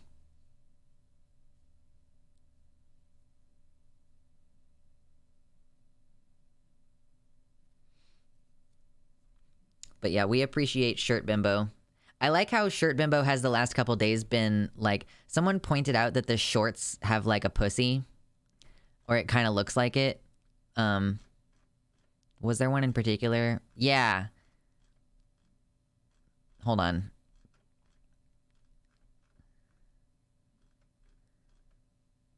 Yeah, it was this one. Hold on, it was this one. Someone was like, the shussy, like the shorts ussy, you know, the shussy. And then for a minute there, this user started to like censor them. So like the next couple times they were like censored. You can't see the shussy. No more shussy for you. I thought that was fucking funny. Like, that's excellent marketing. Yeah, she said, or they said, everyone's making fun of my shorts pussy, so I'm censoring it. You will never see my shussy again. I hope you're happy.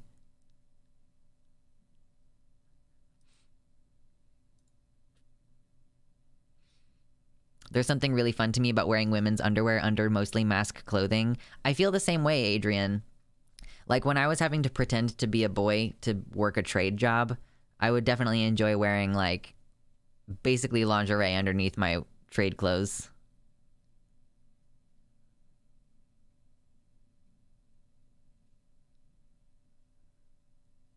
Oh yeah, that would be weird, Anansi. Where am I? Are they planning to flee overseas, or are they just planning to get out of the country more generally? Transport. That's funny, though. Is Futurama really that underknown? I feel like Futurama was really popular. It just is over now.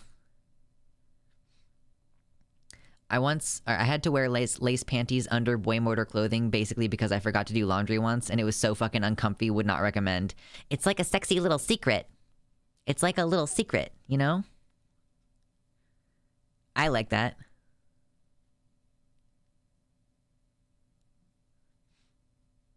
I mean, yeah, Futurama was canceled multiple times and also like many years ago at this point. So, and yeah, I don't feel like it has a lot of lasting cultural value. I mean, there are certain things about it, like the episode with the dog, very influential episode. But it was, yeah, I don't know. It was a show that I feel like you could easily, aside from a few scant memes and references, it's not like it had a huge cultural impact, but maybe that's just me.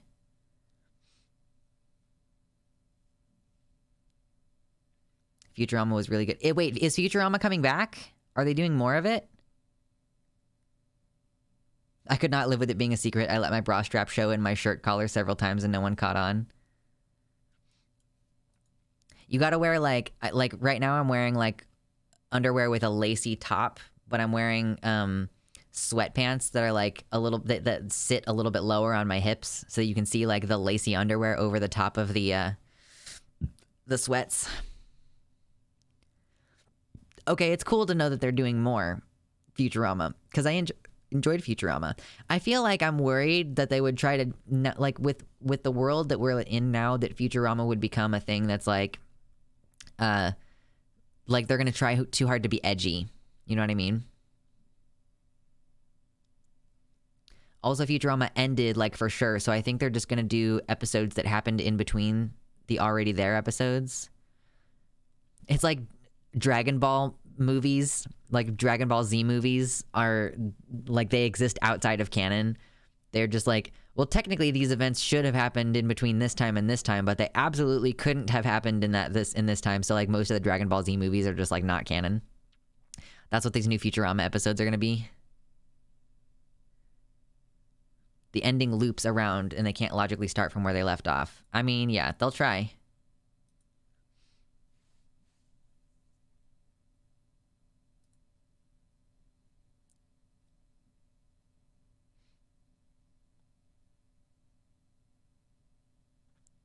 Oh my gosh, where am I? Anybody watching Velma? So yeah, I was thinking of Velma when I was saying I worry that they would try to make Futurama edgy. Like there's this new show Velma, and I haven't watched it because it's obviously it's gonna be a try-hard edgelord show. I can tell. I've only seen a couple of screenshots, but it's like what was that one line? She was like, I say the truth like a comedian, like a stand-up comedian before Me Too, before hashtag Me Too. I'm like, that's one of the most fucking retarded things I've ever heard. Yeah, I don't think... Velma, like, tried to piss everybody off by making the characters, like, race-swapped and making it edgy. They wanted to make people mad and, like, use the outrage marketing from that. But what they've ended up doing is that reactionaries think that it's super woke, but woke people see it as like the edgy bullshit that it is.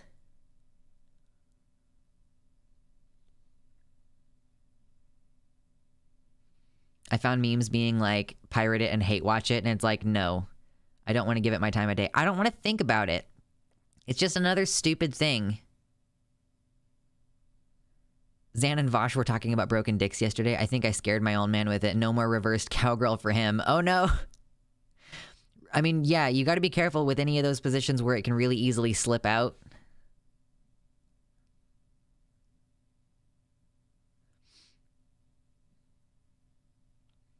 With regards to North Dakota, the GOP lawmakers are trying to push through to outlaw gender-affirming healthcare, especially for trans youth. Just reading the previous stuff, the North Dakota governor, Kristi Noem, has signed into law. Yeah, I know, I said the R word, how dare. Honestly, I think all Scooby sucks except for 13 Ghosts of Scooby-Doo. Listen, Scooby-Doo had some moments, for sure. I should go back and watch Scooby-Doo. That would be fun. I don't actually want to at all, but you know, I didn't know that North Dakota was... It seems like a weird place to go all Republican, but I guess it's like a rural area. I don't like Scooby-Doo in general. My favorite Scooby-Doo movie was the one where they had the actual zombies and the ghosts when they were in like Louisiana or whatever. But I think the fact that that was my favorite Scooby-Doo movie means that I didn't get the point of Scooby-Doo when I was younger. You know what I mean?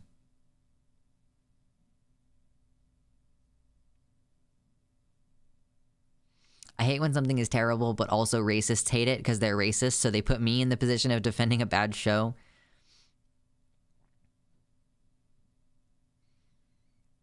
Scooby has been on for so long and with so many iterations that you can't really say it's good or bad without being super reductionist. I like the episode where Shaggy drinks the gender change potion, first crack in my egg. Wait, hold on.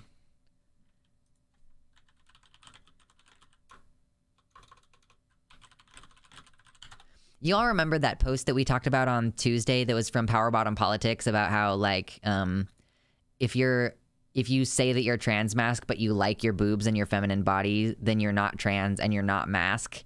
Someone in the comments posted like this, maybe not with like a surprised face, but it was like, you know, my trans mask ass. Like, my trans mask ass. That was funny. I do not remember that episode of Pup Named Scooby-Doo. You should watch the Scooby-Doo animation. It isn't copyright. How do you know that? New store, new merch. Meet Kenny.store. We got new hoodies and new shirts. Silence. Oh, God. This is horrible. Why? I don't want to watch this right now because, like, why would you watch anything with an animation style like this? What is fun about this? What is pleasant about this? I don't. How I look with he, him, and bio. True. Oh, God. I don't understand the purpose of, yes, that's Meat Canyon. Dude, I'm not high enough for that. Fucking men, dude. It's supposed to be unpleasant. Why? I don't want unpleasant things. It's a parody. This dude has 1.2 million subscribers. Are you sure that this wouldn't get copyrighted? Here's the thing. I don't think you all understand. When you have a big enough following on YouTube, your content can be in the copyright content automatic flag system. You know? Like, that's... Demon Mama, like, doesn't respond to Mythical Kitchen videos because Mythical Kitchen and, like, the Good Mythical Morning brand have enough, like, notoriety and stuff that their content gets automatically flagged. Zan watched it live and it was fine. The problem with Jon Stewart got copyrighted. Oh shit. I wonder, I haven't gone back and checked whether, like, my reaction to that video is still up. Or, I mean, it's still up. I don't know if it's getting ads, though. The only unpleasant thing I will watch is surreal entertainment. I will watch Game of Thrones because it is unpleasant in completely predictable ways. Yeah, I like starting at 5. I like starting at 5 p.m. I think that's working. Because it gives us that extra hour of in the middle of the day energy. When I uploaded Shark's vid about it, it got demonetized because of copyright. Yeah, I'll have to double check. It's like Big Mouth. I don't want to watch Big Mouth because it's so shitty animation. Like... Shirt Bimbo.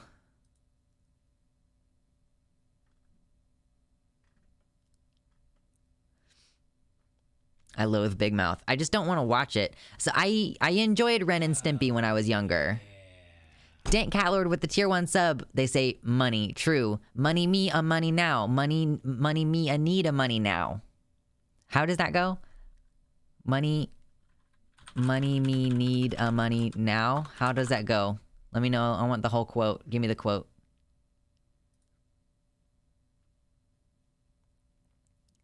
Give me a money. Money me. Money now. Me a money needing a lot now.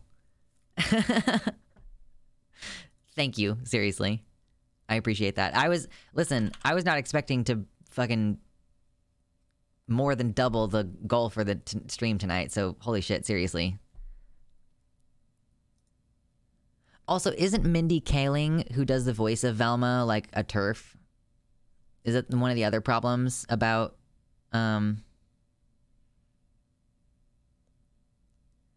Well, Shirt Bimbo only has 1 page of products on booty shorts because most of them are custom.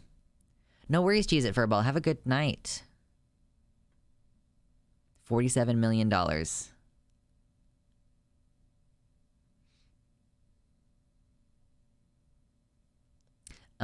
Yeah, Shirt Bimbo. Yeah, well, yeah, because most of the shorts I think that they make are custom.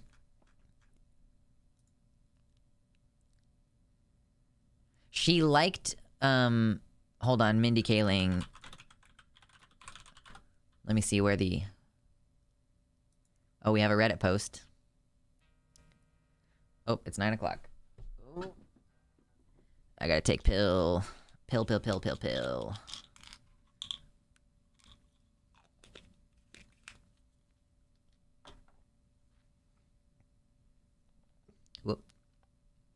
That dry swallow didn't work too good. I got it eventually, but for a second there, it was just a pill like glued to my throat right there. Did not feel grand. Do we have a fucking screenshot? You can't post photos, I guess, in a response to a Reddit post. Let's see here. So yeah, this is the alleged proof of Mindy Kaling being a TERF, is that she likes tweets from J.K. Rowling. Like, I read my most recent royalty checks and find the pain goes away pretty quickly. And Mindy Kaling liked that. And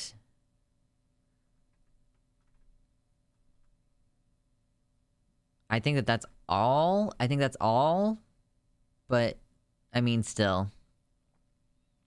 I feel like it's not hard to understand what's happening on the J.K. Rowling end of stuff.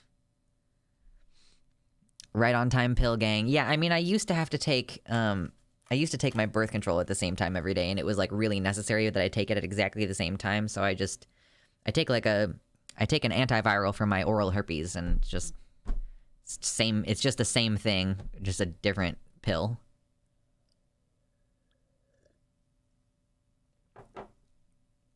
That's my business name, motherfucker. I mean, yeah, it's basically, I mean,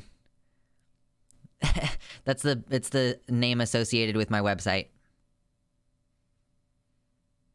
She admitted to kissing a dude without his consent and threatening to fire anyone who said something about it.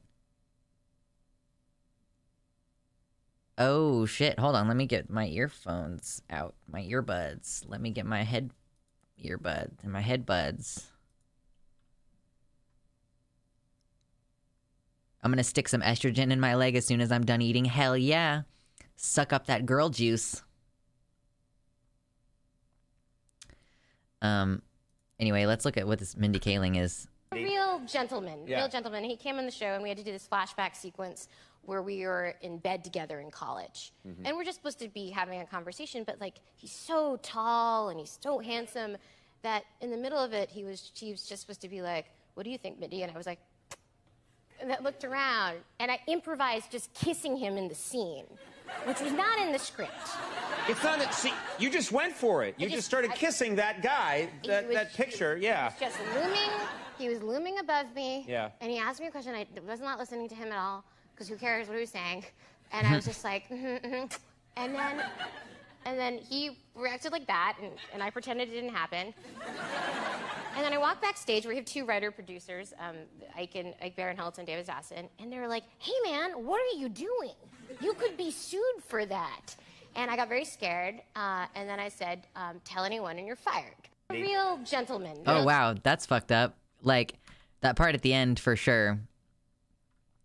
Like, tell anyone and you're fired. That's fucked up. Like, I think that there are times when you're acting that things can just kind of like happen, and you might do something off script, but it seems like she just like, yeah, is that guy gay? I don't know. Is the guy that she kissed actually a gay dude? Yeah, I don't know. Here's the thing. I always kind of thought, I know that she's playing a character when she's on The Office, and I don't like her character on The Office. She's always come across to me like a bitch. I don't know how to describe that. Like, it seems like she plays that person because she is that person. Twink pussy. True. True.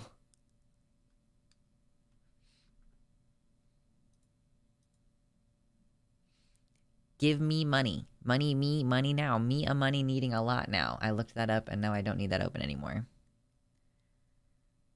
Lee Pace, is that his name?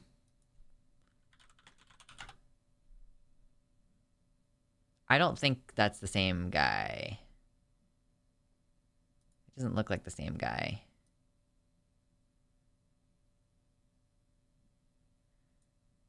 This is the guy. Who is that? I don't know who that is. It doesn't look like the same guy as... Is it the same guy as this guy? This guy looks way too old to be this guy.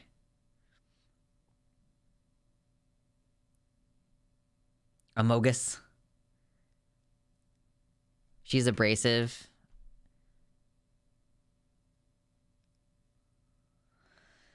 Yeah. I don't know who Lee Pace is in Bodies, Bodies, Bodies. I don't know who that is. I've never seen him before in my life.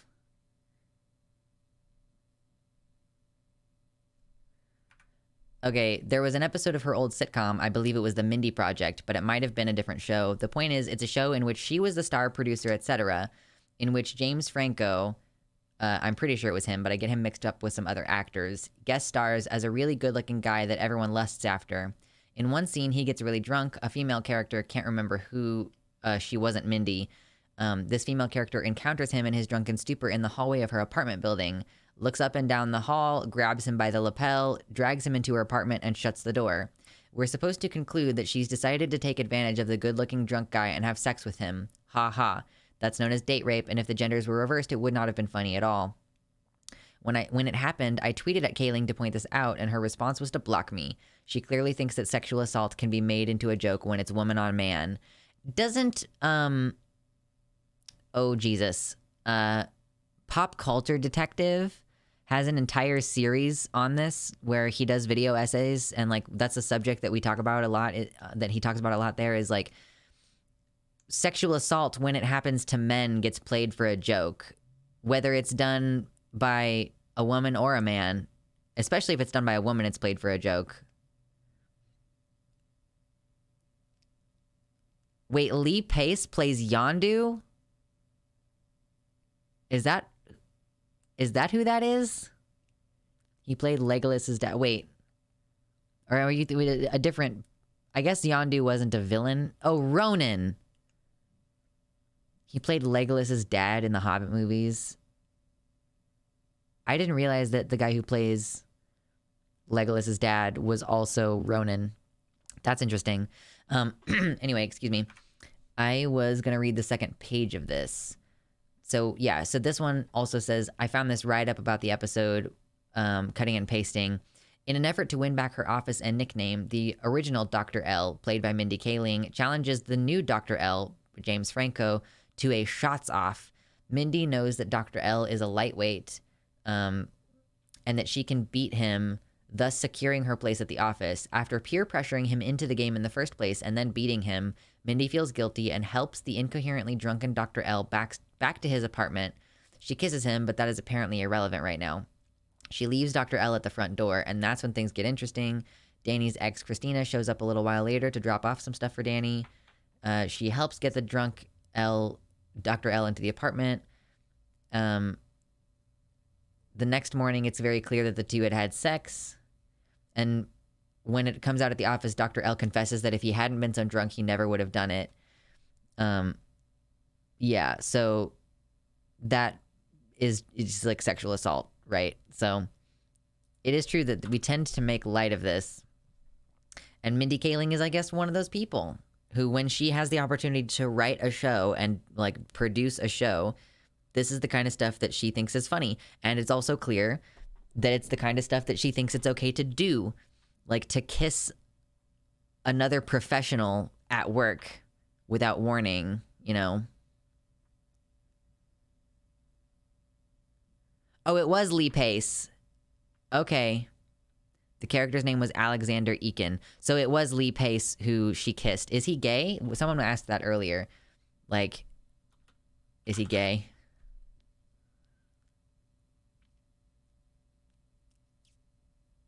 Yeah. Lee Pace confirms he tied the knot with longtime boyfriend. So he's queer at the minimum. There's literally a scene in the Scooby-Doo show where Velma falsely accuses Fred of murder, and she's so smug about it in court. Oh my God. It just doesn't look like a fun time. It just doesn't look like fun at all. Like, why? I don't know. And way to ruin something wholesome, too. Like, why would you turn Scooby-Doo, of all things, into, like, something edgy? Just why? Stop ruining perfect things. So I also had that attitude of, like, stop ruining perfect things with regards to the show Willow. Has anyone here watched the movie Willow when you were younger? Just the movie. Because if you've seen the movie and you've watched the new show, I want to know what your opinion is on how the new show is. Because Max, who is one of our mods, said that they watched the show first and they hadn't seen the old movie. So then they watched the old movie and they were like, okay, if you loved the old movie when you were younger, it's very clear that the new show is not like a soulless corporate cash grab. It's obvious that it's a labor of love. And so I'm considering watching it, actually, even though I'm very prickly about watching new shows for the most part. For real, Velma is supposed to be less beans with Daphne, not enemies. Are they like enemies in this new show?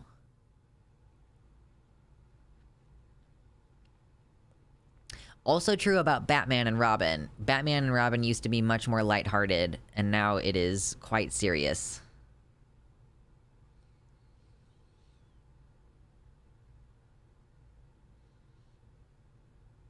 And Batman just does continue to get darker and darker. The media reflects our time, and our time is, you know, reflected by the media. You know, it's my Hrons. They're not as tight as I want them to be, my Hrons.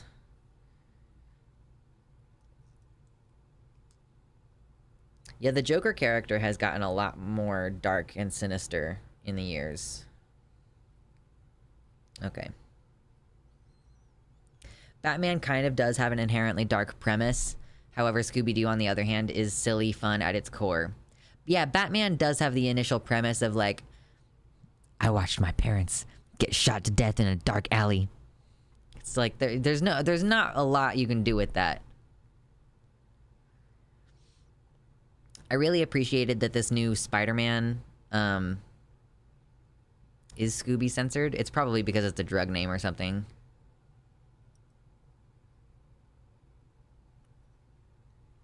Is it really? You all can't say Scooby in my chat without it being censored?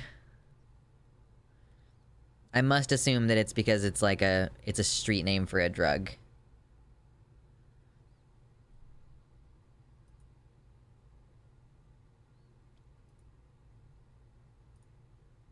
Yeah, it is.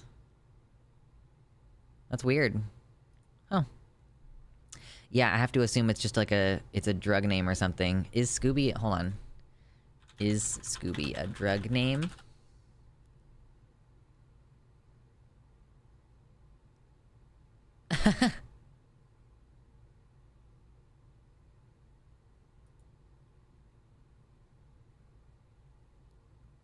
I guess K2 is sometimes called Scooby Snacks. Scooby Snacks can refer to various recreational and prescription drugs. Yeah, so I guess I didn't realize that Scooby was a What's up, Sasha Larius? How we doing? Yes, the word Scooby is a drug shorthand term. Don't ever do K2. I don't understand why you would ever do, like, synthetic fake weed. Like, if you live in a place where weed is illegal, like, I'm sorry, but don't do weird fucking side effect shit. Like, I don't know. Y'all, I think it's time. I want to buy the stripy socks. Highly recommend. I have stripy socks, and I think that they're the best. I truly think that stripy socks are incredible. I have, like, thigh-high stripy socks. Girl, they're sexy. Can you imagine, like, short shorts that say tranny faggot on the ass with, like, thigh-high rainbow socks? Girl, girl, girl, girl. Breaking the law, breaking the law. No breaking the law. Not allowed. Don't do it. Yeah, K2 did have a form called Scooby Snacks. I prefer fishnet leggings. I have those too.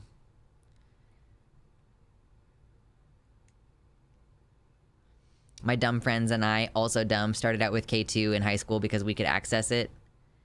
Yeah, I mean, like, I had no desire to try fake weed synthetic drugs, like, or to do bath salts or anything. I'm like, this sounds bad.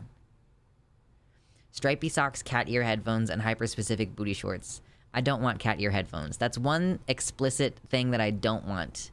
I don't ever want cat headphones. Have you seen the cat paw socks? I think I have seen the cat paw socks. Is it like just on the bottom part of your foot? If there's like a kitty pad under your toes? Those would be cute. I want bunny headphones for real.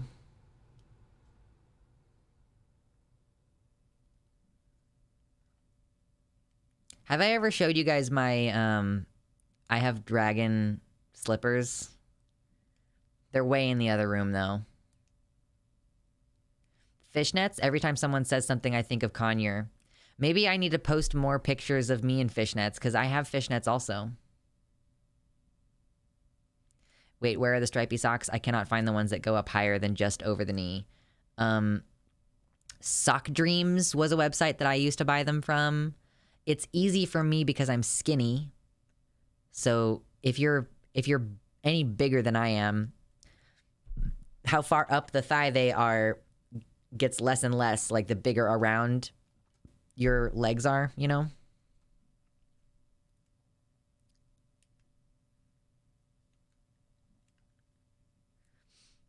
But otherwise, yeah, if you specifically look for thigh-high socks and maybe even use like the search functions that allows you to discriminate out the results that say over the knee.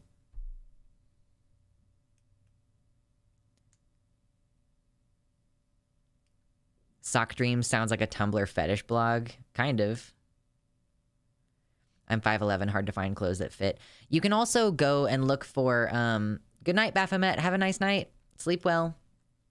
You can get plus-size thigh-high socks, and they're like guaranteed to be big enough.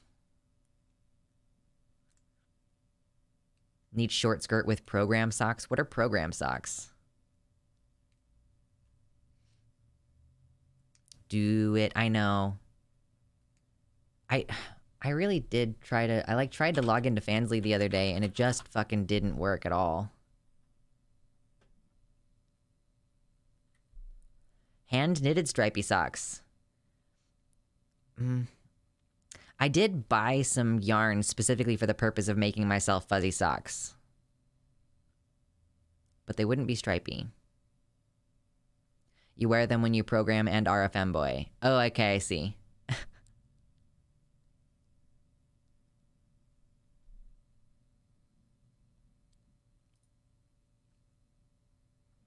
I mean, I feel kind of similar frustrations, Mama Mephistopheles, saying, like, yeah, it's annoying because I'm not even plus size by any measure. I just weigh 185 because that's normal weight for someone my height. Like, I'm at a point now where I'm having to wear fucking... I wear, like, extra larges whenever I go to buy stuff. Like, if I buy a sports bra, it's extra large. And I'm like, why? Like, I'm not that much bigger than anyone else. But yeah, it's extra large now. Stupid. Yeah, is Fansly just, like, refusing to load for anybody else? Like, because it's just timing out now. Was there some update recently and it's just not enjoying it? I don't know. Is my fucking firewall blocking Fansly for some reason? I don't know why it would be doing that.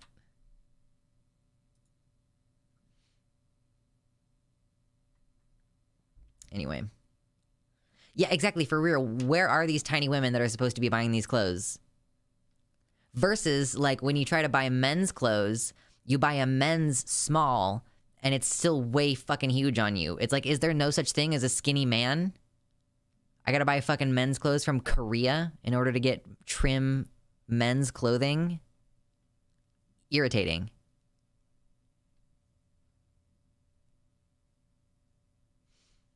Yeah, I just can't get on a Fansly even if I wanted to upload pictures for you guys. Should figure it out soon, because I don't think I've posted any yet this year. They should have an NB Wiki feet. If you want feet pics, you gotta pay for them, okay? You gotta pay for the feet pics.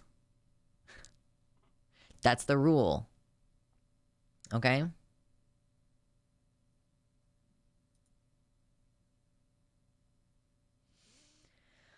Oh my god. Anyway, we've been going for almost 4.5 hours. I am gonna cook up this cheap steak that I bought before it goes bad, and Otherwise, chill out a little bit tonight. I don't know what's even gendered about feet. Yeah, I don't know. So I'll get to work on opening that P.O. box, I guess, soon. And we'll post feet pics or something. No feet, they're illegal. They're illegal.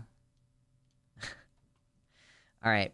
Thank you all for hanging out with me tonight. As far as I know, we're going to have a normal weekend.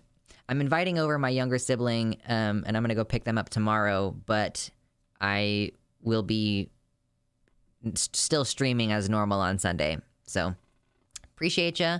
I'll go watch Ty Turner's video. Yeah, that sounds like a good idea. And you should be good. Be good. I'm the dragon.